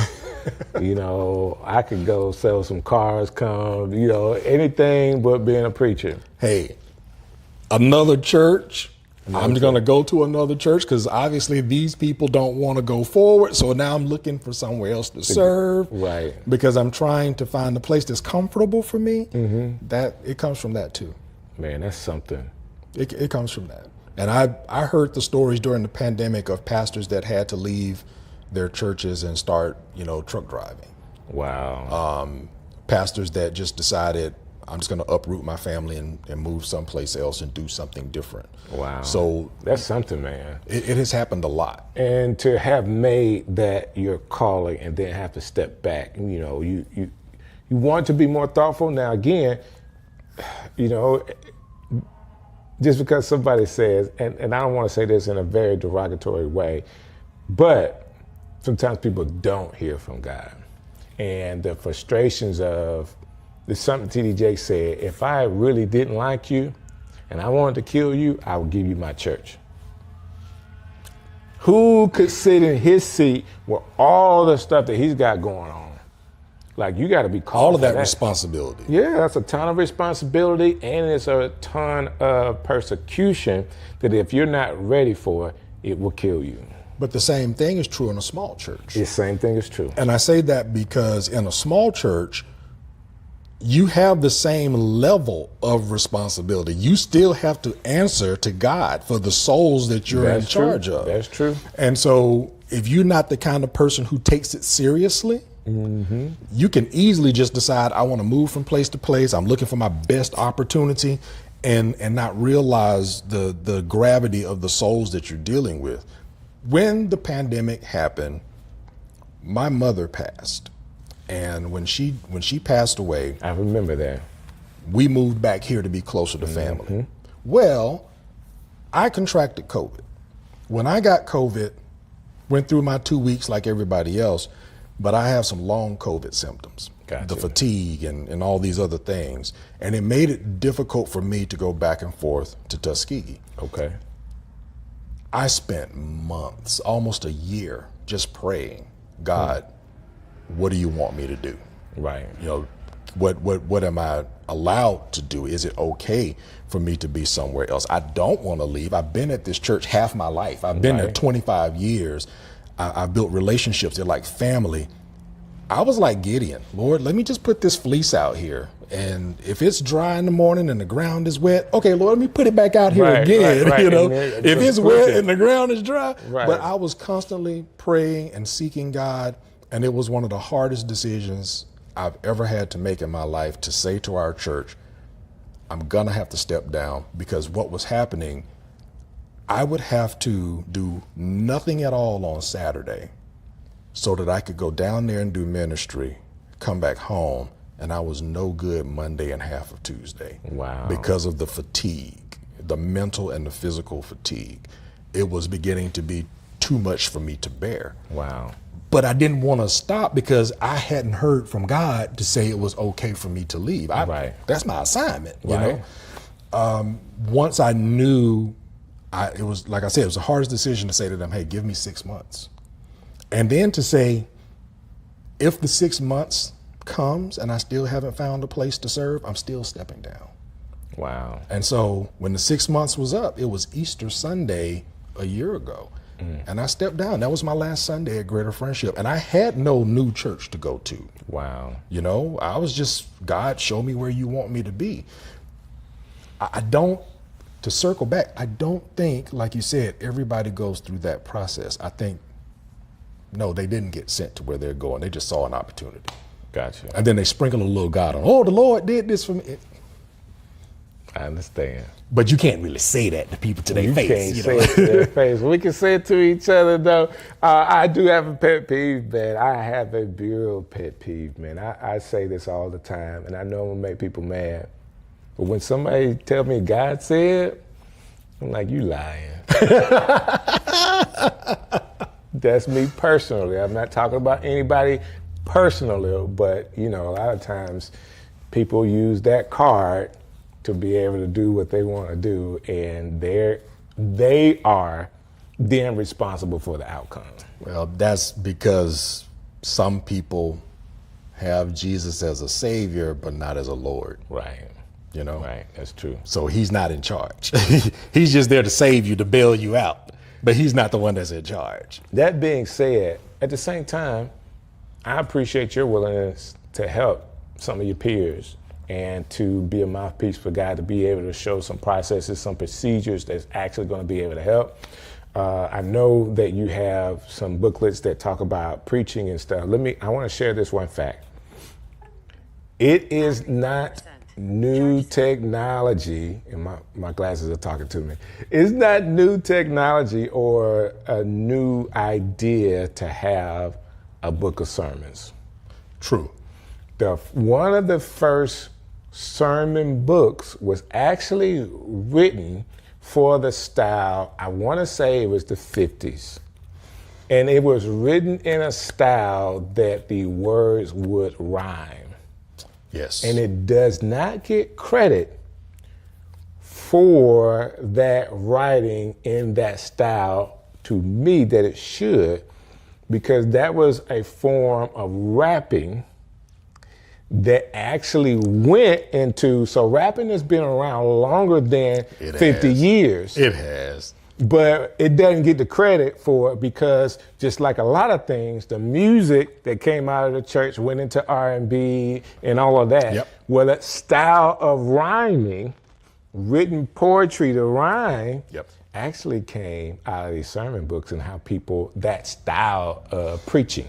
Well, and I would say it wasn't always literally rhyming words. Sometimes it was rhyming concepts or rhyming thoughts. And so typically when you're crafting a sermon and you're crafting your sermon points, we're typically talking about make it memorable, something that people can easily remember. Gotcha. You know, so I might say, you know, if I'm preaching about prayer, let's talk about the purpose of prayer. Okay, that's good. The second point is going to have some alliteration with it. Let's talk about the presence of prayer. Let's talk about the posture of prayer. Let's talk about the power of prayer. And those may be my sermon points. Right. And that way, it's things that people are more likely to remember. Right. Which is important because if all people are doing is listening to you, they're only going to remember 10% of what you said. So in a 30-minute sermon, people aren't going to remember 3 minutes. Right. That's painful. After you've labored 10 hours to make a sermon and people are only going to remember 3 minutes out of a 30-minute sermon. You got to make it memorable. You got to make it sticky. You got to make it memorable. So a lot of that alliteration and using those words and rhyming words, I try to see if I can do that with a lot of sermons. Sometimes I can, sometimes I can't. That's what's up. But it's definitely a necessary tool. I love it. I love it, man. So you done a couple of books. So I called you pastor. I should have said pastor, author, pastor. You know, let's talk about some of these books that you have. Okay, so the first book, being in Tuskegee and dealing with a lot of rural pastors, I recognized that many of them bivocational. Some of them lived outside of the areas where they were. I was one of them because I was living in Auburn and driving to Tuskegee. Then I was living in Noonan, Georgia and driving to Tuskegee. But I knew pastors that were coming from Montgomery and other places to come to Tuskegee to pastor. So your time is limited. And I noticed that a lot of them were doing one-off sermons. I just got a good idea this week. I preach, and then when Monday comes, the clock is ticking. I got to figure out, I got to come up with something else. So I had started preaching sermon series, and I developed a method for how I would be able to break down a passage into a series. And so I wrote it. I wrote it in a book. And hold on, let's see. Cause Strick let me bring my book. Yeah, man. So this is Sermon Series Preaching, a guide to developing sermons that connect. And in this book, I literally talk about how to develop specific types of series. Okay. So if there's a strategic series, it's around a strategic time of year. Let's develop a series to help you capture people's hearts and minds during that time of year. Maybe it's a story series. It's a great story in the Bible, and you don't just get to the punchline, the good part. Let's tell the whole story, but walk put it through in it. episodes. Yeah. Or maybe it's a character series. Let's look at a person's life in the Bible and see how that person progressed. For example, if I was doing a character series on Joshua, I would start at the beginning. Right. The first time you see Joshua is when Moses is up on the side of a hill and Aaron and Hur are holding his arms up. Moses just made Joshua general. So this man who's a fourth generation slave is now a general fighting in a battle by himself with all of his army. Never done this before. Right. And whether he wins or loses, whether or not somebody holds Moses' arms up, you know? And at the end of that story, God tells Moses, write this down and rehearse it in the ears of Joshua. Wow. So Joshua goes from there to being, the next episode, he's now Moses' servant. He goes up on the mountain with Moses and he's watching Moses, the 10 Commandments and all of that. He comes back down, he's still the general of the army, but eventually he's the one, he grows as a leader, that he's the one who leads the children of Israel into the promised land and helps settle the promised land. Right. So his progression as a leader became the sermon series. Oh, that's awesome. And so a series of sermons just about Joshua and looking at those episodes in his life. Or if I'm going to do the book of Ruth, why just talk about the good part at the end? There are lessons in all 5 chapters. So that's a 5-week series, one sermon from each chapter, and it gives me the chance to tell the story.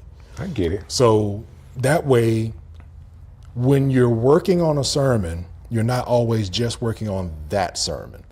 You're actually working on the entire series, because things will come up and it's like, oh, that's a great, or you see something on the news, oh, that's great, but that doesn't fit this week, that fits week 3. Right. But you're constantly compiling information so that when you're getting ready to finally put that sermon together on Wednesday or Thursday or whenever, you're more compiling one than writing one. I get it. And it saves the pastors time, which they don't have. Right. You know, if you're a pastor, husband, father, community leader, you know, help coach the local football team, whatever you're doing, you've got a lot going on. Got a lot going on, yeah. You got to be able to do something to help you with your sermons. I like that. And this was actually the first book that you wrote, right? Yes, this is the first book, sermon series preaching. And I've had pastors who've read this and come back to me and said, because I read this book, preaching is a joy now. Oh, man. Because, you know, one guy was so excited, he was like, I know what I'm preaching 2 weeks from now. Oh, that's a review. That's a great review. So, you know, being able to plan, and I talk in here about planning your preaching calendar. So that's one of 3? This is one of 3. So this was the first book, Sermon Series Preaching. The second, the members of our church at Greater Friendship said, you wrote a book for pastors, you didn't write one for us. No way. That's what they said. So I wrote this book, Grow, 7 Spiritual Practices to Grow Your Faith. And it's the basics of what it means to be a believer. So it's literally 7 practices. How do you study the Word of God? And that's the book that I have. Yes, you have this one. You have this one now as well. Okay, well, that's what's up. I come bearing gifts. Okay, that's what's up. So with Grow, how do you study the Word of God? How do you actually do it? How do you pray? How do you worship? How do you fast? How do you serve in a church? How do you share your faith? How do you fellowship? These 7 spiritual practices, if you're growing in these, you'll always continue to increase, you know, and grow in your faith. I like that. So that's what this book is about. Okay. And we made this book, let's see, the pandemic, everything in the country shut down on a Friday. I clicked publish on a Thursday, on that Thursday. And my wife and I decided that we were going to make this book available to help churches. So I made this book available to pastors at my cost. Wow. So that they could get this book at $5 a book. Wow. And, you know, it retails on Amazon for like $16.99. But I'm like, hey, you don't know what you're teaching and preaching during the pandemic. Your church is struggling financially. Get this book at $5 a book. If you make it available to your members for $15, you get $10 back to your church per book. Wow. So pastors. So they would just have to buy. They can buy them in bulk from you and be able to. Instead of buying them directly from Amazon, they bought them from me. And so I would have it shipped directly to them. And we wrote a teaching guide to go along with it. So I'll send them the PDF of the teaching guide. Okay. And the pastors that did this kind of fundraiser, I don't know a pastor that was able to teach this in less than 5 months. It took them that long to go through it all. But that's 5 months. They didn't have to worry about what they were going to teach for Bible study. Well, there you go. You know, and it put some money back into their church. So that was the second book. Now, the third book just got published a week ago. So this is hot off the press. This is hot off the press. So I had pastors who were saying, I like this idea of doing sermon series, but I'm having trouble getting started. Gotcha. So I decided, well, I'll just give you some sermon outlines. So this book has 12 sermon series in it. Okay. They've already been preached before, but I put them in an outline format. It's kind of like giving a pastor the skeleton and letting him put the meat on the bones. But there's an overview for each series telling you what the series is about. And then after the overview, you actually have the outlines for each sermon in the series, whether it's a 4-part series, 5-part series, or 6-part series. Oh, that's awesome, man. And so it's a whole year of preaching in here. If a pastor needed help, if he just wanted to use them as a sermon starter, if he wanted to take one of these series and say, hey, I'm doing 5 nights of revival, let me grab one of these series out of here and I can preach that those 5 nights. So say I'm a singing pastor. You got anything for me in there? Any one of these sermons would help singing pastor. Well, and I say that because, you know, depending on how you approach what you're doing, you can always find a song or a hymn that goes with it. And I say, I don't do a whole lot of singing. Do you sing at the church, man, for real? I don't really do a lot of singing. I try to stay out of that arena if I can. Let your wife do it. She can handle it. Yeah, she can handle it. So, but I'll give you an example. Sunday, I was preaching a message, and the final point in the sermon is that you need to anchor your faith. I did not sing it, but I quoted the lyrics good for you, good for the people. I quoted the lyrics for, be sure your anchor holds to the solid rock. I took that hymn and, times like these, you need a savior. Times like these, you need an anchor. That anchor is Jesus. I did not sing it. I did not sing it. What's up, man? So people are hearing us today, and I know because of time, I want to go ahead and wrap it up, but how can, whether they're lay people in the church or pastors that want more information about what you're doing, how can they get in contact with you? Easiest way is through my website. So I have a personal website. It's pastordjmanuel.com. And there on the website, you'll find where the phone number is there for you to subscribe to Prayers for Pastors. Okay.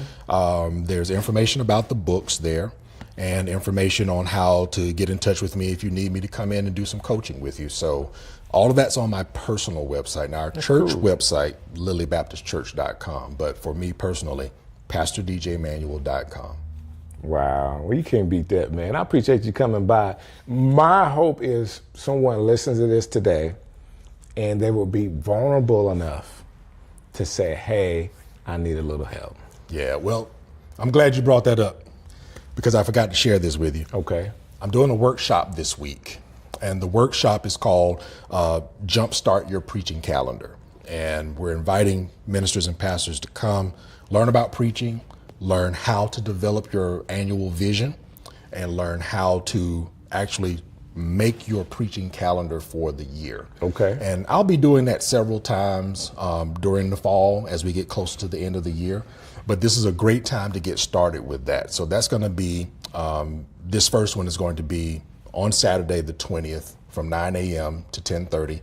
It'll be at Lily Baptist Church, or they can register and they'll be able to watch it on Zoom. So I'm not really sure when we're going to air this. That being said, if they want more details about the sermon series or about the series that you're going to have on this, how can they get more details on that? We'll always put that information on pastordjmanuel.com. So when I'm doing the next workshop, it'll be there. Gotcha. So that's where we post all of our information. And on social media, I'm literally on all the channels as Pastor DJ Manuel. Well, there you have it. Hey, man, this has just been awesome, dude. Yeah, it has. You're the man, and I appreciate you and the heart that you have for other leaders in this city. Well, thank you. I'm glad to be home. Yeah. And glad to have something to contribute. There you go. There you go. Hey, man, this has been another Strick City Live. Thank you so very much for how you guys have already supported us. But of course, we can always use more of your help. And it's not monetary help that I need. Can you like this? Can you share it? Can you subscribe to the channel? That will go a long way for us reaching more people. So till next time, I'll see you. Strick City Live. Yo, Strick City coming live. Yo, yo, yo.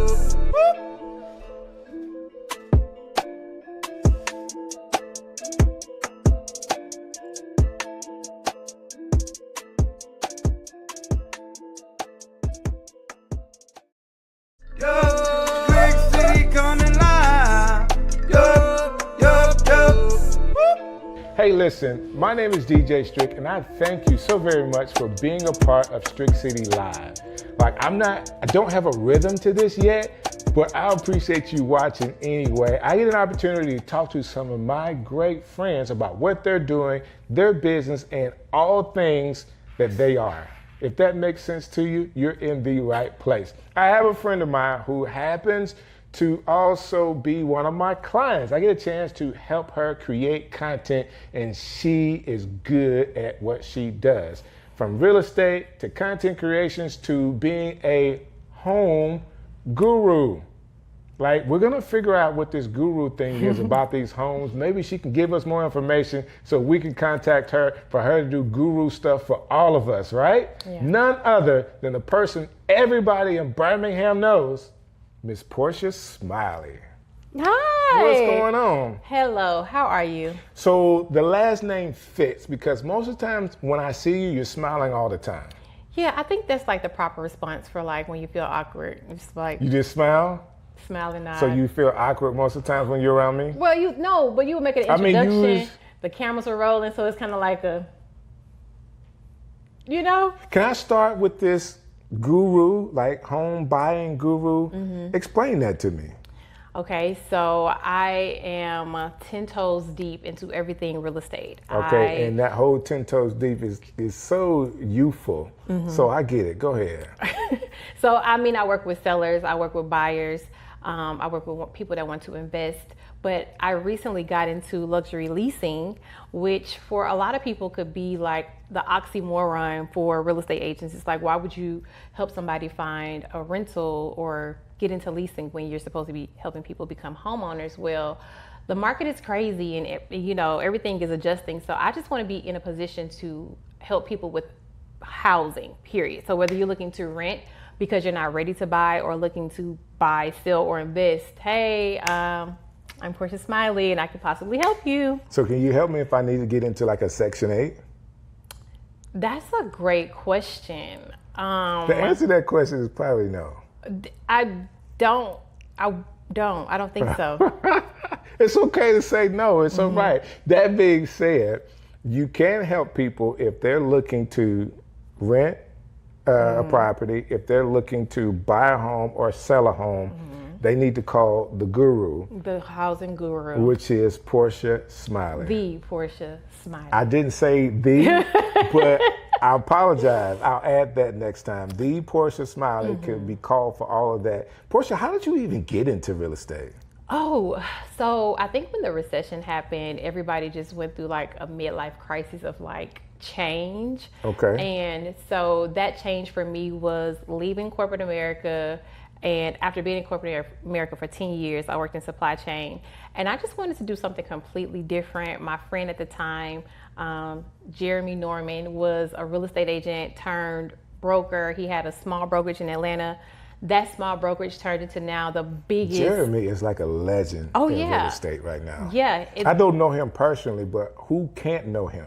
Yeah. So what once was a small brokerage during the pandemic has now turned into the largest minority brokerage in the, I want to say, Alabama, Georgia, South region. He's got real estate in Houston, right? Yeah, he's doing his thing. So big shouts out to you, Jeremy. We talk. I remember calling Jeremy like, hey, I don't know what I need to do to get in real estate, but I'm about to do it. So I just took the test. I failed it twice. I wasn't discouraged. I just continued to like study. I quit my job, then I took it seriously. Right. And I was like, I have to make it because I quit my job to do this. Right. Yeah, and then I fell flat on my face for the first 2 years. I didn't sell anything. Wow. Nothing. Nada. Yeah. How many years? 2 years with 365 times 2. That's a lot of 700 days. and something days. Yeah, nothing.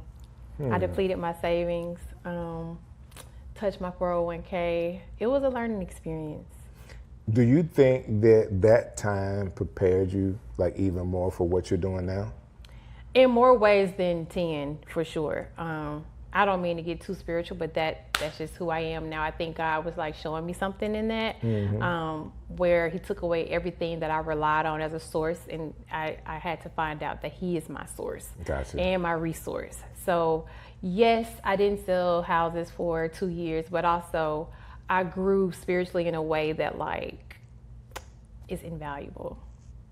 Yeah. What would you tell people, because you mentioned the spiritual part of that, what would you tell people that are going through like a tougher time for themselves based off what you experienced? Like they may not be where they want to be. They have dreams, they have aspirations, but they're not exactly where they want to be right now. Yeah.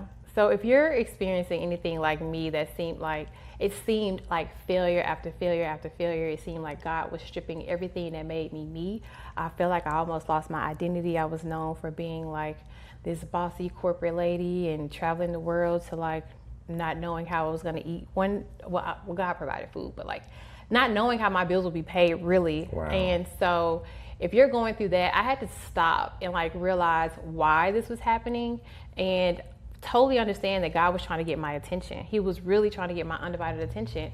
And that's exactly what happens when you don't have anything or anyone to call on but God. Right. And so once I realized that that's what it was, he wanted to silence the noise, take away all the things that were distracting me because he had a mission for me. I gave it up willingly. Like, my perspective changed. I stopped trying to be in control of my future. I started to get quiet, silence my thoughts, sit with God, and try to listen to what he wanted me to do. I got you. Let me ask you this question. This would be personal to you.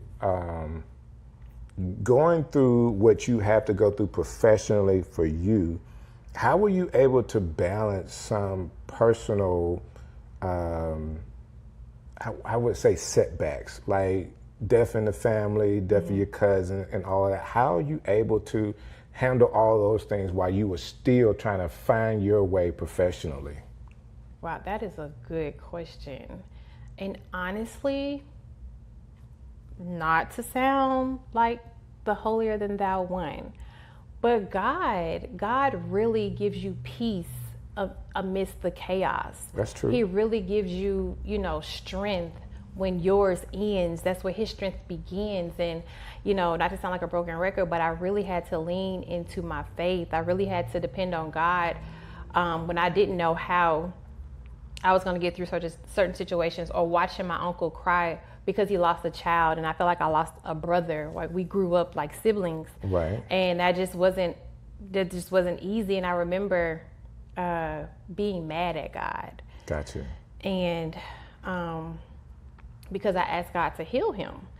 But even in that moment, God, it was a teaching lesson for me. It was like, God was like, I did heal him. Wow. And so, and that gave me peace. And so that's what I mean when I say like, where you're in the midst of chaos, God can give you peace. And where your strength ends is where his begins. Like, I'm not just saying that, like it was true.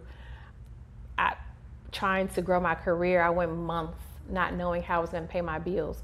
I went 4 years without being employed, and my bills were always paid. Wow. I always ate. I didn't miss a beat, and I know it was because God was carrying me. That's awesome. Because people need to be encouraged by that. A lot of people are in that situation and don't know how to get by, and having issues professionally, having personal issues at the same time, and some people really give up. Yeah. Some people really cave in, and some people fall into addiction during those times. Yeah. And to know that, you know, you relied on God to kind of help you get through is a big deal. Can I speak to what you said? You said a lot of people can't get through, and it's a reason for that. It's because they rely on their own strength. That's true. It's because they think that they can do it. That's right. It isn't until you realize that you can't do it without God. It's so funny. Today we were talking about the famous, I can do all things through Christ who strengthens me, and we say that. We say it all the time. It's like, you don't even have to be a believer to say it or have heard it. But to really understand that you can do all things through Christ. Right, through Christ. Because it's his strength that we need. And so whenever we feel like, oh, I have to make this happen, or I have to, you make it about you, that's hard. Right. And it's going to require partnership with God to like really get through the hardest things. So yeah. I believe that. I personally believe that. Yeah. I know that for a fact. Right. And in so many different aspects. That being said, we've talked before, and I know you're talking about your faith now. When we talk about you professionally in real estate, you actually involve your faith in the selling process with your clients, right? Explain that process, because if I want to buy a house and you talking about Jesus, like I could be like, hold up, Jesus is not staying at this house. I am. Like, explain that to me. Listen, any opportunity I have to talk about God, I do. So from being at the closing table, or from people being discouraged, right? And I'll simply ask, like, do you believe in God? And if they tell me yes, I'm going in. You already know. And I'm like, hey, it's moments where I'm like, can I pray for you? I remember my friend by her house, and she was nervous to like go inside. I said, let's go inside and pray. Wow. So any opportunity I feel, whenever God says, hey, I just can't be ashamed, right? Right. And even if somebody said they wasn't a believer, it wouldn't stop me. I would probably watch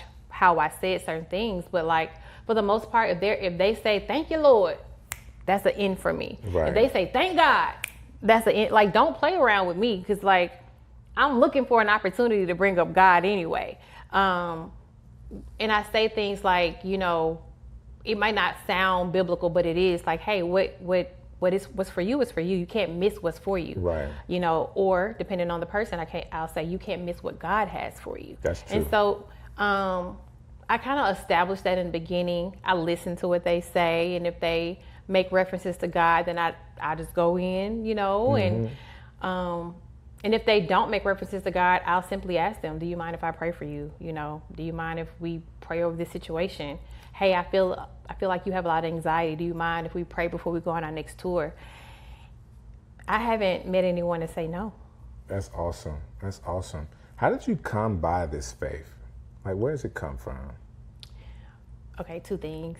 One, my cousin Tiffany Miller. A lot of people know who she is in Birmingham anyway. Her wedding went viral. If you don't know, like, she's Tiffany Jones now. Oh my gosh, Tiffany Jones. Her wedding went viral. And I talked to her when she lost her mom every day. And while she was going through that process, she had this quote that she would say, or this thing she would say, faith over facts. So a lot of people say faith over fear, faith over this and that, but she said faith over facts, the facts that the doctor was saying that her mom wouldn't make it, but she did for a long time. And so watching her faith through that, she lost her mom, she lost her dad, she lost the father of her child. She went through so much adversity, but to watch her trust God through the process. Wow. It was like I had a front row seat of all the things I read about in the Bible where people had to have faith and heart, and not just death, but like I watched her trust God for her house. Get it. I watched her trust God for her car. Get it. I watched her trust God for her husband. Get it. I watched her trust God through grief. Be at peace. Wow. To have a front row seat to that, I was like, I want some of that. Wow. So I started to surrender, started to become serious about my faith. That was the first step. The second thing I did, God gives me a word every year personally. And so for 2022, 2023, and 2024, he gave me the same word. I was so frustrated. The first year he gave me surrender. I was like, all right, I got this. Right. I can surrender. 2023, he gave me surrender. I'm like, you just gave me surrender last year, but whatever. 2024, he gave me surrender. I'm like, all right, God, what am I doing wrong? And I woke up one day, May, June, and I was like, I'm going to take this seriously. Have your way. I did a 40-day fast, and my life has never been the same. I consecrated my life to God after that. And I think it's the best decision I ever made to like live for God on purpose. Wow. That is so encouraging. Yeah. So if somebody's watching this today and they're trying to do it their way, and they just heard what you had to say, what would you want them to get out of that? I would say, and this may not be for everyone, but this is for people who have a problem with control or control issues and or people pleasing. Let go. Like we hear the saying, let go and let God, but until you truly let go and let God be your guide, let God be your GPS, it's not gonna be easy. Like trying to figure it out on your own. I was out here doing stuff that didn't make sense. And until you're doing stuff that don't make sense, maybe it's not God. And I don't know, you take that with a grain of salt, like, oh, this girl, she sounds crazy. No, I'm serious. Sometimes what God has you doing doesn't make sense, especially to your family. I remember having a conversation with my mom, and she didn't understand why I wouldn't just go get a job. Like, I had 10 years in corporate America, 10 years of supply chain experience, making 6 figures. I can go get a job tomorrow making a 160. But instead, I chose to be obedient to what God had me doing, which looked like struggle, which looked like failure.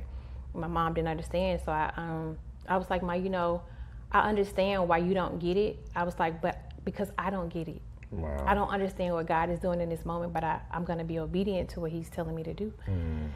So obedience and relinquishing control by fully surrendering. I got it. I like that. Yeah. I think that you are one of the special people in the city. I'm not the only person that thinks there's a lot of people that think very highly of Portia Smiley. Everybody knows who you are. You do a lot of stuff, from all of this real estate stuff, and then you do event planning and decorating for events. Like, you do a lot of stuff to be extremely visible. But if people wanted to connect with you with something, how, based on what they heard from you today, how can they connect with you?